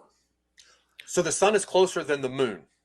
I don't know how far either of them are. Some flat earthers will say 3,000 miles away. I think it's a lot closer. So somebody could send up a balloon over on the other side of the flat Earth and actually get to the sun. No, because the sun that we see is in a position relative to our own position. We're losing our thread here on what we were talking about. It's a mind illusion. It's the sun is a thought illusion. No, I didn't say that. You said that. I'm asking you. I thought I've never even heard that as a concept. But so what are you saying that this? You're saying the sun is I'm saying this relative to our position. That's not a physical. That doesn't work within physics and the properties of physics. Absolutely, it does. If the sun is a reflection in the sky, then everyone sees it in a different position. I will show you that after we finish the we're talking about the fair enough. sun, the sun's light. Okay, so now you made me lose my spot here. Here we go. So here is a video that I took. Okay, now the sun was up here. This is on here are the conditions. Super clear day, like 9/11 clear. Okay, no humidity and cold. It was below freezing. So I have a drone up pretty damn high, and I watched in 5 minutes time the sun went down, down, down. Now if the earth was spinning, the sun should just keep on going. Okay, but it didn't. That's not what happened. Let me show you what happened. Okay, the sun went down, down, down, down, down, and then it stopped right here. It sat here for 10 minutes. Now my friends were at the beach over here, and they said it's dark. The sun set 10 minutes ago. They saw it set from the bottom up, but I'm still looking at the sun. Okay. Now the sun is traveling away very, very fast, and it stopped going down. It stopped going down, and then its light couldn't reach us anymore. So and the atmosphere, I'm saying that light is like sound. If you were a mile away, you couldn't hear me. Okay. Right. But light spreads out, getting thinner and thinner and weaker over distance. Here's it just going back and forth. So you're just bringing height into the equation with the drone. So you were standing on the earth and your drone was up in the air taking that picture where you could still see the sun. Was it dark where you were taking the picture from, or did you still see the sun? It was dark where I was. And you still saw so you got your drone. Well, that's because I have trees. I have trees in front of me, and the people at the beach. The shadow. Well, that's right. Because due to perspective, you have to understand how perspective works. Okay. Right. So when something's going away, my friends at the beach, the shoreline was about 3 or 4 miles away from them, and the tops of the trees on that shoreline look like they're at eye level to them. That's how it appears, because everything just comes together. And so we really know that the tops of those tree lines are probably 150, 200 feet above their eye line. So as the sun just goes away, it just goes away, and it goes behind that tree line. It's not going down. It's just going away. So it's blocking their light. But then the light itself, even if there was no atmosphere, well, I can't say no atmosphere, no humidity, no, everything cleared, and the earth was perfectly flat, the sun will just go away. Okay. But you said it's traveling in a circle around this way. It's a giant circle, 24,000 miles. If you were driving on a track 24,000 miles around, you wouldn't even notice that you were turning ever. Is it a fixed height? I believe during the specific date is, but I believe it changes its height throughout the seasons. That's not a fixed height then. No, like from 24 hours, fixed height. Okay, so in December it's X height, and August it's Y height. Some people believe that the sun just changes its height, which causes the seasons. I think that the sun migrates in between the two tropics, which I showed earlier. And that's how we have our seasons. So, you believe that because of the tilt of the earth, just because we're tilted away, that causes winter because the light spreads out over a bigger area. Well, why in June here in the north at sunrise do I feel the heat of the sun on my face? Like at sunrise, that's the worst tilt we could possibly be at sunrise. But in December, when the sun is at noon, highest in the sky for that day, and it's 3.5 million miles closer in the heliocentric model, I can't feel the heat on my face here. Okay. That makes no sense. That debunks globe earth claims on seasons, right? It's that simple. Here, picture this. You and I are sitting outside in a freezing cold field. It's covered in ice, snow and ice. And we're 20 feet apart from each other. Okay. And it's freezing, right? We're both trying to drink our beers, but the beers are freezing. But then Matt comes along with a big heat lamp and holds it 15 feet above your head. And all of a sudden the ice starts melting. Your beer melts. You could drink your beer. And I say, point to that sun. And you go, oh, it's right up there. That's your summer sun. Well, I'm looking at that sun It's still 15 feet in the air, but I'm seeing it over there, much lower in my sky, lower, right? So now Matt walks over to me, keeping it at the exact same height. I'll watch that sun rise higher and higher and higher, and you'll watch it go lower and lower and lower. You'll get cold, I'll get warm. That's how seasons work. Okay, that's a tough one. I'm too simple for this. My meeting was actually 11:30, so I popped on because the horizontal line thing. Yeah. You know, in one model, you say a line that's level should theoretically go off of the Earth if the Earth is curved, right? It should just go out into infinite, correct, right? Correct. But then you just showed that model with the sun on the line, and it just confused me. But again, Dave, I definitely want to talk to you. Zach, I'll get his email from you. Yep. I want to talk about your soul. I want to talk outside. I want you to stop talking about flat Earth for a little bit on my show, and we'll talk about other stuff. So if you're interested, let me show you. Zach, thanks. Have a good day, Mr. Zen. Good seeing you again. I appreciate it. I'll be watching. So thanks, let's look at this. Do you guys believe in the Pythagorean theorem? Oh yeah. A squared plus B squared equals C squared, right? Oh yeah. Every time. So I'm going to explain it to you because you've forgotten what it is. It's the simplest thing. Oh, did I? If you get any triangle that is a right triangle, this is easy stuff. But here's the thing. We weren't taught to think in school, but they did teach us about this. A squared, which is you square the distance of here, plus B squared, the distance of here, will equal C squared. So if you have a right angle and you know the two of the lengths, you can figure out the hypotenuse. Right. A squared plus B squared equals C squared. Okay, so now let's look at a globe. So level is horizontal with down. Would you agree with that? Level is horizontal with down. So if I hold a plumb bob, it's pointing down, correct? Yes. And a level plane would be horizontal with that. That would make sense. Yeah, perpendicular, sure. Level is horizontal. Please remember that. So here I am standing here. I'm looking out. I'm shooting an arrow, and it's going to go straight out. So here's my horizontal line. But I'm so small, I can't even see that far. You know, it's like I can't even see 3 miles away because the horizon drops away 6 feet at 3 miles, okay? So let's put the Pythagorean theorem to work. So we know A squared plus B squared equals C squared, right? So the drop would be from here to here, whatever the difference is there to there. So we know that the radius of the Earth, that's a line from the center to the top, the made up radius, because it's made up, but science tells us the radius is 3,963 miles thereabout. Okay. So we got that. Let's just say we went 100 miles out. Again, this is not to scale, but it doesn't matter. It's the same thing. So radius distance equals 100 miles. Okay. And if we square them, it's 15,705 plus 10,000. 100 squared is 10,000. And that gives us the hypotenuse here of 15,715. And if we take the square root of the hypotenuse, that's 3,964.2 miles. Okay. We take the difference, and that distance, the difference is 1.2615 miles. So this drop at 100 miles is 1.2 plus miles, right? 1.2 plus miles, right? That equals 6,660 feet. Okay. How is it possible that a submarine on the bottom of the ocean can see another submarine on the bottom of the ocean 100 miles away when there'd be 6,660 feet of curvature? I'm not going to lie to you. I don't understand why we even started with triangles in this one. But yeah, I think you got me on that one. Yeah. So this proves that we have the curvature calculator right. People say, well, 8 inches per mile squared, that's a parabola.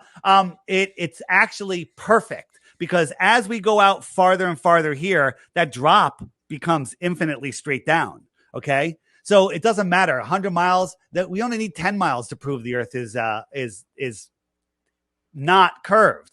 We can see a 6-foot tall person standing at the edge of calm water should be able to see, shouldn't be able to see the surface of the water past 3 miles because there's a drop. Okay. It drops 6 feet, but we can see things much farther, right? We can see things way, way, way much farther. So, so just a quick example here. We know the exact distance to this oil rig, 9.4 miles. The camera's 1 foot off the water, which the video on this shows you. And there should be 59 feet of curvature according to the Pythagorean theorem, according to 8 inches per mile squared, according to all of the other curvature calculators. They all say the same thing, 59 feet of curvature.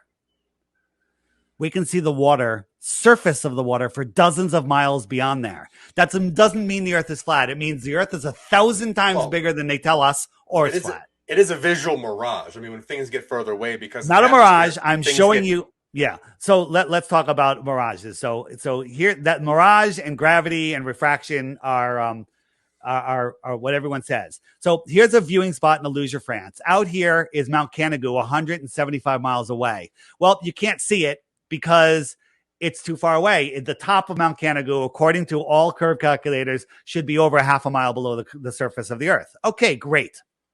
Right? So you don't see me right now. You see the light that's bouncing off of me, because if I turned off all the lights in this room, you wouldn't see me. We can agree with that. We can also agree with the light that's shining on me. That light source itself is brighter than the light you see bouncing off of me. We can agree with that. Okay? So the light bouncing off of Mount Canigou isn't strong enough to push 175 miles through the soup of the atmosphere. However, the sun is much brighter. Twice a year, when the sun is migrating between the tropics, twice a year, it lines up with Mount Canigou and this viewing spot in Illusion, France. And when it does, it backlights the mountain. And here's the top of the mountain that should be a half a mile or more below the curvature. I'm rounding down in the globe favor. Okay. It's not a mirage. It's blocking the sun. Here's the globe answer. This is the answer that the globe cult clowns stick to. Mm-hmm. The mountain is way below the curve, the physical curve, and the sun is already set, but it's refracting up and magically stopping at eye level. All the places in between are also magically stopping at eye level. Okay. That is a, if you believe that, you may be a heliocentric cult clown. Okay. So here, this is showing you physical proof that you can go do yourself. Well, I mean, that if we don't live on a ball. In all fairness, if you show me a picture and tell me it's proof, wouldn't you just see a picture of the Earth and say that's proof? I mean, what I'm telling you is I'm saying this is a video, and I'm saying don't even believe the video. Go do it yourself. Okay. Go do it yourself. Go do it yourself. That's what I did when I was trying to debunk flat Earth. I saw all these pictures of boats over the horizon, right? And I was like, wait a minute. And I went out, spent $1,000 on a camera and a tripod, and I'm zooming in on things. I'm like, that should be way below the curve. And then I was like, wait, maybe the curve calculator is wrong. And I went to the MetaBunk debunking site, and they're like, oh, it's not 66 feet of curvature at 10 miles. It's half of that because you have to share the curve, which is ridiculous. But I'll give it to you, 33 feet. How can I see a buoy that's 10 feet tall that should be behind 33 feet of curvature or 66 feet? Okay. Let me just show you. And when you watch a boat there, and boats disappear from the bottom up. I heard you guys mention that earlier. I'm going to get into it right here. You don't see a boat, but we're zooming in. So we're increasing the angular size. And as we increase the angular size, all of a sudden we can see, look, there's a boat right there. Look, there's a boat. Okay. And these little waves here are going to block the boat. So the little waves in the foreground, as that boat goes away, it's getting smaller and smaller. But these little waves here in the foreground are going to block it. These little waves here, like my finger, are going to block that boat. You look out there and you go, oh, that boat's over the curve. No, it's not. I just zoomed in on it, showing you that it's not. Yeah. It's too small to see. And then the waves. Now, can my finger hide my entire face? If my face was a boat building a mountain? No, but if my finger was in the foreground of your view, that's how it works. It's very, very simple. Well, it's not simple, because that's one way it works. All right. There's also miraging, like the reflecting of the water.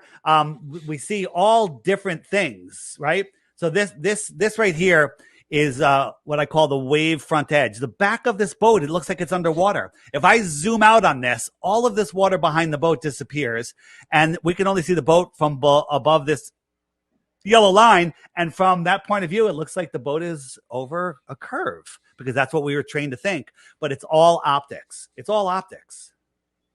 I mean, sure. I can definitely see that perspective can change a lot of the visuals of what you're trying to see here. But Well, one of my questions to you is like, is there actual proof that you could see that would make you go, oh shit, I was wrong? yeah. Actually, what would you need to see Well, though? I mean, you're making up something like show No. me the physical curve. You know what the Globers say now? Well, even though, right, we got this, and it goes away, it disappears below the horizon. You zoom in, you can't see it. That's a physical curve right there. Well, our horizon is not physical. It's not physical. It's optical, and it changes every day. So show me the physical curve. Show me that there's a physical curve at 3 miles of just 6 feet. You Right. can't. Well, right? I mean, you can. You just don't want to believe it, I think. Wait a minute. So here's the thing. If the ball has, if the Earth is a globe, the size that they tell us, it is required at 3 miles, there's a curve of 6 feet. At 10 miles, there's a curve of 66 feet. That is required. Now, there may be days where the visibility isn't good, and at 10 miles, you can only see 3 miles, Sure. right? Because of visibility. But if the visibility became super clear and you had the Hubble fucking telescope, right? You should not be able to see beyond the physical curve. But we can. We can see hundreds of miles now. And with infrared technology, we can see really far, like crazy distances, which 100% prove that we're not on a ball 24,900 miles around. So the reason that people want us to think that this is a ball is Why the lie? What's that? Why the lie? Let's go. Yeah, why the lie? Sure. Why is there so many people spending trillions of dollars wasting everyone's time with just telling us that what we're standing on is a different shape? Who really cares? Here, really, you know what? I had the same question. Like, what difference does it make? I still have to go to work. Okay. So as I said earlier, this is all about control. Do you think that governments are trying to control the population? Just curious where you stand on that. Do I think the government, the government of the world? No, like the United States government, all the people all the stuff that's going on in the world. Do you think it's about controlling humans? I think that the government has many motives for the crazy stuff that they do. Some of it is control. Sure. Do you think they're hiding technology from us? Yeah, sure. You know, have you looked into the lie of history where people in the 1800s were far more advanced than we are now? Okay, so what if there was technology where something the size of a roll of quarters could heat your house and air condition your house all year long, and you never have to pay for it to work for 100 years or more? Okay, like the Tesla model.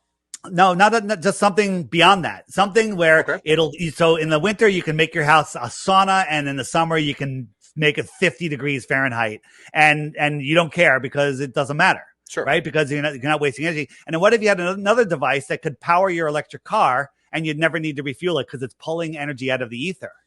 Okay. And Dave believes in free energy. I actually have a device that takes 100 watts and turns it into thousands of watts. Okay. So so if you had this, how much more free time would you have? Right? How much less would you have to work a slave job? Right? And then the other thing is, you work and you're allowing these governments to have control over you when they have none. It's all in your imagination. You've been brainwashed into believing, hey, I got to work and give half my money back to them, and then I got to obey these laws, and I'm not allowed to go explore.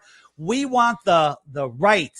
We want our God-given permission to travel and explore this world, but we're cut off. Where Antarctica has cut us off. We're not allowed to go to Antarctica. Okay. Okay. Well, when you laugh at that, you well, say, I'm not laughing at it. I just kind of I guess it was a chortle, if anything, and it's because you tend to like take a question and then just wrap it around into something that you want to talk about. And I'm wrapping it. No, I'm telling you. It's about control. It's about keeping us as slaves. It's about not letting us have freedom. What if, these are all of the islands that have crown-run military bases that don't allow you to explore Antarctica? What if you found out that there was more continents out there? What if you found out that there was freedom out there? What if you found out the world was set up like this? We live here, and then there's more land out here, extra land, extra territory. extraterrestrials, maybe, you know, in the outer space. What if that was right here and you could go there and you could live there, not under tyranny? There's a book called The Iron Republic, about of civilization in the 1600s that didn't like the tyranny that was going on here, and they picked up and left, and now there's an advanced civilization living out here. Okay, and an explorer, actually a politician in the late 1800s, you know, who was disgusted with what was going on here, he left also, ended up finding the Iron Republic and lived there for years, and then came back and told the story of it. Whether it's true or not, it rings true to me. It seemed like he had a lot of proof of it, and the stories that he told, you know, back in 1901 when he wrote it, flat screen TVs, floating cars, a whole different money system, just a whole different society. It's amazing. They're talking about more land beyond Antarctica. Hey, freedom, more resources. If you live on a ball, I'm going to finish. I'm going to answer your question, and then you can clear up anything that I didn't cover. The ball is scarcity. The ball is a matrix for your mind. The ball says we're running out of food, we're running out of water, we're overpopulated, global warming, you know, viruses, all this stuff is going on, nuclear bombs, right? But Flat Earth teaches you that none of that is real. There's infinite water, there's infinite food, there's infinite space. We're not overpopulated. Nukes are not real. Okay.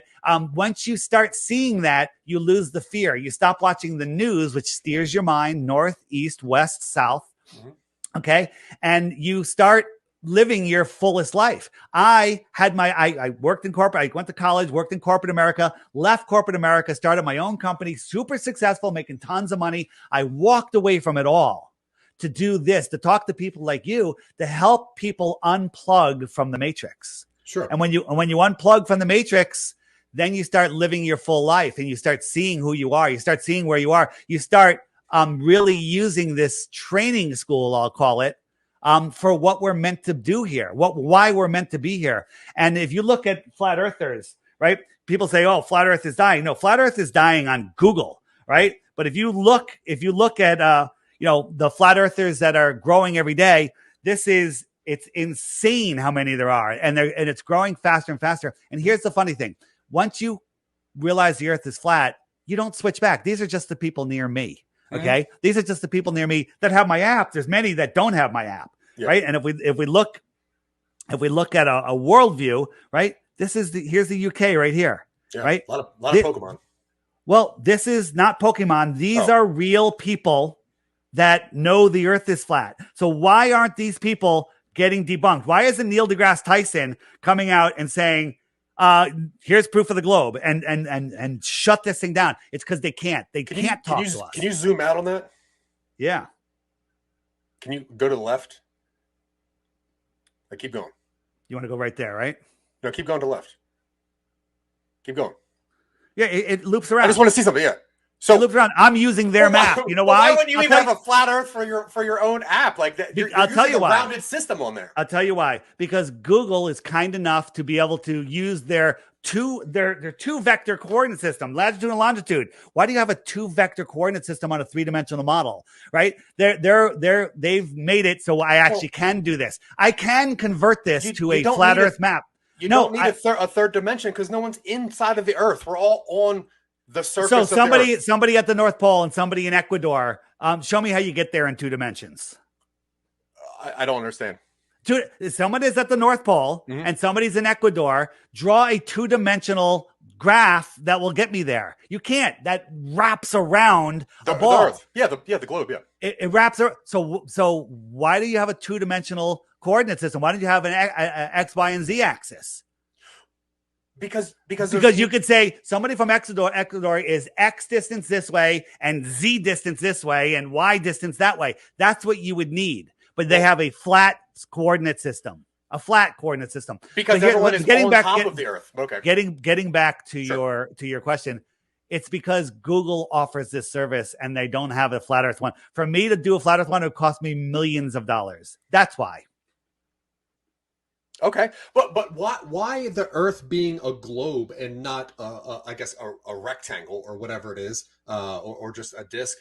Why does that stop the government? Like, why is that the thing that says if they knew that it was flat, they know energy would be free? What does that matter?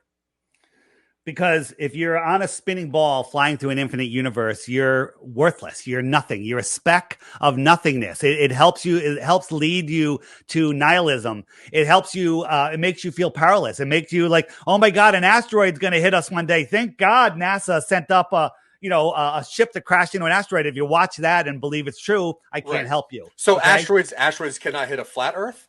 There are no asteroids. There's no asteroids? No. Oh, I didn't know that. No, yeah. So again, if you try to Google this stuff, you won't find it. In my app, the Flat Earth, Sun, Moon, and Zodiac Clock app, if you hit the frequently asked questions button and let it load, because I just loaded the app here, and you go to meteors and asteroids, here's a bunch of videos that'll show you how these are not impact craters. They're geysers and they're methane bubbles that come up from within the Earth.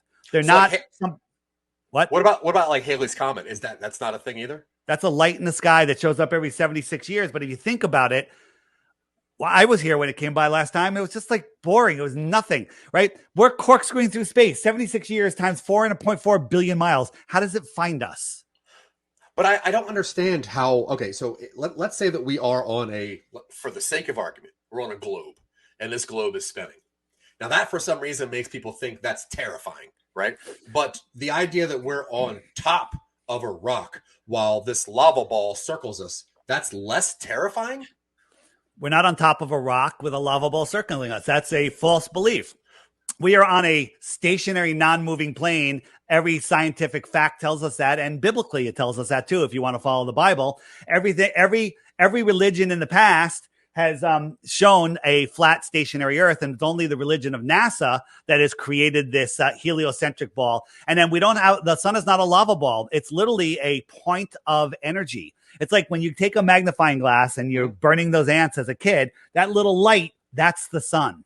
And if you move the magnifying glass 6 inches up in the air, that point of light is still there. It's in the air. Well, the point of light, the sun, is being projected into our Earth, into our dome of vision. I could show you an example of how that works. I just made a little model, not claiming this is the way it is, but it's very interesting. And it'll show you what I mean. So here I am. I got a sheet hanging up in my room. On the other side, I got a flashlight, which has a square lens, by the way, but it looks round for some reason, right? And so my girlfriend Paige is to the left. And I said, hey, where do you see the sun? And she goes, well, I see it right there. And I'm over here. Let me go from her point of view. She sees the sun right there. So if I drew a quick circle on there with a Sharpie, I go over here. I see the sun right there. We're seeing the same thing in two different positions. How could we possibly triangulate it? We know the distance between us, but we're triangulating something that we see in two different positions. That's how I believe the sun works. Okay.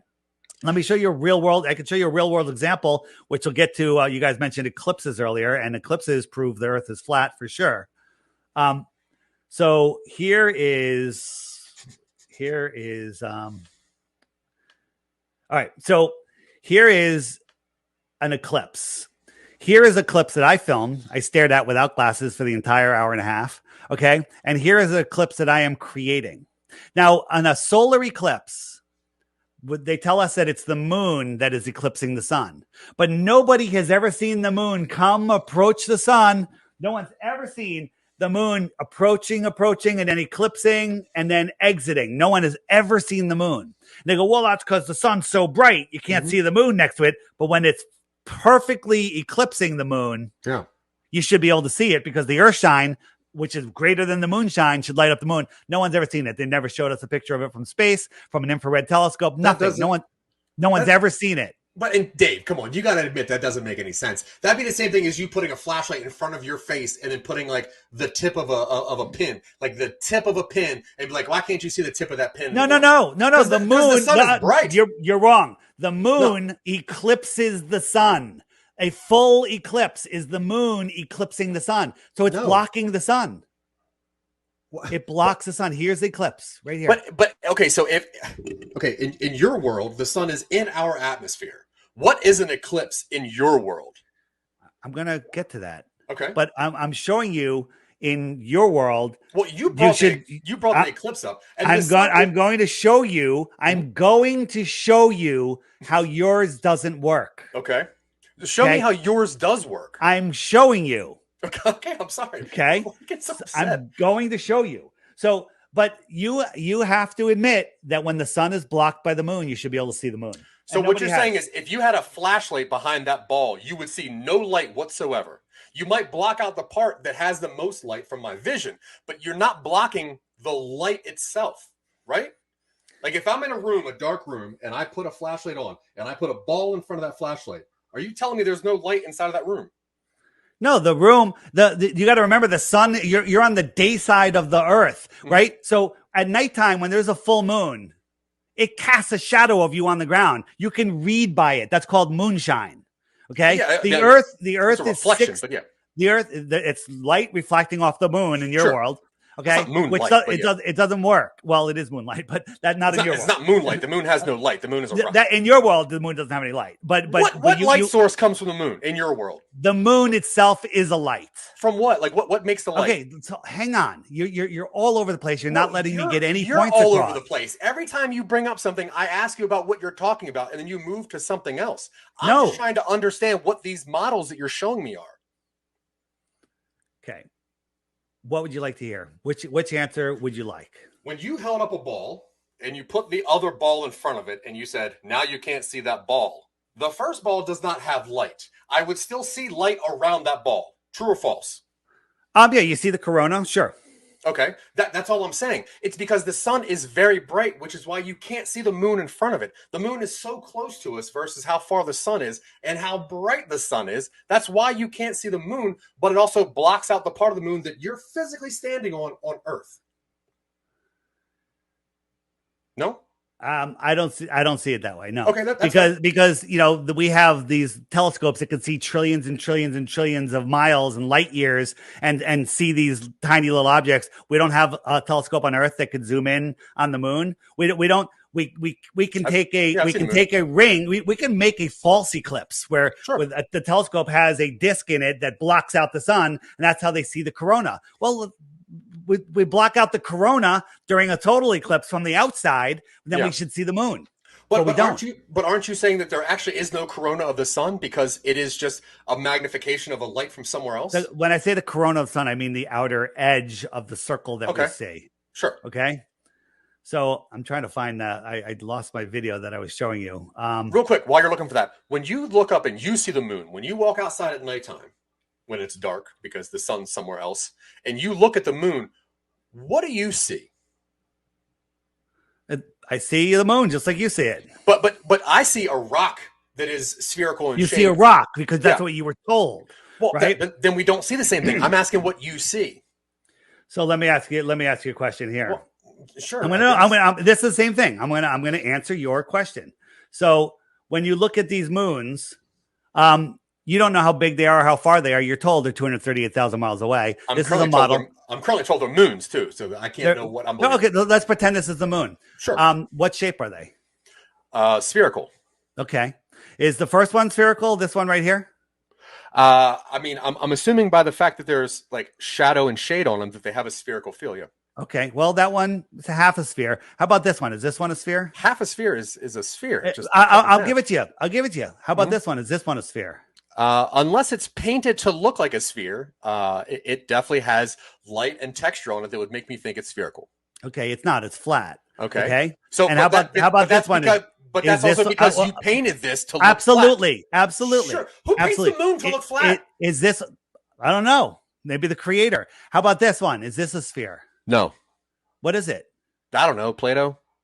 Flat. No, it's a bowl. Okay. So what I'm showing you is that you're showing you don't know the shape and video. You don't know the shape and size of something unless you can touch it and measure it. But you are blatantly trying to fool and con people by the way that you're manipulating these colors to provide a third dimension to them. So again, you're looking up at the lights in the sky, which you don't understand, and telling me that they're rocks and they're spheres when you don't know. I never said the moon was a light in the sky. I said wait, hold on.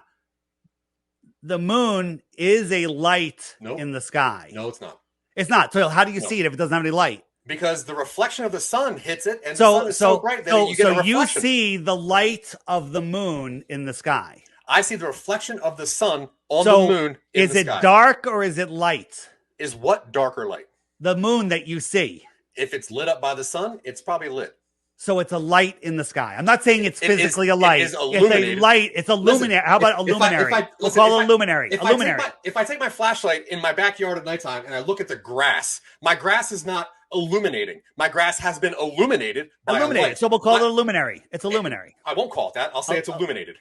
Okay, illuminated. Sure. Illuminated spot in the sky. It is an illuminated rock in the sky. Right. Yes. Okay. So we don't know. Again, do you know what the inverse square law of light is? The inverse square law of light. No. Every time you double the distance of a light, it needs to be 4 times brighter. Or every time you half the distance to a light, it's 4 times brighter. Every time you double the distance, extending it, it's 1/4 of the brightness. I said it wrong first. So if we went halfway to the moon would appear 4 times brighter than we see it from Earth. This is science, not me saying it. Okay. And then if we went halfway again of that remaining distance, it would be 16 times brighter than we see it from Earth. If and we went, the light was coming from the moon, yes. No, it doesn't matter. Any light, whether it's a reflected light, whether it's its own light, anything that you can see gets brighter and brighter as you get closer to it. Any light source, and that light source is the reflection off the moon in your world. Okay. So by the time you got to 100 miles from the moon, the moon would be like, I think the number is so ridiculous. It's like 60 times brighter than the sun. And we can't even imagine the sun twice as bright. Right. For us to see it at the brightness that we see it here from Earth, according to science, it would have to be 60 times brighter than the sun. So what you're saying is the light that is hitting off of the moon is brighter than the light of the sun itself. That's what it would have to be for us to see it the way we see it. Okay, so here let's look at another thing. Sure. I'll help you. All right. Okay. So if the sun was the size of a yoga ball, right? Okay. Sure. In a model, I'm making a model just so you can understand. Okay. The Earth would be a small marble next to it, right? Or BB. That's what they tell us, right? That's what you're saying right now. Sure. No, I'm not. I'm saying you can't say something and just say right. I don't know. I don't know. Your understanding of the heliocentric model is the sun bigger than the Earth? Yes. How much bigger? Very big. A million. It's like a million times. Like you can fit like a million Earths. A million Earths could get inside the sun. Yes. Yeah. Okay. So if at noon I moved the actual sun to a mile over your head. It's directly, you're on it's directly above you. You would look up and you would see nothing but the entire sky filled with the sun. Can you agree with that? We would be burning up. Yes, of course you're going to burn up. Well, I'm just making a model. If that giant sun was a mile above your head, what would you see when you look up at the sky? You'd see nothing but the sun. I would see the sun. Can you agree with that? Yes, I agree. So then we move it. How far away is it? It's 93 million miles away. We move it 93 miles away. And now when you look up, it's about the size of a nickel held at arm's length. True, but you still can't even look directly at it because it's of course. bright. We're talking about size. Sure. I'm not talking about brightness. Okay. So if I doubled that distance, how much smaller would it get? Probably twice as small. Okay. So if I made it 8 times farther, it would be pretty damn small, right? Yep. That's the way math works. Okay, so 8 times farther, if you measure it in light distances, that's a light hour because the sun is 8 light minutes away, they tell us. So 8 times 8, 64, we'll round down. A light hour away, the sun would be arguably too small to see, but let's just make sure. Let's make it 24 times farther than a light hour. We'll make it a light day away. You can't see it. Would you agree with that? Maybe. Okay, but listen. There would be light. There would be light. I would see light. I know that. You would see a dot in the sky? I'd probably see a tiny dot, but I would still see okay. light. Yeah. So what if we made it 100 times farther than that? Could you see that dot still? Maybe. I'm sorry I can't help you. Okay.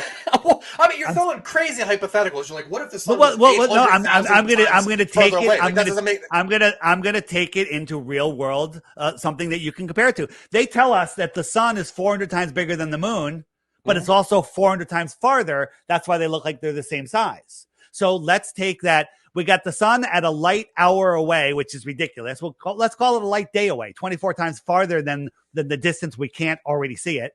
So at a light day away. at a light day away, it's so tiny we can't see it. They tell us Polaris, our North Star, is 48 times bigger than our sun. Yeah. Our sun is actually a medium-sized star. Polaris is a huge atom smasher. I know what the textbooks say. I know what the textbooks say. Okay. So follow me if you can. I'm trying to. At 40 at a light hour away, we can't. The sun is so small you can't see it. The Polaris is 48 times farther. So let's do the moon-sun comparison. If we made Polaris 48 times farther than the sun, it would also be too small to see. 48 times farther, one light day, 48 days away. Round up, 50 days away. At 50 days away, that's less than 2 months, light months. You couldn't see Polaris. Now let me ask you a question. How far is Polaris? I have no idea. Okay, I'll give you A, B, or C. Is it 2 light months away? Is it 3 light months away? Or is it 433 light years away? Oh, it's light years away. Okay, 433 light years away. How the hell can we see it with our naked eye? Okay, this is all just belief. You believe because you're not doing the math. You're not looking at the actual science. And we're not even using the inverse square law of light to figure out how much brighter it would have to be. It would have to be quadrillions, sextillions times brighter than our sun, which is just an impossibility. Why?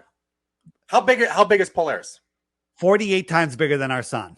46, to be honest. Really? Okay. That's what it tells. But guess what? How far is it? How much brighter is it than the sun?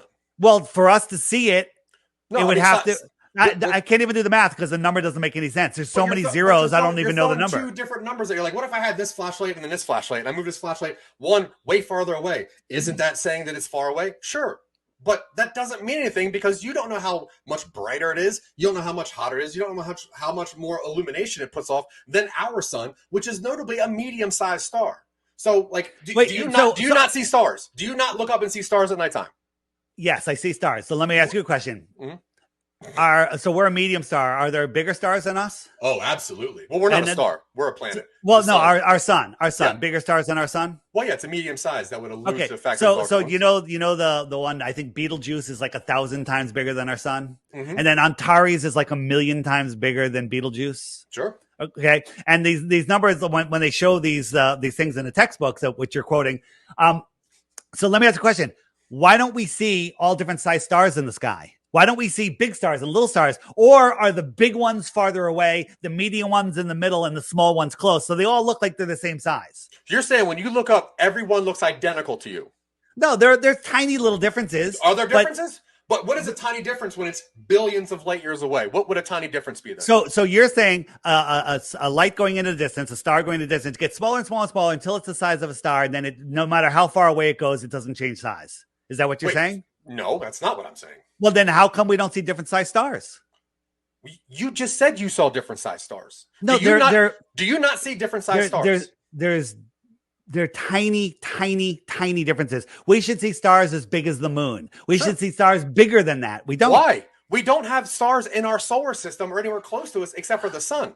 So that's why we see if we look at Polaris, which is 46 times bigger than our sun, 433 light years away. Yep. Well, I think it's Antares or whatever. I don't get the name of the star. The closest star is only 4.5 light years away.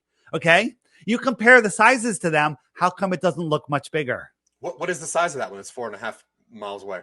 You know what? I have to look that up. I don't know off the top of my head. But if it was half arguments that, but here's my point. If it was 1/10 of the size, 100th of the size, it would still be way bigger from our point of view. Why? But it's not. I'm betting it's probably pretty close to that size. I got to look. So what do you think it is then? What you look up? These are lights in the sky. They're here within our system. Yeah. We've taken cameras. What are they?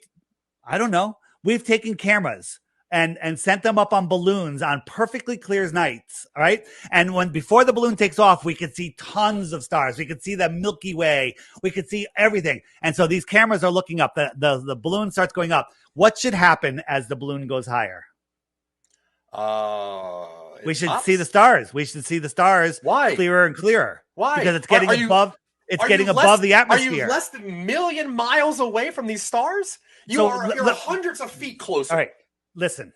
Okay. If you're looking at the stars from sea level near a city versus looking at them from the top of a mountain in the middle of the woods. Where are you going to see? But you can see better stars in the woods, in the mountains. Well, yeah. Why? Well, 2 reasons. Light pollution, lack Good. of atmosphere. Good, very good. Exactly. So when this balloon is going up, it's going to get through all of any light pollution, but we had very little, and it's also going to get above the atmosphere, the thickest part of the atmosphere. So the stars should get brighter and brighter, but that's not what happened. As it went up higher and higher, all the stars disappeared. Okay. Was it because it went into the sunlight?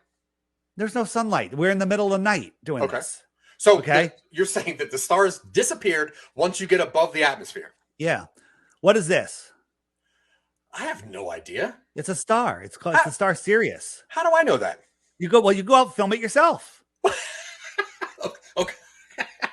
Hey, do me a favor. What's this? What's what? What's this in my hand?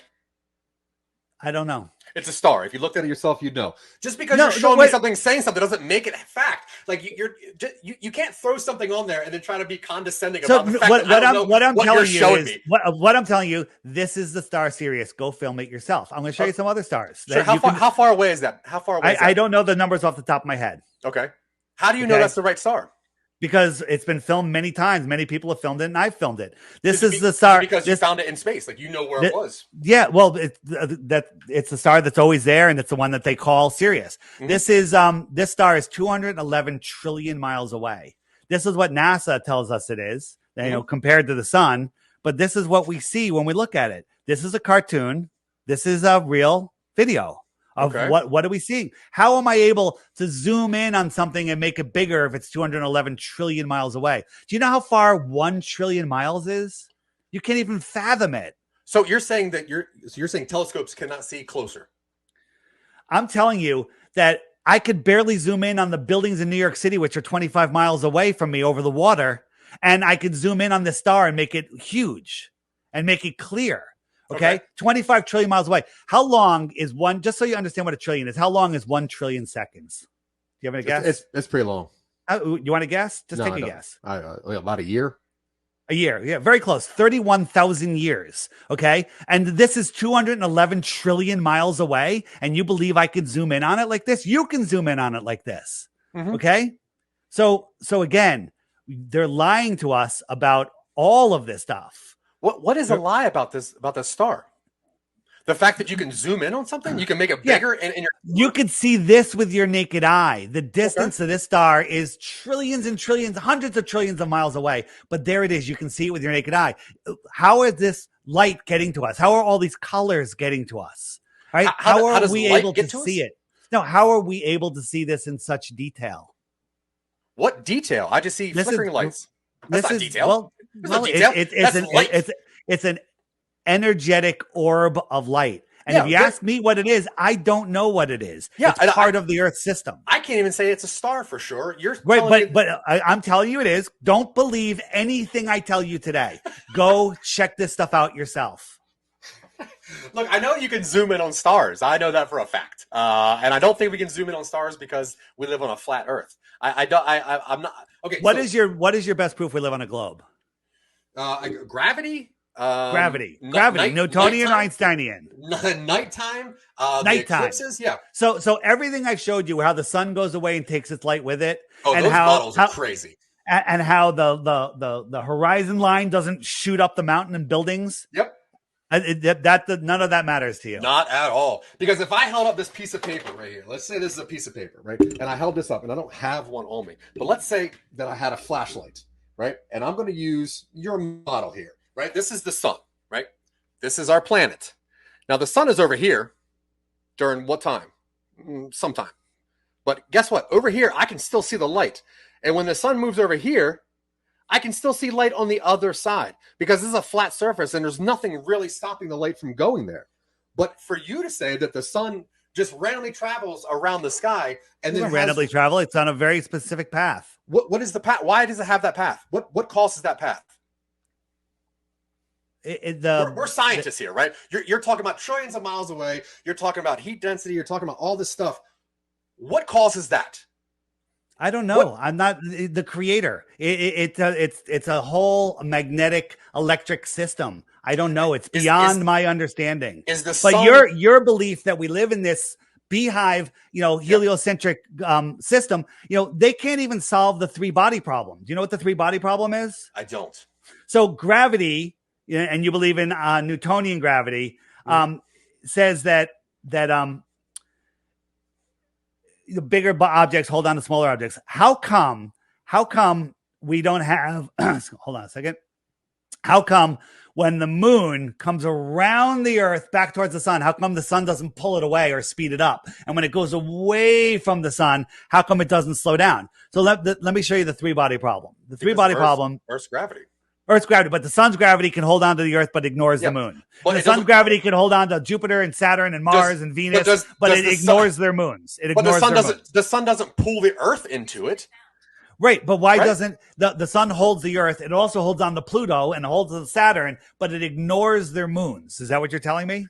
No, it's smaller. But the way gravity works, that's how gravity works. The objects that stay to the ones that are bigger to them, and they hold them in gravity. So let me explain the 3-body problem. We have all of these planetary alignments and everything, and all of these gravitational forces should be pulling on each other. When we have an alignment, it should tug on the Earth or tug on the moon or something, and things should change all the time. So when you take 2 bodies or 3 bodies, they can't, the best supercomputer in the world can't figure out what's going to happen next, because it goes into complete and total chaos mode, and it can only figure out what it's going to do in 3 bodies. Put 4 in there, forget it. It seems to me that these 3 bodies have the same kind of mass, the same rough shape, and when they're thank God, because if they were different, it would be far worse. If one is larger and it keeps all the littler ones in shape, then the smaller ones around the littler ones will stay around that as well. That's how gravity works. You are just making up nonsense right now. Absolute nonsense.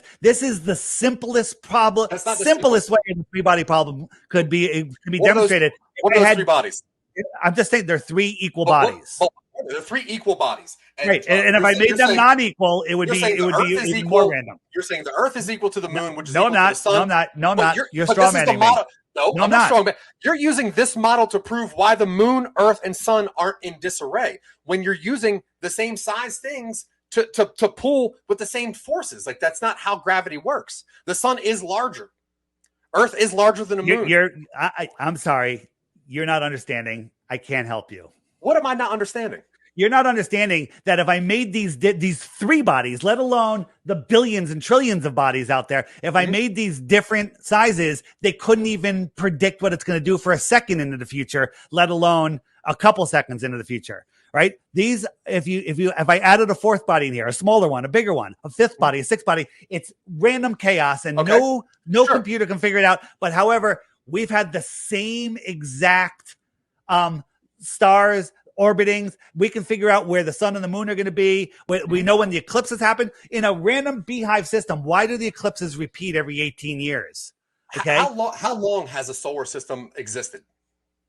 Since creation. Since creation. Very long time, right? Very long. No, I don't think it's that long at all, actually. 6,000 years? How long? I don't know. I don't know. I'm asking you, what do you think? I think it's less than more. It's less than more. Listen, I'm not going to claim I know something when I don't know it. I think the Earth is very young. You're claiming a lot of things here. And I'm claiming science. The 3-body problem shows you that you can't predict where things go. This shows you what happens when 3 bodies of roughly the same size and forces get together immediately. If you let that thing run for 6,000 years, as long as you think the Earth is alive, or billions of years, as long as it's gone, like, these things will fall into an orbit. They're going to fall into its own system. Okay. And it's going to start working itself out. Like, now, no, because it's just crazy. That's why there's so hang on a second. So you are claiming that these will organize themselves after time. Yes. You're wrong. Why? Because it doesn't. Why? Because it's chaos. Because what's saying this is the 3-body problem. All of science says that. Nobody. Why do you listen to science when it comes to 3-body problems? Because nowhere ever can they does it ever. It just goes into randomness forever. What are those balls made of? Do those balls doesn't matter? It does. Do they have a gravitational force? Is that what that force is? Hey, Zach, you are grasping at straws. We're never going to come to agreement. And listen, you don't understand. You don't understand what's going on. I understand things that people say to me when they're trying to tell me something. When they're trying to be deceitful or they're trying to do some kind of word jumble, then it's hard for me to understand. You're not trying to be understood. You're trying to be like combative how for some reason. How so am I trying not to be understood? I'm trying to explain things to you that you're unwilling to listen. You've shown me so many models, and when I ask a question on any of those models, you move to the next. The one where you said the sun works on a flat plane, and that's why things. And I asked about that, and you're like, "Well, it's not actually flat. It would have been a curve." Okay, but that's not the models you're showing me. Then you show me well, hold on. Let me address. You're not understanding. The sun. Stop saying that. Stop saying that. You have no because idea. When I tell you that, I'm telling you that the sun is circling around, and but it's level. If it's flat, it has to be straight. No, you can have a curve on there. What is the force that keeps the sun there? What does it need a force for? It might not be a physical object. Then why are we still then? Why is the Earth still? Because it is still. But that doesn't make sense when you're showing me things that. So here's the thing: if something's not moving, how do you prove it's moving? You look at things around it. Wait. So if you're sitting in a car and there's cars whizzing by you, that means you're moving. If the ground that I'm on is moving around me, then I'm probably moving. Yeah. Okay, but so if you're standing on the ground and it's not moving around you, how do you prove that the ground is moving? I'm not really sure about that one. Yeah, because it's not moving, right? It's not moving. Here, just getting before we come to an end, you were talking about the Titanic and how the stars wouldn't be there, and James Cameron had to go back and look at Stellarium and whatnot. So this is the Georgia Guidestones. Are you familiar with them? Nope. Okay. So Georgia Guidestones was built in 1981, and it was a little Stonehenge type pyramid sculpture that had it was quite large. That had 10 commandments on it for the New World Order. But besides that, the center stone had this little hole. When you look through it, Polaris was there. It hasn't moved. Now, if the Earth was processing, now again, I say we're corkscrewing through space. Polaris wouldn't last 1 minute through that hole. But they say, oh, it's so far away, and the precession of the Earth, it only moves a degree every 76 years. And that's the precession that you were talking about with James Cameron.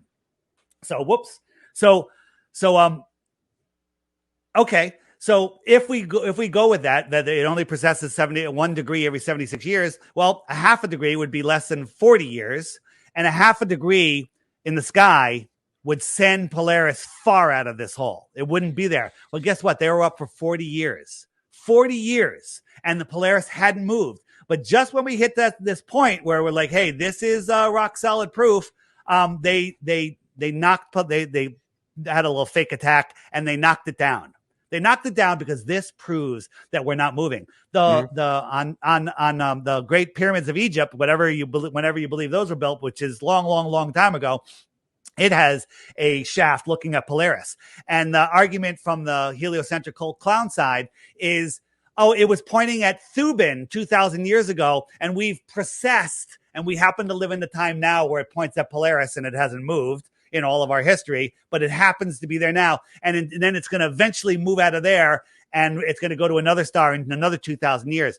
That's ridiculous. We just happen to live in the time now where there's a star that lines up with our North Pole. And 2,000 years ago, it was different. And that's what everything was built on. I'm sorry. It's not true. It's not the way things work. And that's fair. That's fair. Listen, I'm not angry at you. I would like to learn something. I would. And I came into this trying. So let me give you the tool that you need. This is my app. It's $3. You don't need to put the subscription on it, which is $11 a year, but it's $3. Okay. And in it, it'll get you around Google. And here's what I tell people. I'm offering 3 Bitcoins for 1 globe proof. All you do every day, there's a new video right here. Okay. You click this video, watch it, and that's it. Do that for 2 weeks. At the end of that 2 weeks, if you think that the Earth is still a globe, send me the proof you win 3 Bitcoins. But before you do, you have to hit the frequently asked questions button. You hit that, and up comes all the questions you're going to ask. What about gravity? What about seasons? What about ships over the horizon? If I click that, up comes a playlist of videos that Google's hiding from you. Why are they hiding these from you? Why don't they want you to see these so you can go out and recreate them and do it yourself, right? It has tons of information on there, tons of other resources, books, has all sorts of stuff. And it also has the friend finder on it, which will let you find other like-minded people around you. It's actually being used as a dating app now and as a job finding app because honestly, flat earthers want to hire other flat earthers. Yeah. And I do think it's kind of interesting that you think that the government is hiding all this because they want to make money off of us. No, they don't want to make money. I never said that. You said that. Money is how they control us. They have us using monopoly money. They have us using monopoly money. Okay. And they don't need money. They just type into a computer. They can have whatever they want. And us little slaves will make it for them and give it to them. And then they give us little worthless pieces of paper or even worse, some digital stuff into our bank account. None of it's real. But they're doing this so that we don't get free energy, right? So that means they're trying to... No, they're hiding. It's way beyond free energy. It's about control. It's about not letting you know that you are a powerful being here, that nobody has control over you, that you have free will, right? Mm-hmm. Nothing, you have complete free will. All the nonsense that's been going on in the last couple of years, it's all by choice. Everyone is accepting what they accept because that's their decision. Yeah. Nobody has control over you other than in your imagination. Now, what do you think would happen if a flat earther went into space? What do you think would happen if a globe earther went into a cartoon? Because space is impossible. A cartoon. Well, so, and going into space is impossible too. Nobody's been into space ever because space doesn't exist as explained. What's above the atmosphere? I don't know. I can't get up there, but I think there's some sort of physical containment. I think there was. I think. If stars are millions of miles away, they're not. They're not. That's in your world. Don't mix it into my world. Well, you were telling me that. Like I'm throwing the numbers out in your heliocentric made up model. Okay, I'm telling you that the stars are here. They're electrical phenomena within our system. How high up are they? I think they're a lot closer than other flat earthers think, but we think that the highest you can get is like 72 miles. Right. I think that the stars are closer. The sun is in our atmosphere. Stars are in our atmosphere. I'm making no solid claims other than it's all within the Earth. I'm telling you, it's all within the Earth system. Sure. So inside the Earth system is the sun. And we know that the moon can be in front of the sun, which means the moon is closer to us than the sun. Is that right? No, I'm not saying that. I don't think that the moon is closer than the sun. I think the moon's farther than the sun. But when you showed us an eclipse, you showed me that the moon was in front of the sun. You didn't let me show you the eclipse. I did. I did. I watched you changed the subject and you didn't let me show the video. I changed the subject? I have never changed the subject. I have not once changed the subject. Every time you put something on screen, I only talk about that until I ask a question that you don't want to talk about, and then you move to a different model. Right. So let's go back to it. Here's the sun. Here's the eclipse that I filmed. Sure. And here is the one that I created. Neither of them, you can see the moon. Okay. Right, because the moon is behind, right? Is that what you're saying? In your world. No, in your world. Where is the moon? How about this? Don't interrupt me and let me explain it. Then you could ask a question if I don't answer what you're trying to ask me. Because I'm going to answer every single question you're about to ask. Okay? If you allow me to talk. Sure. Okay. And because of your attitude, I'm definitely going to be quiet. So thank you very much for being condescending while trying to teach somebody. I've been trying to explain this forever and you constantly keep interrupting me. That's all. Yep. Okay. So listen, sorry if I sound condescending, but I'm trying to make a point and I can't make it. This is the 5th time I've tried. Right. So in the heliocentric world, the moon goes in front of the sun. No one's ever seen it. So that's kind of a red flag. So we move a little forward and I'll show you. This is a real eclipse that was being filmed. It's about 85% eclipsed, but you can't see it because it's just so bright. It's blowing out the camera lens. But one thing we see is this. And we see these two, this is about how much the sun is eclipsed. Like, what are those? Well, this is clearly a lens flare because it's moving around as the camera moves, but this one is lockstep with the sun. So what is this? And I said, what if the source of the sun, the real sun, is beyond the firmament or within the firmament? Like within it, I mean, above the layer that we're looking at. And we're looking at the projected sun. So let's just jump a little farther forward here.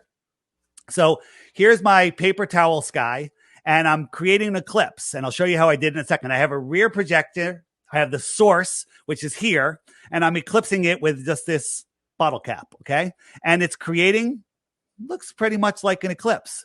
But then I said, what if the sky is more transparent than this paper towel example. So I did it with tissue paper. So here we go with here it goes with tissue paper. And look, here's the eclipse. Can't see the moon coming in. Here it is. Here's the source. Here's what we see. And then when we compare it to reality, what do we see? We see the same thing. This is reality. This is an actual eclipse. Here's what we see. Here's my reconstruction. Now, am I saying this is what's happening? I'm saying it could be. It could be, but your idea of a total eclipse where no one's ever seen the moon is impossible, because just like they can block out the sun and look at the corona of the sun, they could block out the corona during an eclipse and look at the moon. And no one's ever been able to do it. No camera, no infrared, no from anywhere has ever been able to do it. So what's going on? Well, the heliocentric model makes no sense. This makes sense. Sure. And what is that? What is blocking the light from the sun? A dark body. So all of the ancient religions, if you look, they talked about Rahu and Ketu and these dark bodies in the sky. And there was actually an eclipse that was filmed from an airplane. I thought I put it in here. Not a bunch of years ago, and all of the photographers on the airplane, when the eclipse went into totality, there was 4 dark bodies in front of the sun. One of them right in the middle of the sun. Okay. So what are they? We don't know, but they were photographed by multiple people. Photographed them. What are they? Again, we don't know, but we showed them. They do exist. Ancient cultures that, were far more advanced than we are, have talked about them for a long time. So more research needs to be done. Heliocentric models nonsense. Okay. But we can agree that when it comes to an eclipse, something is getting in front of the sun. In front of the light. No. Oh, in front of the source. In front of the source of light.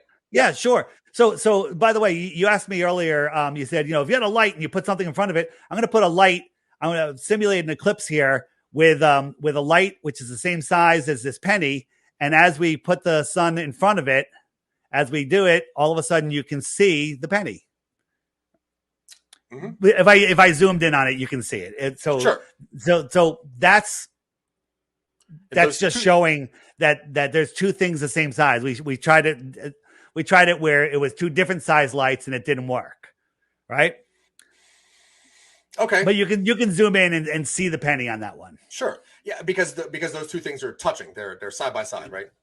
Right. Well, they're very close. Right. So, but again, if I had to wager, I think that the source of the sun and the moon are coming from above what we see. Okay. I think that the sun that we see is very, very close. Like when I watch the sun rise on Long Island Sound, it looks like it's about 65 miles away. That's really close. Okay. And that's why it moves so slow during the sky, because it's only moving 130 miles over the course of the day. If that's the case, that's me.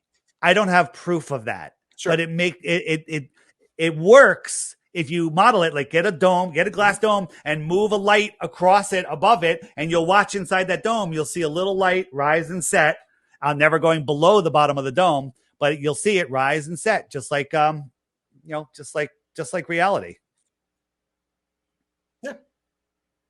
All right. So, okay, let's say that I know that our time is almost done here. I don't want to frustrate you anymore. I can see that you get very frustrated with me for asking questions, and I apologize. No, I don't get frustrated asking questions. I get frustrated if you're not being able to understand them. I hate that you keep saying that I don't understand something. That's a ridiculous thing to say. I don't understand some of your dumb models because they don't make sense. They're designed to be deceitful. So I'm not going to understand something that 4 circles that are painted to look like 3-dimensional objects when shown to me on a 2-dimensional screen, asking, "Hey, which one of these are 3 dimensional?" Come on, you're just trying to. All I'm trying to do is show you that you don't know the shape or size or distance of something unless you know some of the other variables. You can't, unless you can touch it and measure it. You don't know how far it is or how big it is or what size it is. But that would mean that somebody got up there and painted the moon to make it look 3-dimensional. So you think a person in the flat Earth, somebody made the moon?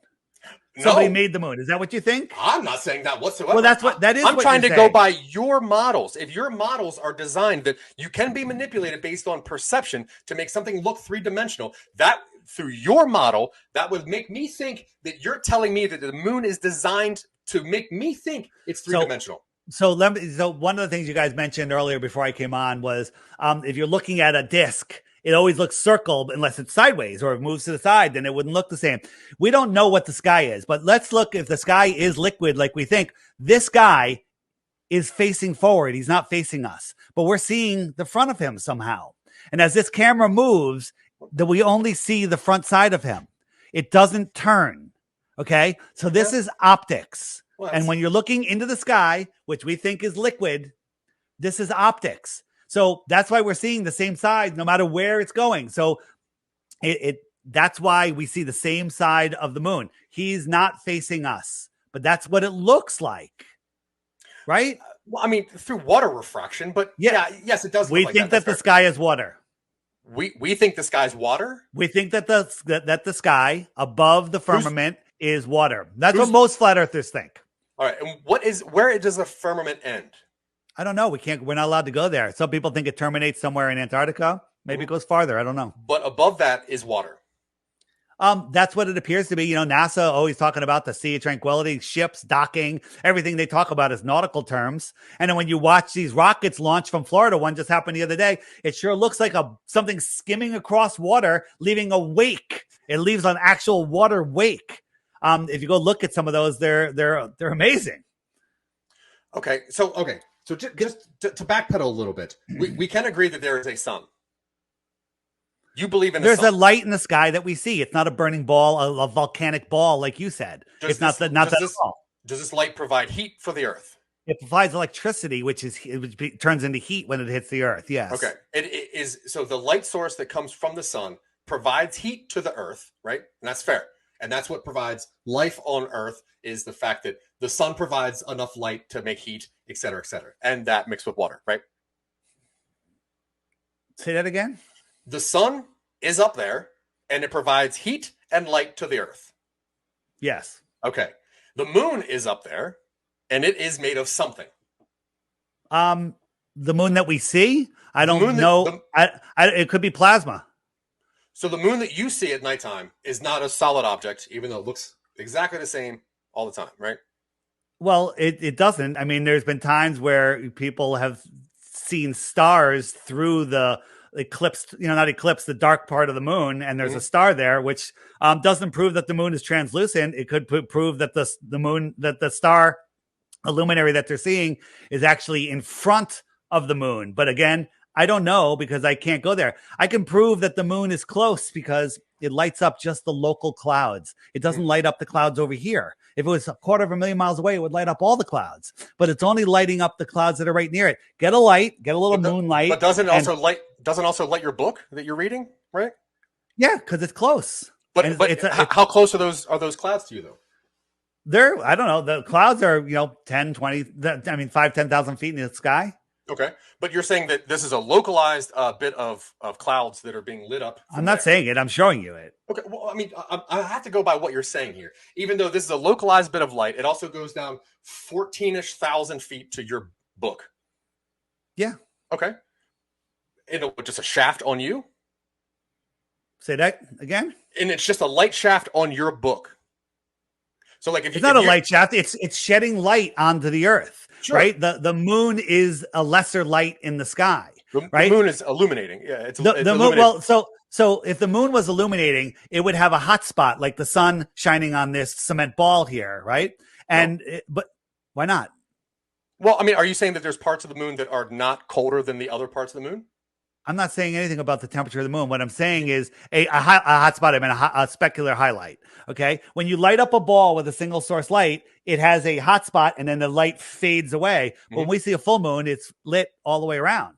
It's lit evenly all the way across. Well, yeah, that's not how a sphere lights up from a single source object. You're not looking at the rock from the same perspective as we're looking at this moon. If you would have walked around the rock so that the light source is coming from behind you, just the way this full moon is, then you would have seen a full illuminated sphere. No, you wouldn't. You would see a specular highlight, which would be right about here, and it would be the bright spot. It's called a specular highlight. It's absolutely true. Like on the blue marble, when they painted the blue marble, Robert Simon from NASA admitted that he painted it. He made a specular highlight right here, this little bright spot, just to make it look more spherical, right? Because you need a specular highlight if you're lighting up a ball with a single source light. Yeah. Okay. Well, listen, I think it's going to come to the point that I'm not going to learn anything out of this. You just want to, definitely not. And that's fine. You're very clear that you're not trying to help me understand. You just want to make it very clear that I just do not understand, because the ideas that you're showing to me are just so high. How is the idea of this? This is how we see the moon. It's light, it brights, it shines light on us, but this it doesn't shine light, it reflects light. It reflects light on us. Well, it's shining reflected light on us. No, okay? Things don't shine light, they reflect light. A mirror, Okay. if you point a flashlight at a mirror, play the word games all you want. Here's a You're full playing word Earth. games. Here's a full Earth. How come the moon isn't lit up here? What picture is this? This is from NASA. This is a real picture from NASA. NASA image of the moon reflecting sunlight. Okay, I cannot defend that picture. That's fair. Okay. Yeah, that's fair. And how come on certain weeks of every month the sun doesn't line up where the light on the moon is? If the moon is lighting up the sun, that light should be here. It should be here. But weren't you the one telling me about light refraction and visual refraction, because the sky is made of water, right? So that's why the guy's head is not facing how his legs are facing. Isn't that what you just said? So you think that the light refraction is turning? All right, I'll give you that one. That's weird, but other times of the month it does line up with the sun. Sure, and that one guy's head was turned sideways and his feet were not, right? And we can both agree that guy's head was not actually turned sideways. That was a refraction of light and a visual. Absolutely, so again, I'm just saying that's how we could be seeing the moon. Okay. And also, here's the moon picture taken at the same time from two different locations. Okay. And the craters or whatever these dark spots are, they're black here and they're kind of blue here. So are we seeing through it? What are we seeing here? Why are they changing colors like that? That's a very good question. Why are those two pictures different? I don't know if I'll ever get that one. Yeah. You just put two pictures up and said it. Well, no, these are two pictures of the moon that was taken at the same time. One from Australia, one from Europe. Okay. I don't even understand. But the picture is different, right? If the Earth was flat and Australians were looking at the same moon as people in London, the moon would look the same because it's flat and it's above us. It's above everybody. I'm not saying the moon is flat. The moon the Earth is could flat. be a sphere. But if the Earth is flat, whatever's above us is going to be the same looking to everybody, right? Or no? I'm pointing out the colors here. This suggests that this is not an opaque object. That's all I'm saying. Why is it the same picture? One is in daytime and one's at nighttime, though. Because that's how we're seeing the reflection or projection of the moon into our world. This person's in daylight, this person's at nighttime. And so that's how they're seeing it. Because they're on one side of the globe, it's lit up, and on the other side of the globe, it's nighttime. Well, the pre-assumed globe, you have no proof of the globe. There's no curvature. No water lays flat. There's no motion. Can you show me your diagram of how night and day happens again? Because I didn't see any of that where Canada and Australia could be different times, right? Because if there's light out there, it's got to be touching the same thing. Yeah, I can show you that.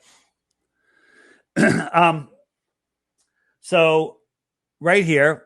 It's noon right here, and that's where I am. I'm right here. Look at that. Boom. It's noon. And the sun is moving away, so it's lower in the sky than it was in June when it was higher in the sky, closer to me, and it was warmer. Now it's getting colder because the sun's farther away. Okay. And so it's nighttime over here. It's nighttime in Australia. Yeah, and right? Where's England right there? England's right here, and it's late in the day for them. It's late in the day. It's it's evening, the sun is setting. They're going into twilight. And as the sun moves, right, here's the moon right behind the sun. Okay.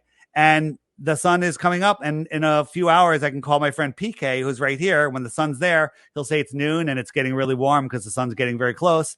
And it's nighttime in the East Coast. It's still daytime on the West Coast.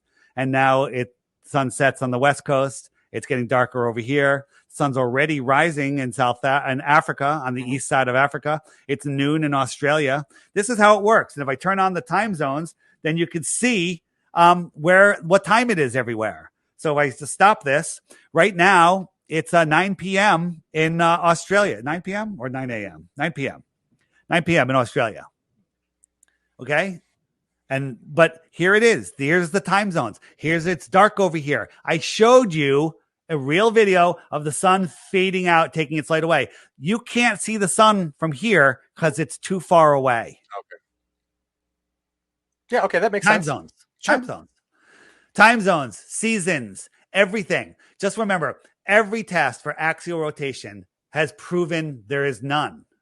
Okay. Every observation in nature proves that we're not moving, right? We're going these incredible speeds on these curved linear, curved trajectories, right? So just getting back, this is how you can prove me wrong. If you think I'm wrong, take the challenge, right? Take the Flat Earth app challenge. And try to find the proof, because this is how 99% of people become flat earthers. They try to prove the earth is a globe. They try to prove it. And only when they don't go Google, oh, let me Google flat earth. Oh my God, that's stupid. You end up at the Flat Earth Society, you end up at all these other ridiculous places. And then you have a fake idea of what flat earth is and you laugh at it forever. All right. So take the challenge. And if you don't want to wait every day, just hit the archive button and then you can go back and watch all the previous videos, right? They're organized in month and year. And I guarantee if anyone takes the time, I'd say 5 hours. If you take 5 hours over the course of a couple of weeks, even, you will know for a fact that you don't live on a spinning rock in an infinite space vacuum flying through an infinite universe randomly with the three-body problem just organizing itself into perfect sets so eclipses repeat every 18 months. Eclipses repeat their cycles every 18 years, not months. 18 years. How is that even possible? Unless the sky is set up like a perfect clock, right? The sun goes around once a day, okay? The sun goes around once a day. Let me just turn off the time zone. All right. So the sun goes around once a day. It slowly laps the moon. It takes 28 times around. So the moon is getting farther and farther away. So the moon keeps track of the weeks and the months. The sun keeps track of the hours and the days. And if I turn on the zodiac, the stars are spinning slightly faster than the sun, so slightly that it takes 365 times around for them to lap the sun. So right now, the sun is in this tropic. It's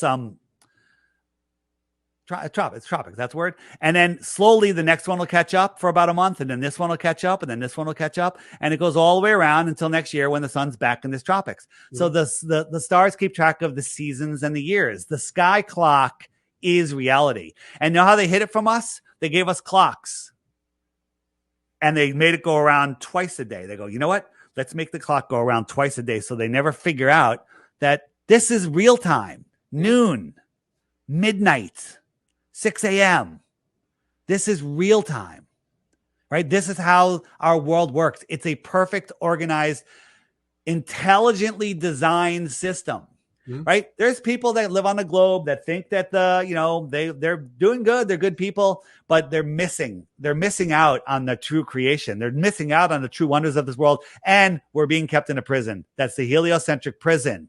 Beyond the heliocentric prison, many of us would have gone and explored and spread ourselves farther out on this plane. That's my belief. But again, whether I'm right or wrong, we should have the freedom to go out there. We can't, because the best way to do it is on airships, but they demonized hydrogen with the Hindenburg. And guess who controls all the helium on Earth? NASA. They only give a little bit for parties and this and that and the Goodyear blimp. But if you want to start up a blimp company, you can't, because you can't get the helium. That's crazy. Thank you. Yeah, listen, Dave, I need to say that I appreciate your time. I hope that I did not come off argumentative. There are times that, I just wanted to understand the question that I asked, that I was thinking you were kind of going in a roundabout way. So I want to be clear. I was not trying to interrupt you. I was just trying to make sure that my point was heard before we get to the next thing. Listen, I totally understand. And when I was learning about this, I interrupted way more than you did. It's just that this isn't something that you could just go, oh. You have to actually think. But the heliocentric model, you can go, oh, and you just write down a couple things and you get an A and you're done. And you never really look into it, because the guy in a bow tie told you that, boats go over the horizon. Well, guess what? Boats go over the horizon if we live on the globe, but it's a assumed globe. Yeah, right. I would just say that if you're trying to teach someone in the future, condescension is probably not the way to be the best teacher. If you're trying to teach someone something that you have built and you're trying to explain, I would just say stop with being so argumentative and try to actually explain it in a proper form so people understand, instead of making fun of people for saying they just don't understand something that you've just created. Here's the thing, Zach. There's even times during the show, if you go back and listen, you said, I don't understand. Okay. So there is parts where you don't understand. And I do try to explain, but here's the thing. This is just one show. Go back. If you go in the app and you hit the web button right here is my interviews, right? Click that button. And guess what? You have an unlimited source of tons and tons and tons of information. Just start watching those. Right. There's no bottom to this list. It goes on and on and on. Right. Yeah. And there's tons of information. If you are short attention span, here are 2 amazing TikTok channels. These two channels alone will turn you into flat earthers, worth the $3 right there. Okay. And, that's all. That's all I got to say about that. And for those of you listening, the upgrade for the messaging system is almost done. I was testing it out with Zach. Not you, a different Zach Zambala yesterday, and it's phenomenal. So stand by, everybody. It's coming. Yeah. Please, everyone go over there to a Flat Earth Dave app and flatearthdave.com. That's where you can find links to all my videos, all my channels, TikTok, everything. And if you have a show or anything or know a show to be on, you could contact me through there and check out the app there, or don't check out the app. Just check out the crash course on my website, flatearthdave.com. Yeah. And I appreciate your time, Dave. Thank you very much for sitting through this as I fumble around some brand new news and try to have my eyes open. I do apologize if I came off argumentative, but I appreciate your time. Thank you very much for listening and trying to respond to me. All right, Zach. Thanks, man. See you. Thank you, sir. Yeah, okay. So I definitely learned some things. I'm going to have to watch this back and take a lot of notes because it turns out I don't understand a lot, which is interesting. I've never heard of that before. This room does look like a boy's room. My son lives in here. This is his room, so that's true. By not waiting for the answers, I waited for every answer. I just think that I asked questions that he wasn't interested in responding to, so that's fine. I don't think Zach is quite ready to kiss his ball. No, not yet. I don't think anything's actually been proven to me. I think I've been talked down to, and that's interesting, but that's fine. God bless you all, and also to you. No, he's trying to get an understanding of a question. Yeah, I just want to understand some things. I just give it to me. Like, make me understand. Make me understand why you can show a model of an eclipse, but then also tell me an eclipse is wrong. Why can you show me a model of lines being straight, but then I don't know. And then obviously you got some real a-holes hanging out in the chat here. Zach is projecting due to severe cognitive dissonance. I have a lot of patience, actually. If you watch some of these shows, I rarely talk. I let people kind of talk themselves into something that just doesn't make any sense. Maybe I have it. I guess I have a defense mechanism. I have no idea. I don't know. I think science is probably right. I don't keep interrupting. Maybe I did. I don't know. You are the condescending and argumentative Zach.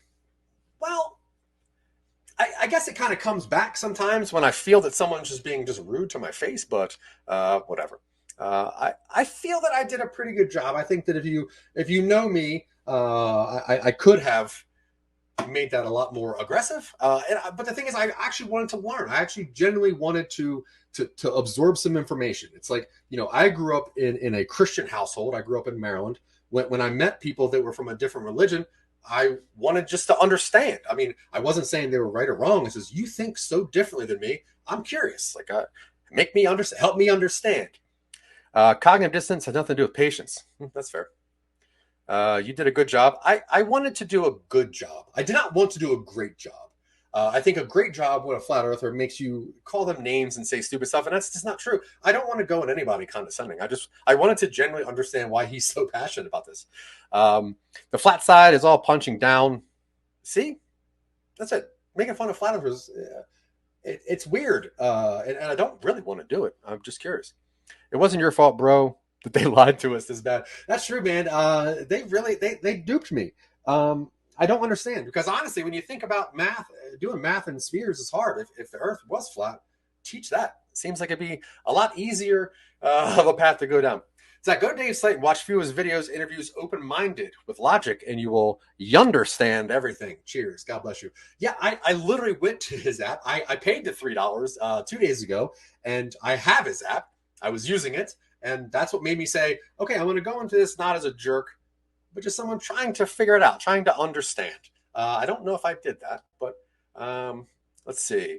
You learn by listening carefully, not talking through the instructor all the time. That's fair. As everyone knows, when you go to college, if you have any questions, don't ask them. Listen to what they say and just take it. Just take it as though it's, don't question anything. I think that's what Flat Earth still work. Thank you. I don't know if that's true, but whatever. Aloha, Zach. Please show me your app, POP the Globe. You'll be all right. We are here to catch. Oh, that's cool. Yeah, you can find me on there. I'm Some Nobodies on the Flat Earth app. I'm in Colorado. Learn about eclipses in the app under Eclipse button. So if I want to learn about eclipses, I'll have to find a button that says eclipses and hit on that, and that will teach me. Cool. I'm into that. Thanks, Dave. Great patience with normie. Yeah. Dude, I'm such a normie because I was like, and I told this to my daughter this morning. My daughter's like, "Oh my God, you have that conversation flat." I was like, I honestly hope I leave here thinking the Earth's flat. I hope that would make my day. That would be the coolest thing to me is if someone could actually change my mind instead of just being jerky. But whatever. If you want to learn, come to the Flat Oberfest in South Carolina. Yeah, I'm sure a bunch of South Carolinians can teach me something about actual science. Anything about ham radio in the app? Nope, nothing about ham radios. That works on flat radios. Earth is flat. Globe is impossible. I'll tell you, I'm going to give you 2 points for pun work on that one. That's pretty solid. You must first empty your cup. I think it's a spoon, right? You got to believe that there is no spoon. I think that's what you're trying to say. Because my cup is full of water, which I think is what space is made of now. Oh boy. The Selena line event destroys misguided concept of a spinning ball Earth being the cause of eclipses. I don't think the spinning ball Earth is what causes eclipses. I think it is the moon going in front of the sun and sometimes on the other side. But no science can explain stationary level Earth. It requires intelligent design. I like the fact that they're like, look, teachers can't even teach this stuff, dude. You just have to hear somebody at a convention, drop $12 on their app, and believe them. If you're trying to believe somebody else, trust me, they're lying to you and they want to take your money, although money's not real. So, yeah, that's a weird comment, and I don't know if I agree with that one. It isn't gravity, it's a density gradient. I am gradiently dense, and that's why I'm always here. I was here at Pearl Harbor. Hell yeah. That's a weird joke, really. I don't even get that one. It takes a lot of proof to accept it, but you have to be willing to watch and be open. Look, dude, I am open. I'm open. I mean, once again, I watched all of his videos. I watched 4 different videos where they broke apart Dave himself. I watched a video where Dave and his people broke apart that video. I watched a video where Dave just got trashed by other people. And I came into this, honestly, like trying to learn something. And I did learn something. And I'm not going to tell you what I learned. You're not ready for the truth. That's stupid. What a stupid thing to say. Everyone should be ready for the truth. So denser objects go down. But why? Because of gravity. That's why they go down, I think. You got a lot of research to do. That's true. I'm typing feverishly over here. I'm doing so much research that my fingers are bleeding now. Let's see. There are literally hundreds of proof the ball Earth is a lie is exactly that. Hundreds of proofs. Literally dozens of proofs if you need that. It's because they were dumb questions. No, what's a dumb question? Does gravity exist? What are tides? I don't really see how those are dumb questions, James Barlow. That's a dumb name. Let's get Napo to send us all an expense. Yeah, seriously, he owes me something. And I know that he told me this wasn't going to be fun. And I agree with him. It wasn't really that much fun. It started out fun. Hey, man, I caught the last 15, 20 minutes. You can't learn by not asking questions. It takes a lot to take in. I did ask questions. People told me that I was asking too many questions. Here's a question, Zach. Here's a secret. The Earth is flat. It's not a secret, dude. You literally just commented it on a YouTube thing. But I don't think it's flat. I just don't see it. I don't see it. Do you still believe in Jesus? Nope. Never did. I mean, there was probably a gentleman named Jesus somewhere, but no. Please go back and listen to yourself. Most of the comments were warranted. Okay. I'll do that. I will literally go watch this again.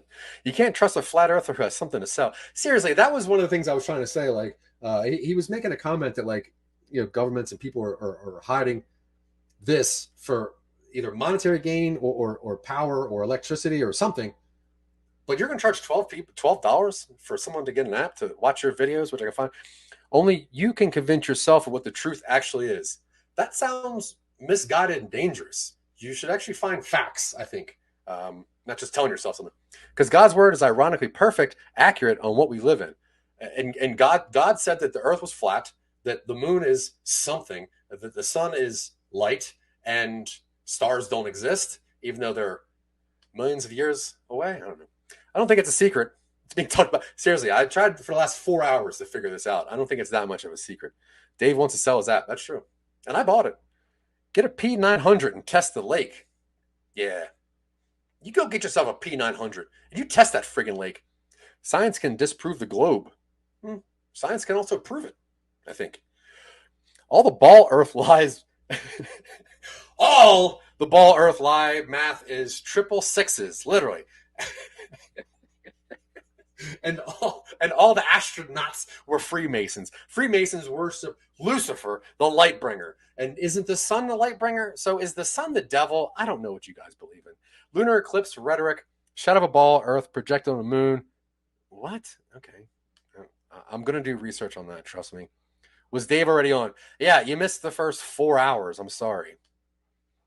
You can have gas pressure without a container. You can't have gas pressure without a container.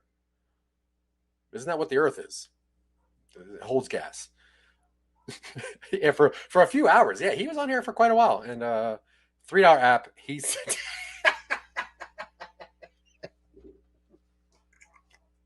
He said, don't do the $12. I'm going to set up a $12 service, but trust me, you don't want the $12 service. That one doesn't make any sense. There are now millions of flat earthers for a reason. We have all the evidence for flat earth, and there is zero for the globe. That's true. I could not find any proof whatsoever. Other than gravity. Like, why do people just not believe in gravity? Why is gravity... of Dykes and Men on the show. What? Oh, yeah. Thought it was a joke about me somehow. Doesn't mean he doesn't really want you to subscribe. Oh, no. He definitely wants your money. Gravity? Helium balloon. I'm going to contemplate on that one for quite a while. I debated Dave before. His strategy is to monopolize it. Yeah, it is true. He does monopolize the conversation. He also tells you that you don't understand things that he's saying when he's purposely being vague. He also apologizes to you for not being able to make me understand, which shows you that that's a pretty crappy teacher right there. If I imagine a teacher in school being like, listen, I'm sorry, you just do not understand math. And I'm not going to teach it to you anymore because you just don't understand. You got to go back to art. Can gravity be both a cause and effect? Well, yeah. It causes me to fall down. Then I get bruises. That's the effect. Checking in. Hey-oh. I was where you are about 6... in Colorado. I was where you are about 6 months ago. You asked questions speaking a different language. Are you speaking heliocentrism? You asked questions speaking a different language. I spoke a different language? Or my questions were about different languages? Probably. At Michael, who are you? Yeah, Michael, who are you? Who are you? For real. Density Moinsey. No gravity. And the Earth has a slight negative charge. Yeah. A lot of that negative charge is in the comments right now. $3 app. Well, it's a $12 version too. You don't have to get that. Yeah, link us to your debate, Michael. Yeah, where's that link, Michael? You turd. Not $12. It's a $3 big spender. There is a $12 version. And if you literally just open up your app store, I'm a Pixel person, but if you open up anything with apps in it and you type in Flat Earth Dave, you'll see there's a $12 version. Carl was laying on the road that that was flat just last night. Discussed of Dykes and Man podcast, 1:30 p.m. Eastern today. Come hang. Carl was laying on the road that was flat just last night. These friggin' flat roaders. You got to watch out for them. Dave does not need the money, guys. He's offering a fortune for incredible evidence of the globe. Yeah, you know, apps can be free, right? You do know that. He's charging. Shoot, I missed the show. That's okay. There's like a rewind button or something.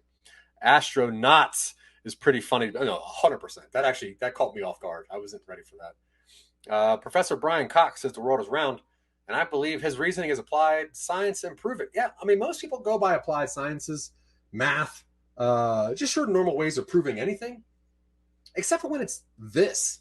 Because when it comes to flat Earth, then if you have a painted piece of half ball and a tissue paper, you can prove that shit does not work. They block all good videos now. His app is $3. I know.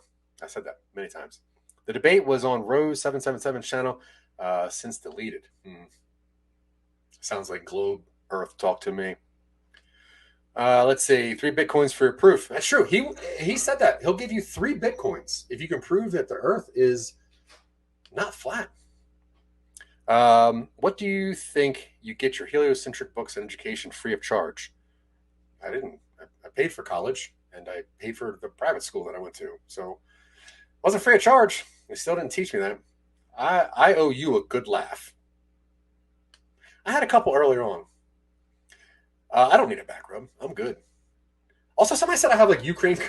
I forget where that comment was. A long time ago, somebody commented I'm an asshole because I have Ukrainian colors behind me. And just to be clear, A, I'm pro-Ukraine. But B, this is a Mighty Ducks jersey. Like, this is from the movie Mighty Ducks. It's got nothing to do with Ukraine. So you guys are idiots. Remember, this is a child's room in. Sea level parallel, horizontal lines flat.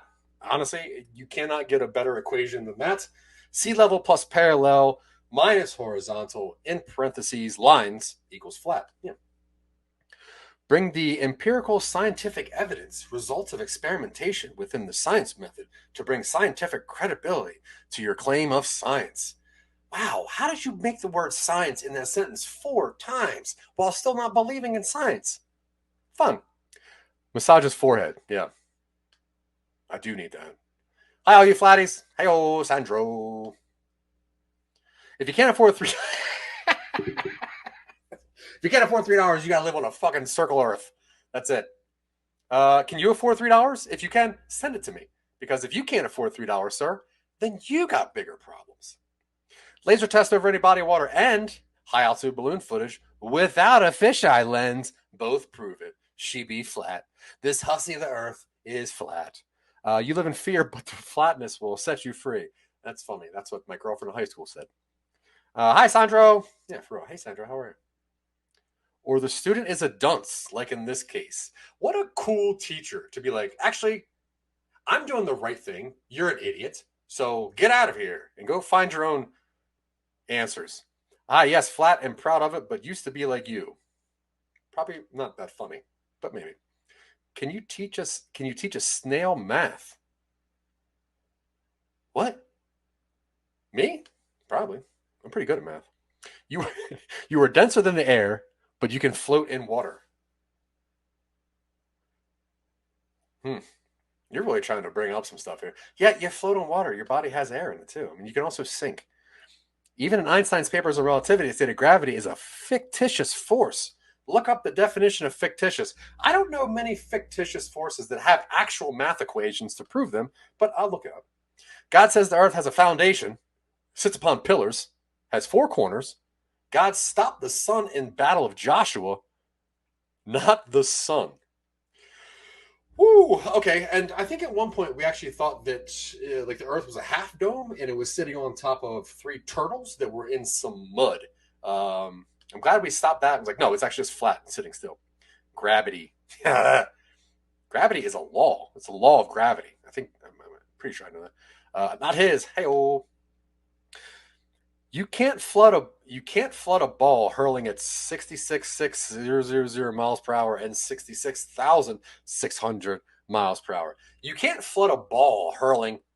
That's true. You definitely. But you can flood all of space because all of space is literally just water. Yeah, that is correct. That's fair. Oh, still correct. Hey-oh. The moon is a light as well. Not true.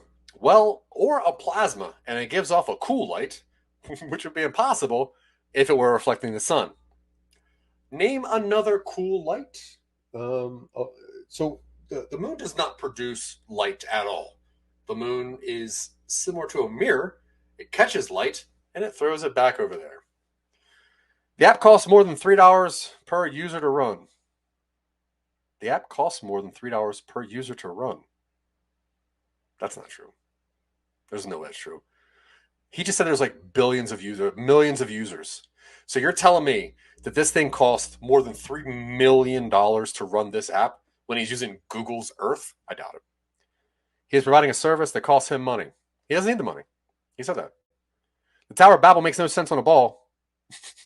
Tower of Babel is not real. How could everyone see Jesus returning as the sky rolls back like a scroll on a ball? That's actually a very good question, and I haven't thought about this. I wish that I had brought up the fact that Jesus returning as the sky rolls back like a scroll. I should have brought that up, but I didn't. Where and when did you debate Dave? I think you're a liar. Globebusters are coming in. 8 inch per mile squared. Good math. Globers run. Ah! You gotta watch out for that. I genuinely would like to know if there are flat earthers that are atheists. I don't think so. I think if you're a flat earther, you have to believe in God. Because I think believing in God is one of the few things you'd be like, here's how I can prove I don't like science. I'm religious. How does gravity hold everything down? What? Force of gravity. Water to a spinning ball. That's G-forces. Us from flying off the spinning ball. That doesn't make any sense. But yet, S butterfly or bird flies no problem. Okay. All right, Mike. Here's why. Because we're on the Earth, dude. And it's been moving since we've always been on it. Now, if you get on, like, say, you get on top of a train, right? You're on this train. The train's going very fast. And you stand on top of that train, and then you jump. Are you just going to miss the whole train? No, you're going to land on the train. Okay. That's some solid math there. I like you guys believe in math sometimes, but not always. Monopolize the situation. Money has no value. So if money has no value, then why is it $3 for an app? Proof that he accepts. He accepts money and donations. If money has no value, I'll take any. Yeah, for real. If money doesn't mean anything, I'll give you my Cash App. You can just send it all to me, and I'll buy a lot of his apps. I'll buy lots of them. Not a law. It is. I mean, that could be like very Yoda-like. I'm not really sure. He skipped my comments. The moon cold. Where? I didn't see it. I'm sorry. There's a lot of comments up here. Who is this? Mike B. Let's see. You said that, which was dumb. You said this, whatever that means. You said this. I definitely put that up there. Where else? Oh, wait, here. Laser tests. Yep, definitely put that up there. Density and bouncy. Yeah, I did that. What are you talking about? What are you talking about, Mike B? Talking about roo-rah. Yeah, see this? Dumb. This? Dumb. I don't know if that's true. Moon's Cold Light. No, you're thinking of Coors Cold Light. That is a beer. Let's see here. A law is a description of an observed natural phenomenon that happens in every instance. Gravity versus helium. Not the law. Yeah, gravity versus helium has gravity, dude. It's just okay. And they're calling Zach a dunce. Yeah, right. I mean, although I do like dunce caps, I think they're cool. Gravity's not a law; it's only a theory, and a bad theory at that. That's true. It's a bad theory. Why do I always think whenever I fall that whatever? Zach, have a good day. You'll be okay. I'll be at the beach. Aloha. Hey, I hope you have a great day at the beach. Make sure you look at the curvature while you're looking at the ocean. How come reflected moonlight is cold if it's reflecting sunlight? Okay, so if I were to turn my oven on, right, and my oven is a gas oven and it has fire, and I go into a different room and I hold a mirror up, I can look at that fire in the mirror. That's not hot. I can even probably cast an image of that fire onto something else. Not hot. So I think that's it. Has to pay people to host it and the traffic it generates. Are you not aware of how an app works? I am not aware of how an app works. I'm also not aware of how the earth works. So, and I'm a dunce. I think you guys are very clear about that. Globebusters, it's Rose's cousin. Remember that debate? Might have been the most dumb one ever. Stop the sun, not the earth. I fudged up that one. Okay. We all make mistakes. Some of you are flat earthers. Once you realize the intelligent design of the reality, then you realize the necessary antecedent of a designer. That's true. And I'm really glad that your God made the moon to look three-dimensional to fool me, so the governments around the world that they put in place, I guess, get to continue to con me. Who knows? The moon gives off measurable cool light. It is warmer in moon shade. It's warmer in moonshade than moonlight. So in the cold part of night, you're going to be warmer than if you are in the moonlight. I don't know if that's true at all, Chad. Flat Earth, Sun, Moon, and Zodiac Clapbacks. Yep, and I remember that clown. Oh, see, I think they're calling somebody a clown. Value is literally the only thing money has. That's friggin' deep, dude. I'm gonna make that my Facebook post. Law stands for lair. Law stands for land, air, water, three dominions. You are presumed dead and lost at sea since the Sestuk Vi of 1666. You have 7 years to claim your minor estate. Oh, is this the thing like if I buy land in Scotland, I can be a lord? Is that what you're trying to say? Money's not real, as the only thing real about money is the agreement that it is real. Whew. Buzzy comedian. I could not have said it better myself. Test it yourself with laser thermometer. Moon does produce its own light and it's cold. No, it does not produce its own light, dude. Like, come on. That's why during a new moon, you can't see it. Why would the moon shut its own light off? Gosh. Okay, now remove the outside of the train. Speed the train up to 1,000 miles per hour and have it drop down a hill at a mile per minute and then jump. Okay, so the only way that would work is if you are speeding up at the time or a different motion such as gravity is pulling you in force. So I think you kind of proved me right there. UCC 1-308. That is the code to get the app for free. So go ahead and put that in there. Check out Anthony Bear for good levels of curved horizon and moonlight comparison videos. I'll do that as soon as I get off here. Right, no Dave. Well, I don't know what that means. Right on, Dave. Oh, sorry. Yeah, that's what I meant. Gravity's working fine on those chins. Carl, man, are you making a fat joke of me, my friend? Because that is something you probably do not want to start. I'm a Bud Light girl myself. Literally almost typed that earlier. You should have. I would have chuckled. Now I respect you, Zach, because I couldn't believe it earlier. But Jaron and the Globebusters know it's flat, but reject the creator. Crazy times. See? Helium is gas. Gas expands in all directions to fill the value of volume. The natural process of entropy trumps man-made theoretical concepts every time. That is not how that works, my friend. Certain people know the truth. If your idea of leading based on the government teaching you is you needing to wait, if your idea are leading base on the government teaching you need to empty your cup. Certain people know the truth. If your idea are leading based on the government teaching you need to empty your cup. All right. You got me dead to rights on that one, pal. Straw man again. We never said the moon wasn't a sphere. I asked if he thought the moon was a sphere, and he didn't say anything. And I looked up what the straw man theory was, because I wasn't sure. This is the first time I've ever seen this. But apparently straw man theory, not a law, a theory, says it holds that an individual has two personas, one of a flesh and blood and the other is a separate legal personality. The idea is that an individual's debts, liabilities, taxes, and legal representations belong to a straw man rather than the physical individual. Now, you're saying that I cannot believe in a flat earth because I have bills? Is that what a straw man theory says? I don't know. So the flat earth side is dumb, but Dave isn't. Their group is even divided. That's true. I know Dave does not like the flat earth society. I skipped my comment. What comment? Hold on. This one? Or the one where you messed up? The first one? I don't see another one. This one? I put that on there. How come the moonlight is reflected? How come the moonlight is cold if it's reflected sunlight? It's just a reflection of light, my friend. Just a reflection of light. It's not actual heat. All right, where are we? Where are we at here? Talk about that one. Certain people. Skip my comment. No, I did not. The inverse square law proves it. Yeah, that's probably not true, but whatever. What? Give my good thoughts.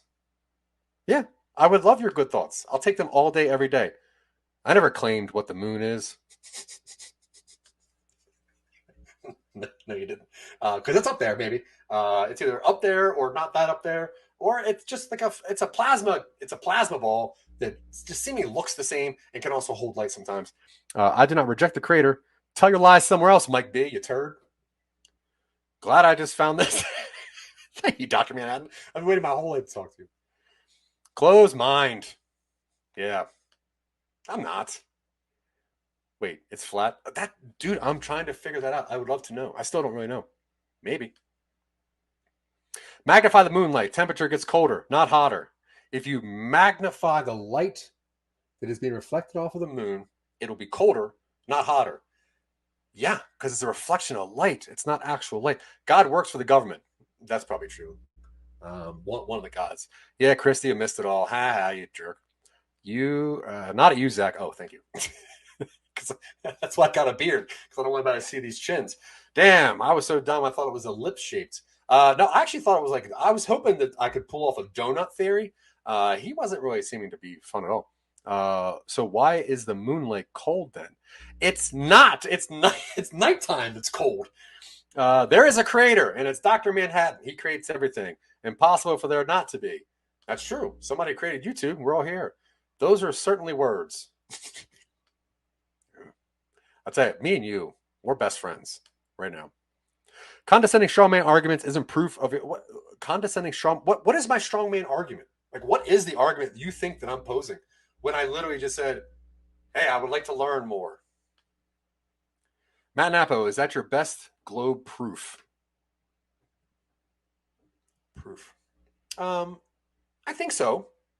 I don't think many people could chat with him for about 4 hours and still not be swayed. If you truly accept the one true and living God globe buster, then I truly apologize. I'm almost certain you said as much in show with Jerron, but Jerron was definitely the one very clear about it. I like reading Mike B's comments like it's some kind of like an after school drama thing in high school. This dude loves his ball. Probably a staunch atheist. I love balls. He likes his balls too. The moon is not a mirror. I didn't say it was a mirror. I just said it reflects light, and that's a fact.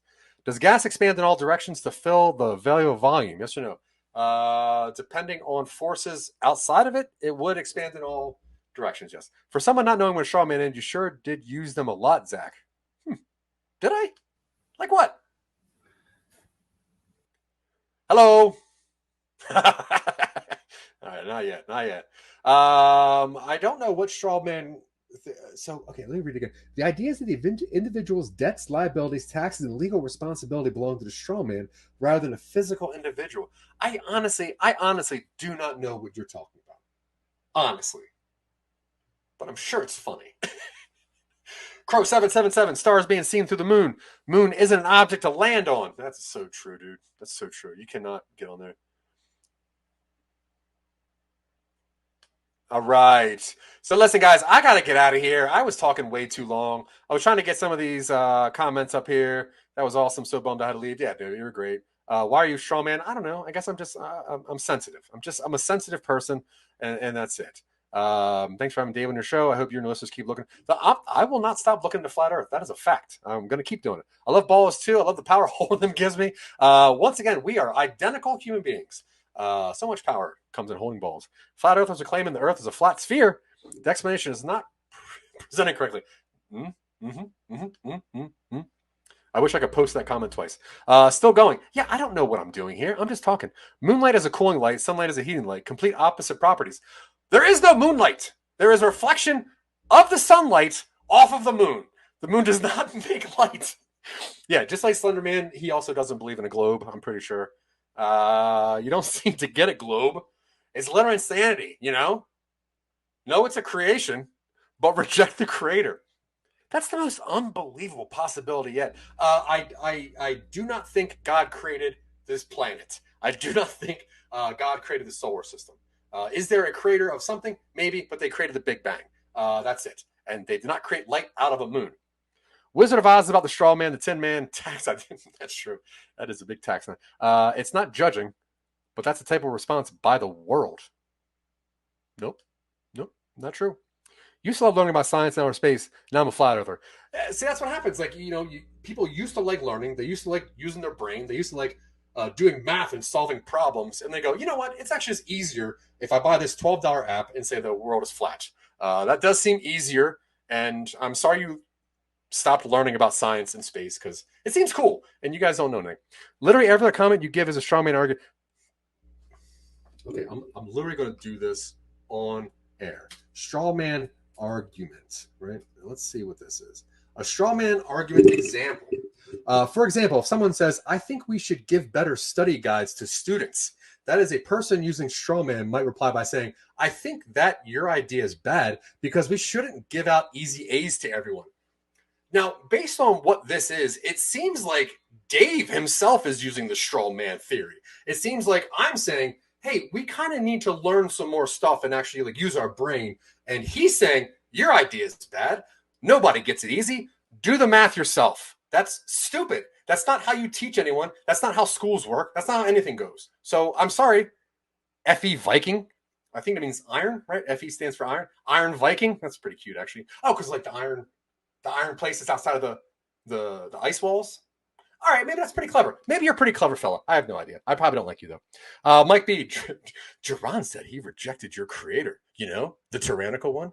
Jay said his creator would never be so small and petty.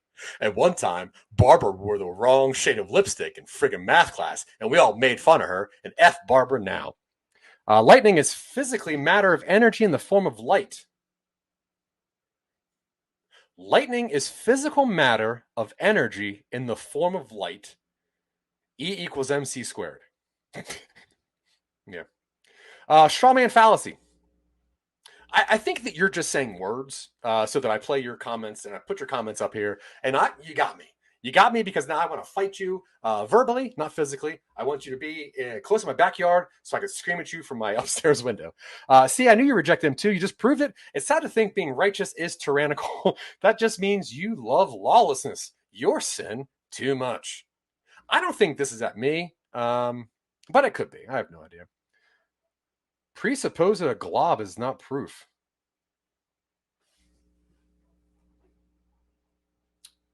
Now, I'm wondering if they're trying to say God and they said glob by accident, or if they're trying to say globe. Either way, you're an idiot, and I have no idea what you're saying.